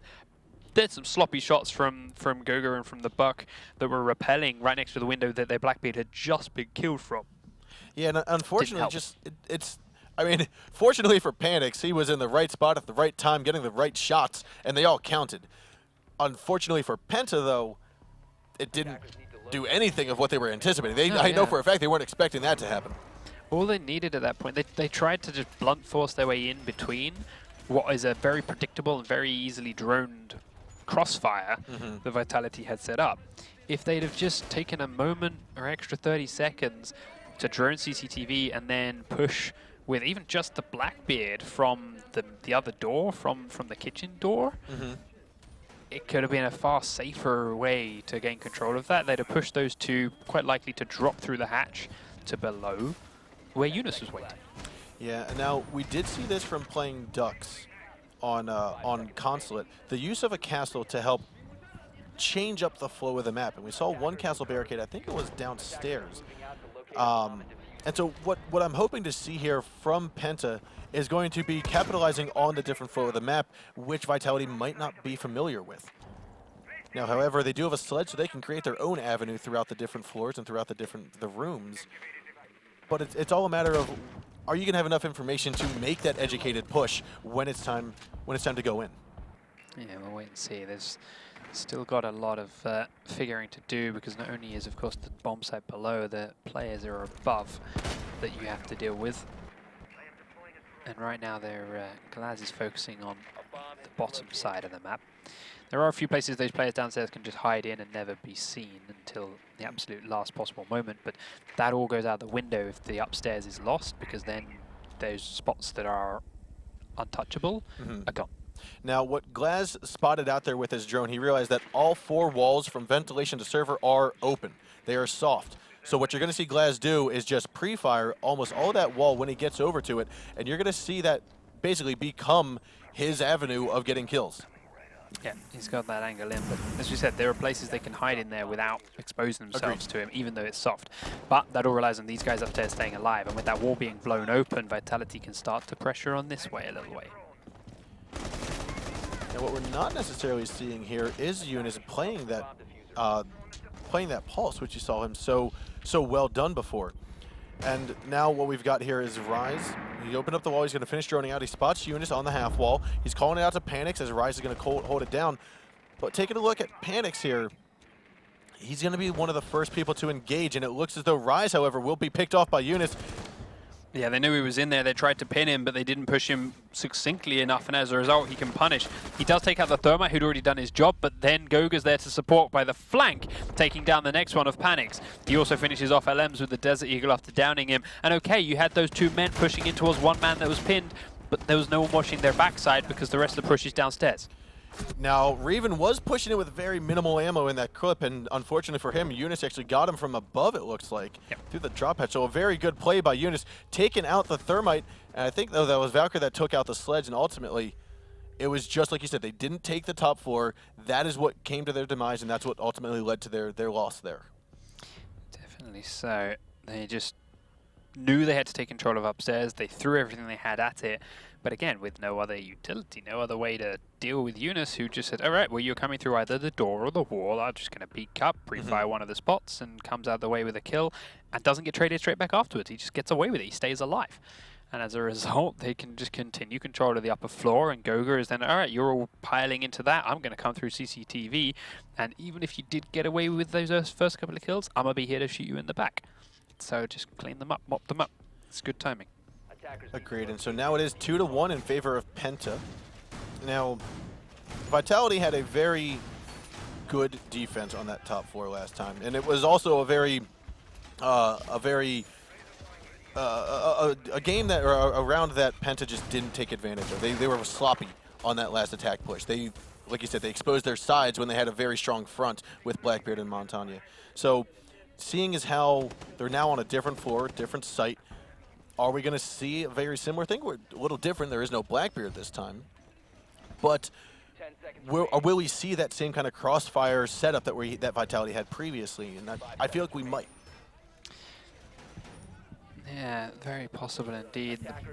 I mean, say the Blackbeard not being here is going to make a big difference. We didn't even see what they did with it before because of how quick it was picked off. However, knowing now that they had to push downstairs a little bit, I do feel this is why the Hibana's in here. It opens up the opportunity for hatches if it's required, but it also opens up a way to penetrate the workshop, because that's the push that's coming out here, because that wall is going to be fully reinforced all the way through and around toilets, all the way across here from the passport office and whatnot. Hibana allows you to open those up and give you a lot of sight lines in towards the workshop area. Bomb located by attackers.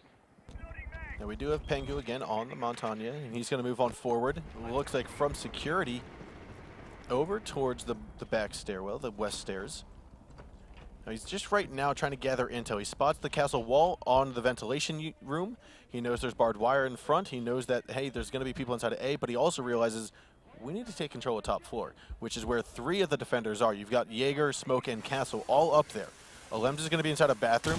Looks as though Goga might be going in for a push here after he opens up the walls into A. Reven's going to come back on site. Fabian is trying to hold off the bathroom push. He's still lurking inside of Tellers as Case is holding down the east stairwell. This actually looks like it might be a gas and plant here momentarily from Goga and Pengu. There is a smoke here, but enemy's going to have to try and come around the corner to throw it and gets punished. Goga, nice angle. Fabian finds Rise on his flank around 2. The C4 is going to come out, but that's nowhere near the planter, and he's going to go through. This is a very good push by Penta. They've covered all angles. They've predicted where the C4s, where the gases are going to come, and they weren't ever in position for him. And that's going to be a flawless round from Penta. Very well done. Penta try and tell me again, we have no strategy. No, like that's a strategy. That is a pre-planned, thought-out plant point. It's all right. So how do we attack this workshop? Well, we blow up this wall. We plant in a Montaigne in the corner. There's no very nice angles. We can cover the rotates down from east side from this one position. We can cover the rotates down through the CCTV trapdoor and the metal stairs from this one position, and we hold firm, and everyone peeks into exactly where we wanted and expected them, and job done. Round in the bag. Beautiful. I'm calling Fabian on his BS there. They do have strats. Yeah. that was a masterclass. That was well planned, Penta. Good job on that hold, or on that push. It's a 3-1 now. We are in the 3rd and final map of this series. Penta took the first one on Oregon. Cafe was dominated by Vitality. Not actually dominated. That went to the 11th round, but still went in favor of Vitality. And here we are, 3-1, Penta leading the way in the third map of this series. Winner will take first place in Group B for EUPL, and now then we'll have that second and third decider match next week. They're looking at that scoreboard quickly. Rise he's still sitting on a dirty donut with LMs this round. Like after seeing him drop way over 15 kills on Cafe, he's now sitting with a donut. He's clearly a comfort thing, or at least a role thing. The role they've given him on this map does not suit him as well as it did on Cafe, and as a result, the team is suffering for it. The rounds were very close because he was getting a lot of those kills on Cafe. Those kills aren't coming out for him here, and he's not making anywhere near as much of an impact. Same with LMs, having a dirty donut as well, not making these impacts. Penta just know how to play against the positions that Vitality are throwing them this time around.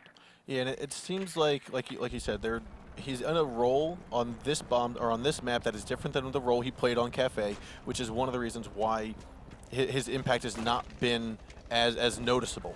And what we are seeing here from Vitality now is, again, taking over the monitors rooms. Now, opening up that drop hatch, to me, good thing, bad thing, who knows? I mean, because it does leave the potential for C4 to get thrown up through. Or it does, but it's also a quick rotate down and out if you get pinched, if you're Correct. in trouble.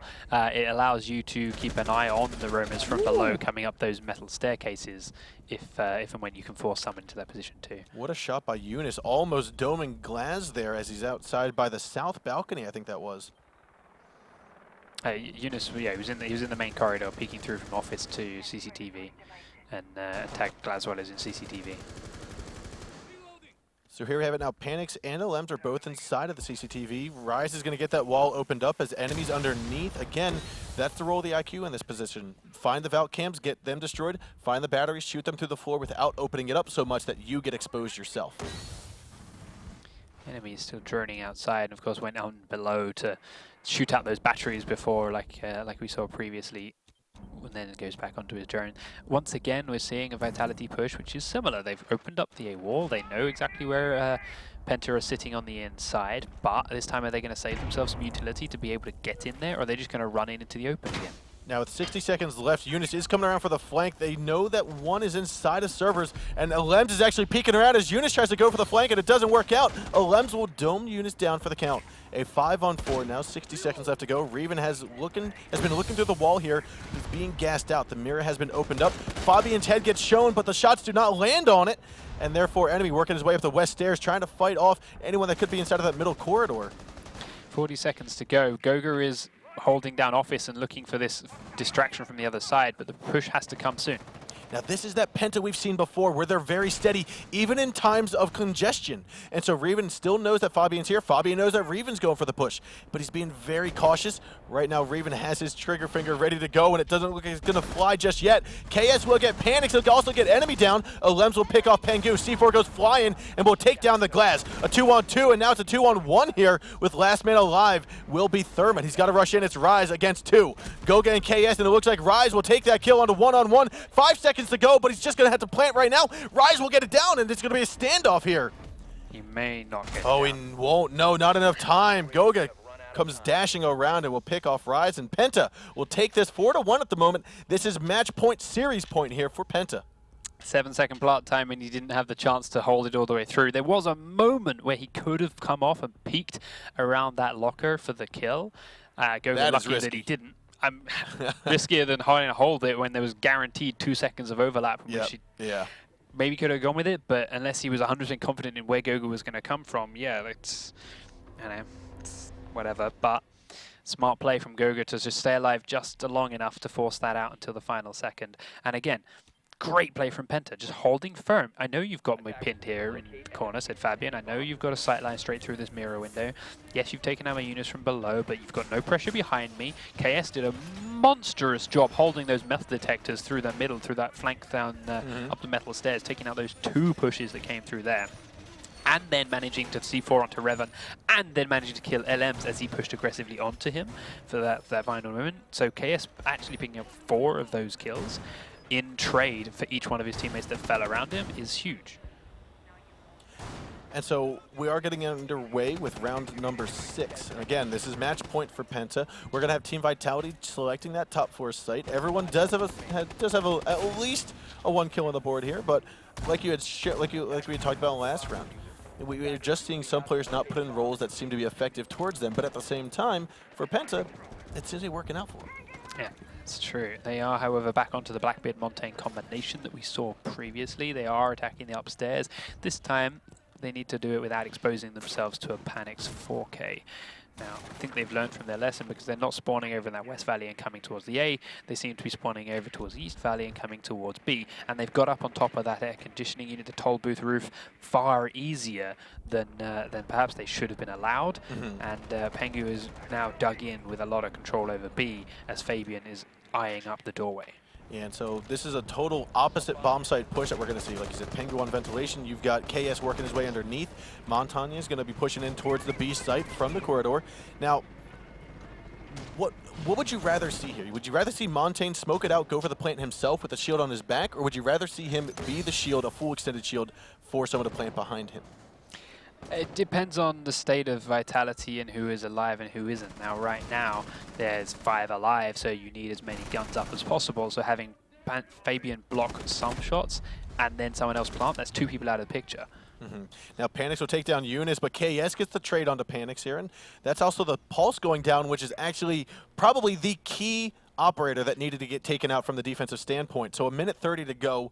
You still have KS down here inside of server. You've got Montaigne trying to push into B, just waiting a little bit more time.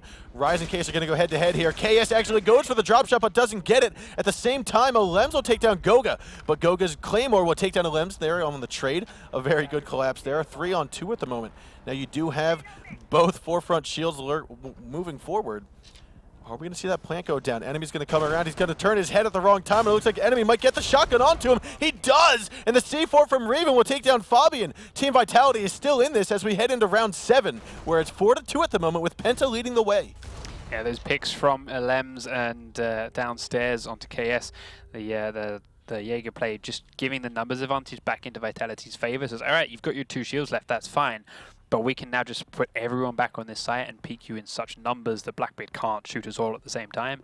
And yeah, Montaigne, okay, we've lost our pulse, but this is a very predictable spot that you're in right now. So we'll just C4 that and see what happens. And so Team Vitality showing that they are still trying to get back in this. They've got a long road ahead of them, but they still are not giving up. And I think that's going to be one of the things to remember about Team Vitality, even if this thing goes south, is that if it goes south for them, is that they're still here fighting their way here. As it is Penta defending Workshop and Ventilation for another time around. It went quite nicely for them before because just like we saw upstairs when the bombs were upstairs, Vitality just tried to charge on into that bunker location and the small office here that Goga's reinforcing and didn't have anything to back it up. They didn't have flashbangs, they didn't have smokes, they didn't have whatever. They just sprinted straight into Eunice's crosshairs, sprinted into Fabian's crosshairs, and then Goga was given a free flank because they split their attention. 3 upstairs, 2 downstairs, and the 3 were occupied by 2, which gave Goga freedom to flank. Now this is looking very similar, not the exact same, but a little similar to the ominous hold which we saw Bacon doing with Mira inside of that middle offices. Now, one of the things that happened with that particular location, that particular hold, was if Mira were to somehow die, there was someone that was able to drop back, rotate, and hold that center point, which was paramount to the defensive side. Whether it was top or bottom, we saw that handled. And so with bombsight even being downstairs inside of that ventilation unit and servers, keeping control via that center office is still a primary goal for Penta. Yeah, we'll see how they do it. As Vitality's attack starts to shape up from the southwest and think about where it is they want to go. They've got position inside a little bay, drones around for others, and they are just cautious that there's no one hiding in these weird, unpredictable positions that we saw on Oregon. And it is, I think, an interesting thing to note is that Penta's play here is a little bit more standard than Oregon. Oregon being an old map, being an original map, being something people have been playing for years, really. You can have that freedom and confidence to do these kind of crazy things that we saw Eunice doing, hiding under windows, hiding in surprise spots. Here they are a little bit more disciplined. Now again, we are going to see the majority of Penta players staying on site. We do have Castle and Valkyrie up top. That's going to be Goga and Pengu. So with Fabian trying to basically rotate around, he's the one that's going back and forth from bathrooms into servers, but Reven will pick up that first shot there on to believe to KS. Yeah, he droned him and then sprayed through the wall and managed to pick up the kill. He's been replaced now by Fabian. He stayed at a much lower point, so he couldn't get sprayed through the wall. But they are down a man, and it is early in the round. Pengu, though, trying to trade it back, taking off Panics. That's also their Sledge, one of their most utility-heavy operators in this particular lineup. Now, taking a look at Pengu, he's now traded positions. This is what we said. This is the paramount spot to hold on to it. Pengu's going to take down a Lems. The smoke grenade was just a little bit too late, and Lems might have been a little bit too early, but nonetheless, Pengu managed to get that kill. Thermite still trying to push in, but he won't be doing so just quite yet. Revan's been C4'd down below. Eunice peeks out to finish him off as well. It's just 2 attackers left alive now. And you've got Rise. You also have Ash, who is underneath. So with that, Enemy and Rise are going to be the last two. It looks like Rise takes a couple bullets, and we're going to have Pengu fall back onto site. Ash is going to try to push on in, but Eunice will be there. And now Rise, last man alive, has 30 health. He's going to come down to the west wall and try to push on in. Diffuser has been dropped inside of site. He's got 30 seconds in a 4-on-1. It does not look good for him. And I think Penta has this in the bag as long as they make sure this doesn't go to a one-on-one constant fight back and forth. And there it is. Eunice peeks around from the ventilation unit and will get Rise down. Penta will be taking first place in Group B for the European Pro League. Well deserved, to say the least, especially there on that final map and not first map on Oregon, to be fair. Cafe does look like a weak point for Penta, and I think teams going against them in the future should pay attention to that. But you need to do a lot of learning or just steer well clear of their Oregon or border play, because they had some very impressive moments in there. They did. And so with that, I mean, that is Penta moving forward. Now, Team Vitality is not out of it just yet. They won their play day 1. They now are going to go into the decider match, which is going to be played next Thursday against, against Playing Ducks, yes. Yeah, which, as you said before, Playing Ducks lost last week to Penta. That's why they were in that loser bracket game. Looking at their play, do they want to go straight against Penta again? Don't know. Are they looking for that revenge match? Maybe not. Penta are very, very strong. Now they get to try something a bit different. They get to try playing against Vitality, something they hadn't played yet this group, and that will be their second chance to advance. Agreed. And so let's take a look at some of the replays here as we just finished off our third map. Now, one of the things that stuck out to me again was Penta's just ferocity from time to time. The peaks they were having, the angles they were holding. I mean, this from Vitality was awesome. That was Panic's 4K here. He got the wall bang on, or the window bang onto Blackbeard. He got the buck there. He managed to get the drop shot there. He got the downed Montaigne. I mean, right there was fantastic. So it was a monstrosity of kills. But ultimately, when you put round after round after round, Penta came out on top, even though Panics was a shining star on Vitality. Yeah, like everyone had, or most people had standout moments where they went big. Panics had around there. Rise on Consulate went huge. We saw 4Ks for multiple other operators in some situations. Goga and KS with that 2v5 on Penta's side. We had rounds where some players just stepped up above and beyond and showed that there is a lot of individual skill amongst these players that are in this game. But when it came to executing and working as that team, Penta just had slightly better ideas going into, especially Border, on how to handle their opponents. Vitality didn't really have too well of a grasp on not just dealing with Penta,